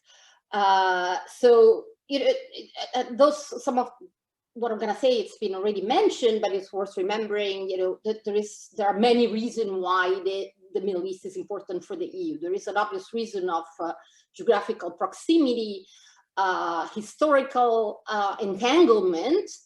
There are problems that continue, with modification, with the ebb and flow modification, but basically, quite similar to itself, which is a great economic imbalance, uncontrolled migration flow, instability that breeds the possibility of terrorism, which then becomes a problem for the region, which the European side of the Mediterranean, and of course the Arab-Israeli conflict, which in itself is a continued cause of instability and insecurity in the region.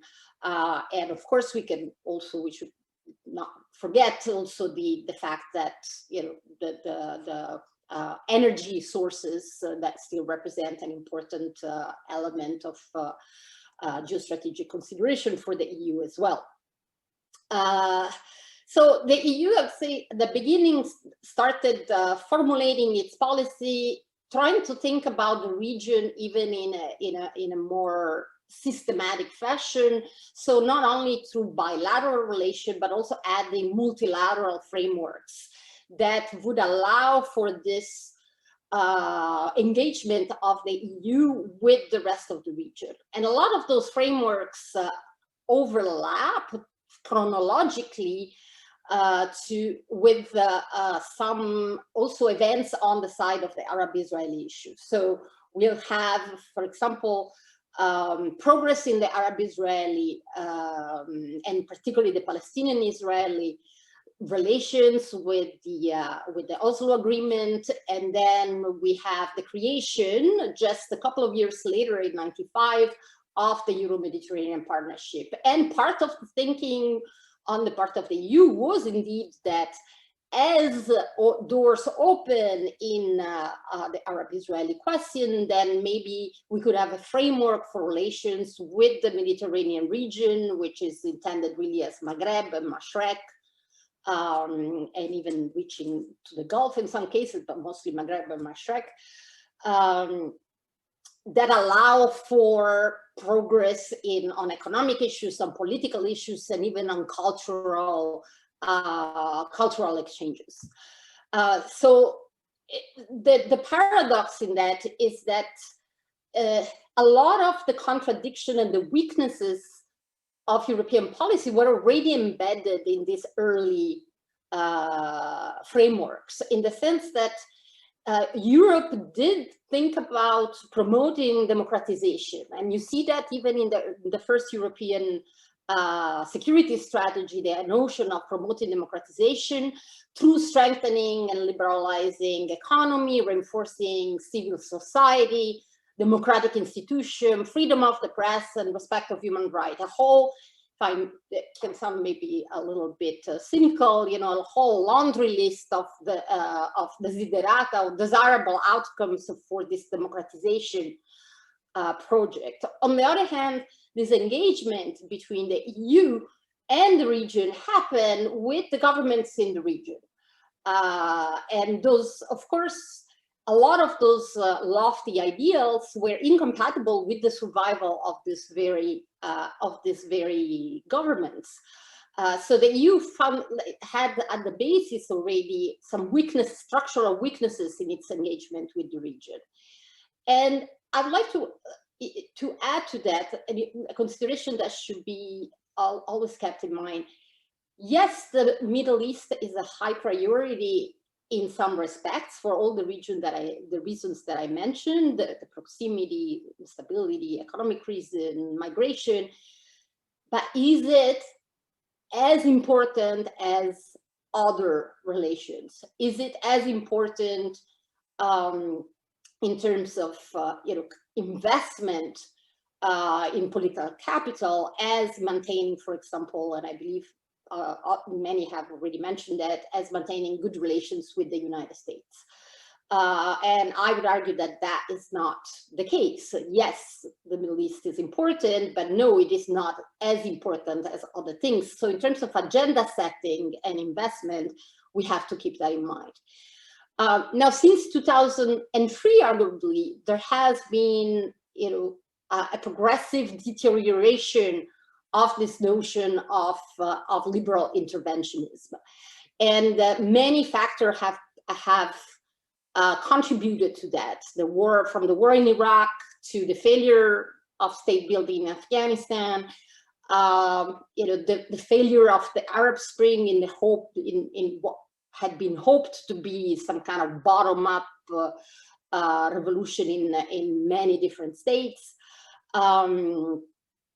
followed then by the reconstitution of some of the same regime. And how do we see that reflected in the EU policy?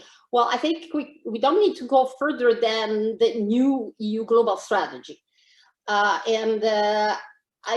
just want to read a few lines from the global strategy, where the EU says, we will be guided by Creole principles, and these stem as much from a realistic assessment of the current strategic environment as from an idealistic aspiration to advance a better world.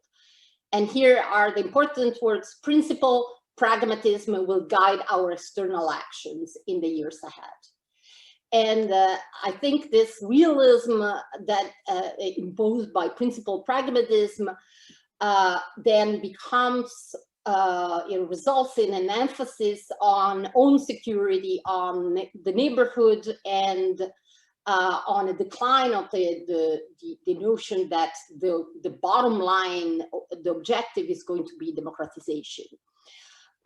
So the new guiding lines, and this remains valid in the other element of this panel, which is what are the other strategic consideration in terms of involvement of other power, the United States, Russia, China, that the EU will try to foster resilience in societies, will try to essentially look for strategic stability, and find its space essentially in what is allowed, but it's never going to be a priority over the need to secure the neighborhood and secure especially the EU itself.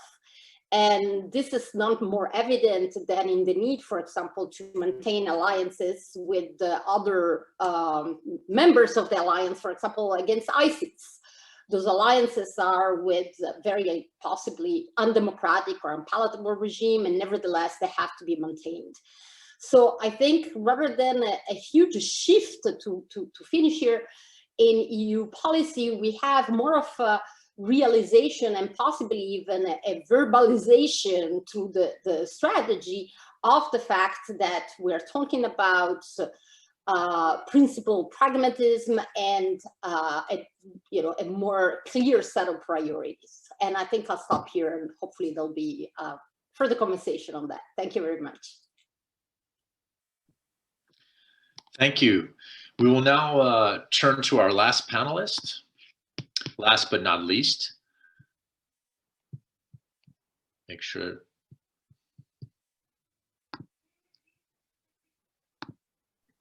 Can you hear me? Yes, I'm going to introduce you first, and then we'll let you take it away. So last but not least, we have Dr. Tugro Keskin, is professor and director of the newly established Center of Global Governance at Shanghai University. He received his PhD in sociology from Virginia Tech with graduate certificate degrees in African studies, social and political thought, and international research and development. He has been the graduate director at the Department of Political Science, International Relations at Maltepe University in Turkey. He taught at the Department of International and Global Studies and at the Center for Turkish Studies at Portland State University, where he also served as the Middle East Studies Coordinator for 6 years. His research and teaching interests include international and global studies, social and political theory, African society and politics, sociology of human rights, Islamic movements, and sociology of the Middle East.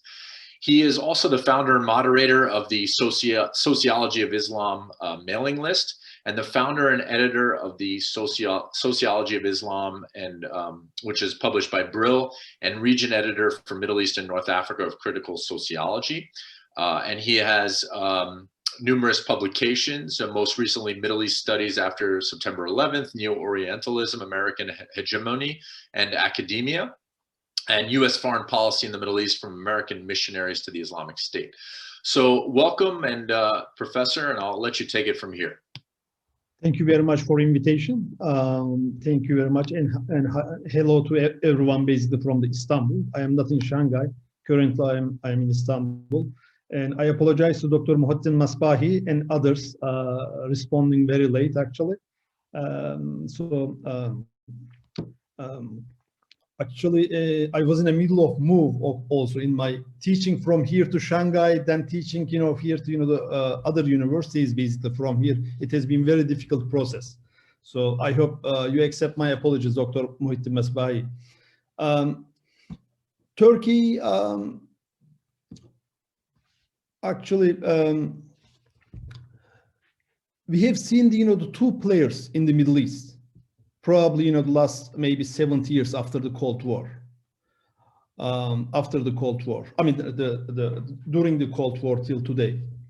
But we have a new player in the Middle East now. China, basically. China is a new player in the Middle East. Similar to European Union, even though they are decreasing power in the Middle East, and the United States. Now we have a third player. Maybe, you know, the 3.5 player, Russia is in the Middle East. Maybe the first time.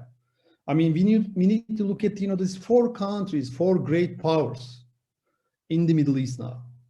But if you look at the European Union, I believe European Union will be the least influential in the Middle East, maybe, you know, in the near future.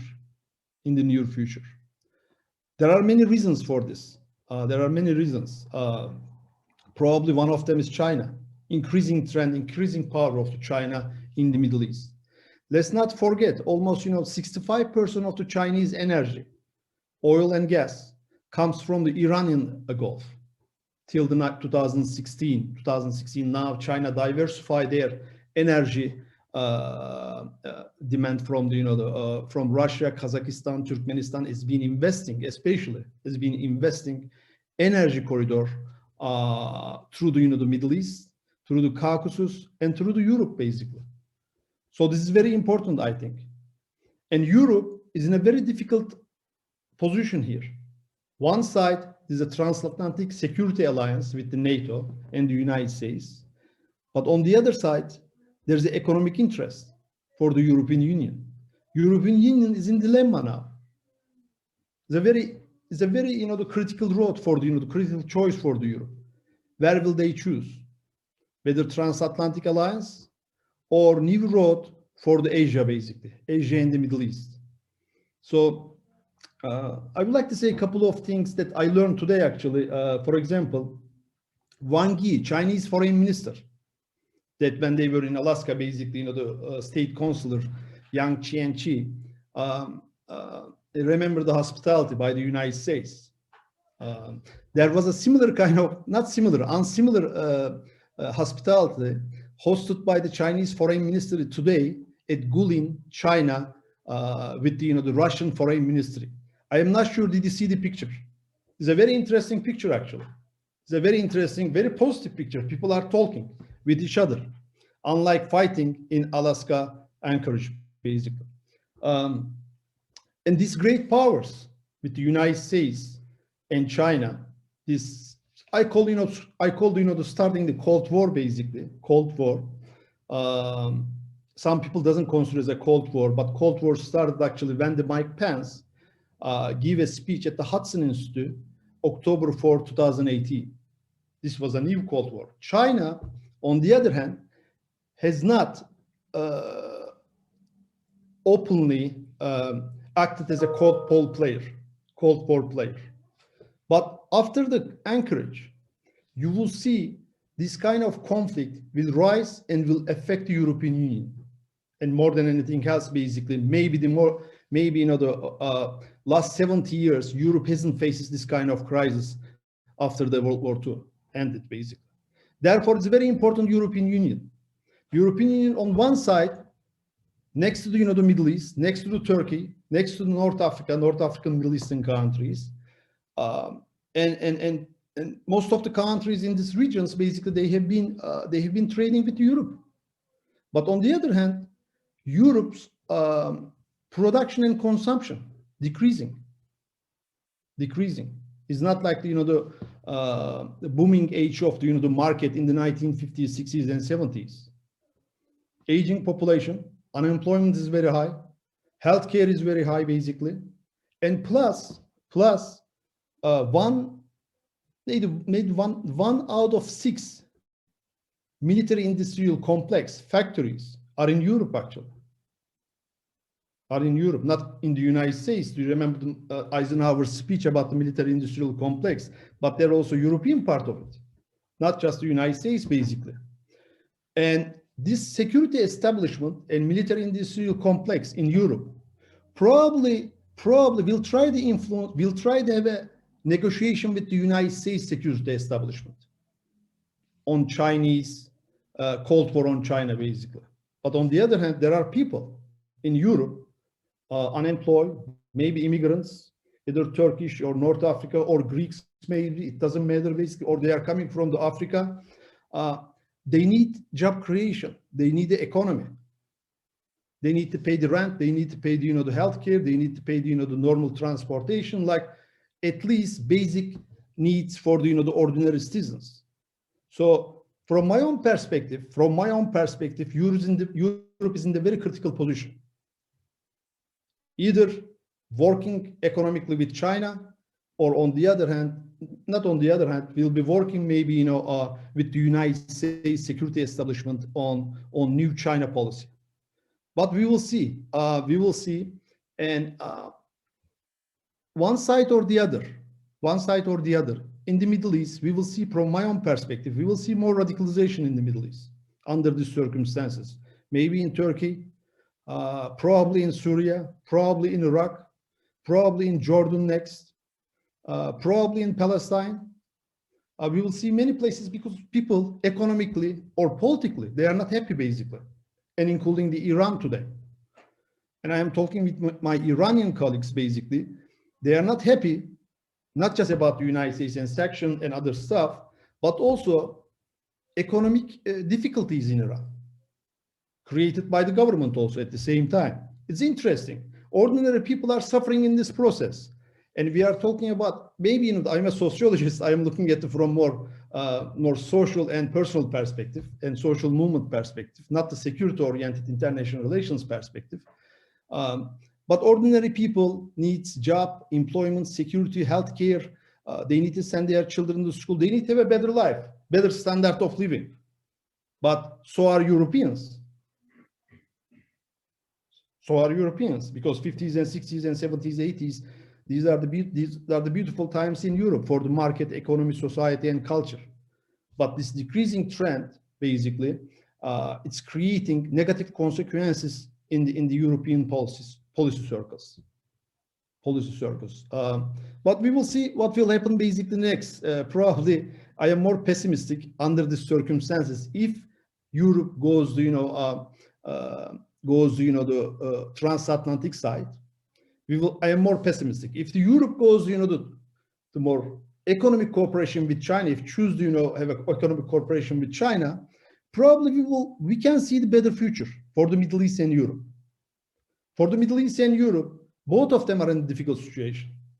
For example, Turkey, NATO ally and NATO ally, but today Turkey doesn't have a good relation with the NATO and the United States because of the Kurdish issue in Syria and Iraq. Turkey is in a difficult position, but at the same time, Turkey needs China and Russia. But at the same time, there's the Uyghur issue, Muslims in China. There's a personal connection and religious connection and ethnic connection with the Uyghurs, basically. But Turkey needs China as well, and China needs Turkey under the circumstances. Even though both countries, they don't trust each other. According to Chinese foreign policy circle and Chinese international relations scholar, there are two countries in the Middle East that China does not see as a strategic, partner. Turkey is one, Israel is the second one.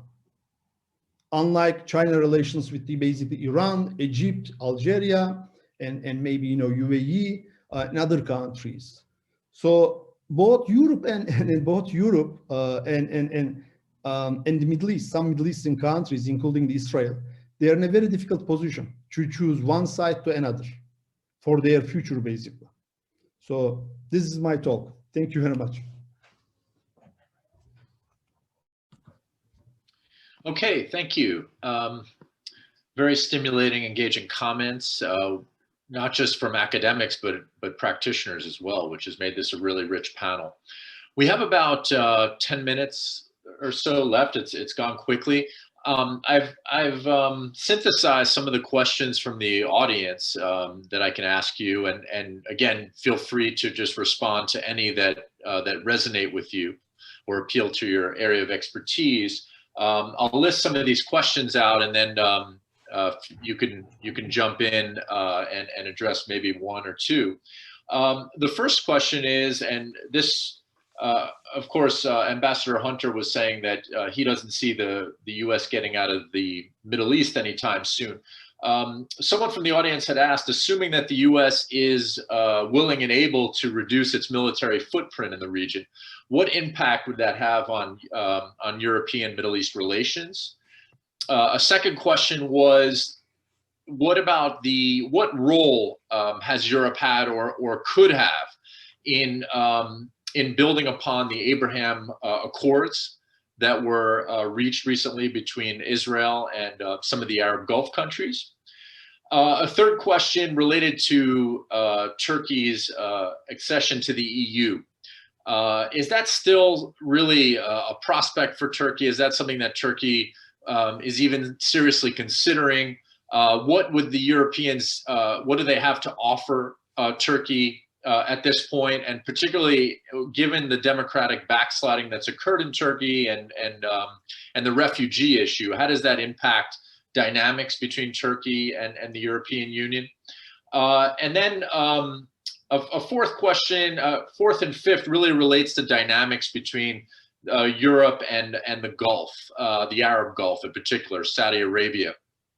We've seen the Biden administration take a pause and reassess the relationship with Saudi Arabia and reassess arms sales and this gets to Dr. Keskin's comment about the military-industrial complex, about arms sales going to Saudi Arabia, the United Arab Emirates, to be used in conflict zones like Yemen and Libya and elsewhere. How does this impact the strategic calculus of Europe and its relations with these countries? Because it hasn't necessarily halted arms sales, European arms sales to these countries or even others. And then of course that kind of dilutes the narrative related to liberalism and to values. And yet, while these arms sales may perpetuate conflict, of course, as we've mentioned and as panelists have mentioned, Europe also pays a cost for continued conflict in the form of refugee and migration flows. So anyway, these are some of the questions that came out of the audience, and I know it may be a lot to process, but feel free if there's any questions you want to jump in on or address. I see Costanza has her hand up, so feel free to unmute yourself and respond. And we'll go through all the panelists. I'm just going to comment quickly on the Abraham Accord question, which is pertinent to, generally speaking, how the EU views the Arab-Israeli peace process. And I just want to underline, the Abraham Accords are the end product of a process that has actually lasted for many, many years, of what a strategy that Israel has adopted of normalizing its relations with the willing Arab state, even short of official diplomatic relations. And the notion, this we see reflected in general in the Israeli strategy in its peace making, or its policy, which has always been that of privileging bilateral relations, where in a way you can have a clear feeling of dot des or quid pro quo, and exchanges, and excluding the type of multilateral framework that has all the issues at the table at the same time, and particularly the Palestinian issue as a precondition for everything else. This is quite not the same as what the EU has in general promoted or wanted, because obviously the EU policy, which is not dissimilar to that of individual member states, or even for example Canada, where I'm based now, it's always been that of having a comprehensive peace agreement, so not separating the Palestinian issue from a regional settlement. So having the Palestinian issue as the first and foremost, and basically as a condition for the rest, and all the issue at the same time. So the reason I don't see a huge space for the EU in a strategy that is primarily bilateral, and it is explicitly built to create other type of results that do not address the Palestinian issue. the European Union has made the Palestinian issue, the resolution of that, much more prominent in its policy. Thank you. Thank you. I see that Antonella has her hand up. I mean, everyone will get a chance.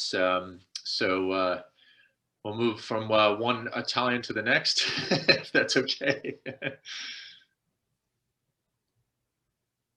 It makes more sense to me, since I want also to build on what Dr. Musso just said. Having heavily invested, the European Union has heavily invested on its relationship with the Palestinians, and in particular on this state building activity that the PA was supposed to develop, after the Oslo Accord in 1993. And Europe remains one of the major donors to PA.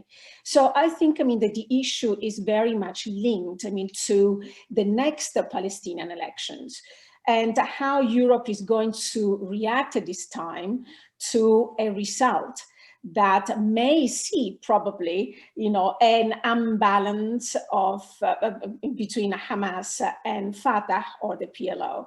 So is it going, if elections are really transparent and they're really conducted, fairly, and the result, is not what Europe wants to get eventually, if there is again a Hamas, positive projection out of these elections, I wonder really what is going to happen next. We have a negative record of Europe, reacting not positively to elections that didn't really satisfy its projections. I mentioned Algeria in '91, Palestine in 2006. And I wonder really what this next election will provoke. So the Abraham Accords, I think, is something apart from what really will be the European engagement in the PA authority, within the PA authority, jurisdiction, if these elections will produce a result that is not welcoming. Thank you. Perhaps we refer to that as selective democratization. Right. Did any of the other panelists want to respond? Ambassador Hunter? Yeah, just very briefly, you asked about what would be the impact on the Europeans if the US decreased its military footprint. I would just say very simply, we need to do it by very, very, very close consultation and listening to the Europeans on that, bilaterally with the big ones at NATO, with the European Union, number one. Number two, rejoin the JCPOA tomorrow morning. Number three, take out Mohammed Homayoun. Did I pronounce your name correctly? I apologize if I didn't. The idea of a security framework for the Persian Gulf and environs, keeping things open for the Iranians, and it shouldn't be anti-Iranian. And in general, make sure that, and also have a coordinated policy for dealing with any potential re-rise of terrorism. If we do, and if you demonstrate that the United States is really tight with Europe and not just as an afterthought, then I think a lot of things are possible. Can I interject very quickly? All right, thank you, Ambassador Hunter. And just to kind of piggyback on excellent points that you made, I think this entire talk about Abraham Accords is, I feel like there is an element of exaggeration, because I think as the ambassador mentioned too, the root problem of the Middle East as an insecure, unstable region is that the security structure that is in place there right now is not organic to the region. It's almost a construct that's been superimposed on a reality that doesn't jibe quite well with that security architecture that we have right now. So that's why no matter how much you try to ingrain the current security architecture, I think it's just not going to stick, because it feels unnatural, it feels imported, it feels like it needs to be continuously sustained by an external actor, in this case, the United States. But the regional countries have at some point to come to this realization that the United States is not going to be in the Middle East in perpetuity. So that moment of reality will come sooner or later. And then I think that's only then that a more organic, natural, indigenous, if you will, security architecture and hopefully security culture will take hold. And then as part of that more organic security culture, then Iran's role in that will be, you know, will be redefined and maybe redigested. Because right now, Iran is being, you know, viewed by the majority of the Persian Gulf Arab countries specifically as an actor that could be discounted, ignored, over-securitized, sometimes under-securitized. So there's a lot of confusion depending on the issue, on the time frame that you're talking about. So I think, you know, the Abraham Accords are not going to change the game in the region in a fundamental way, because these accords, again, are not being energized by their own indigenous, you know, dynamics. This is essentially a form of posturing against Iran, and it's not going to be sustainable over the, you know, over the long term. So, and in the process, you answered a question by another audience member, which is again was about the goal of isolating Iran through these accords, or at least putting Iran further on the defensive. So we could check that box. Dr. Keskin, did you want to intervene? I saw that Costanza has her hand up. I wanted to give you a chance if you wanted to address any of these points. You know, no. Okay. Yeah. Okay. Military industrial complex in the United States and then European. That's okay. That's okay. Okay. That's okay. Okay. Sure. Okay. We have the powers that be are telling me that we have about 1 minute left. Does anyone have any concluding remarks that they want to make? Eric, I just want to say something. Please. I just think that there is a fundamental shift in the region as a whole that all great powers have to take into consideration and digest it. And I think it has taken some time that I don't think they know what to do with it. And that is the inability, military inability of the Western countries to dominate. They can come, they can intervene, they can destroy, but they cannot translate the military victories into anything politically meaningful. I think that's a major transformation. In other words, we have a major atrophy on ontological level is happening. That it is the result of an exhaustive interventionism and the response of all types to it, by the states, by below the states. I think Western countries are having major difficulty digesting that. And I don't think the elite are ready for that. So the consequence is there is a schizophrenic notion of self, which is so-called value-based foreign policy conversation, which is also institutionalized. Money behind it, institutions behind it. And then on the ground, pentagons, military people in Europe are controlling the existing policies.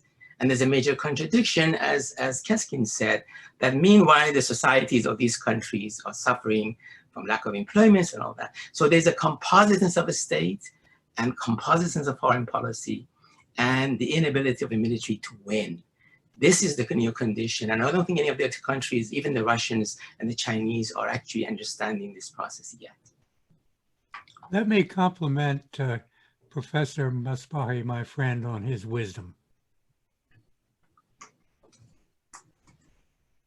Thank you.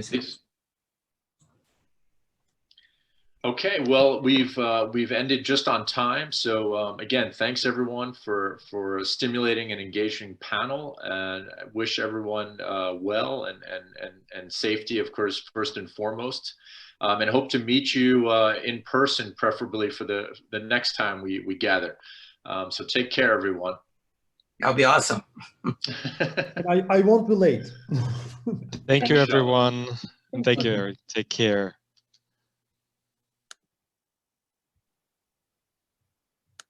Thanks, Eric.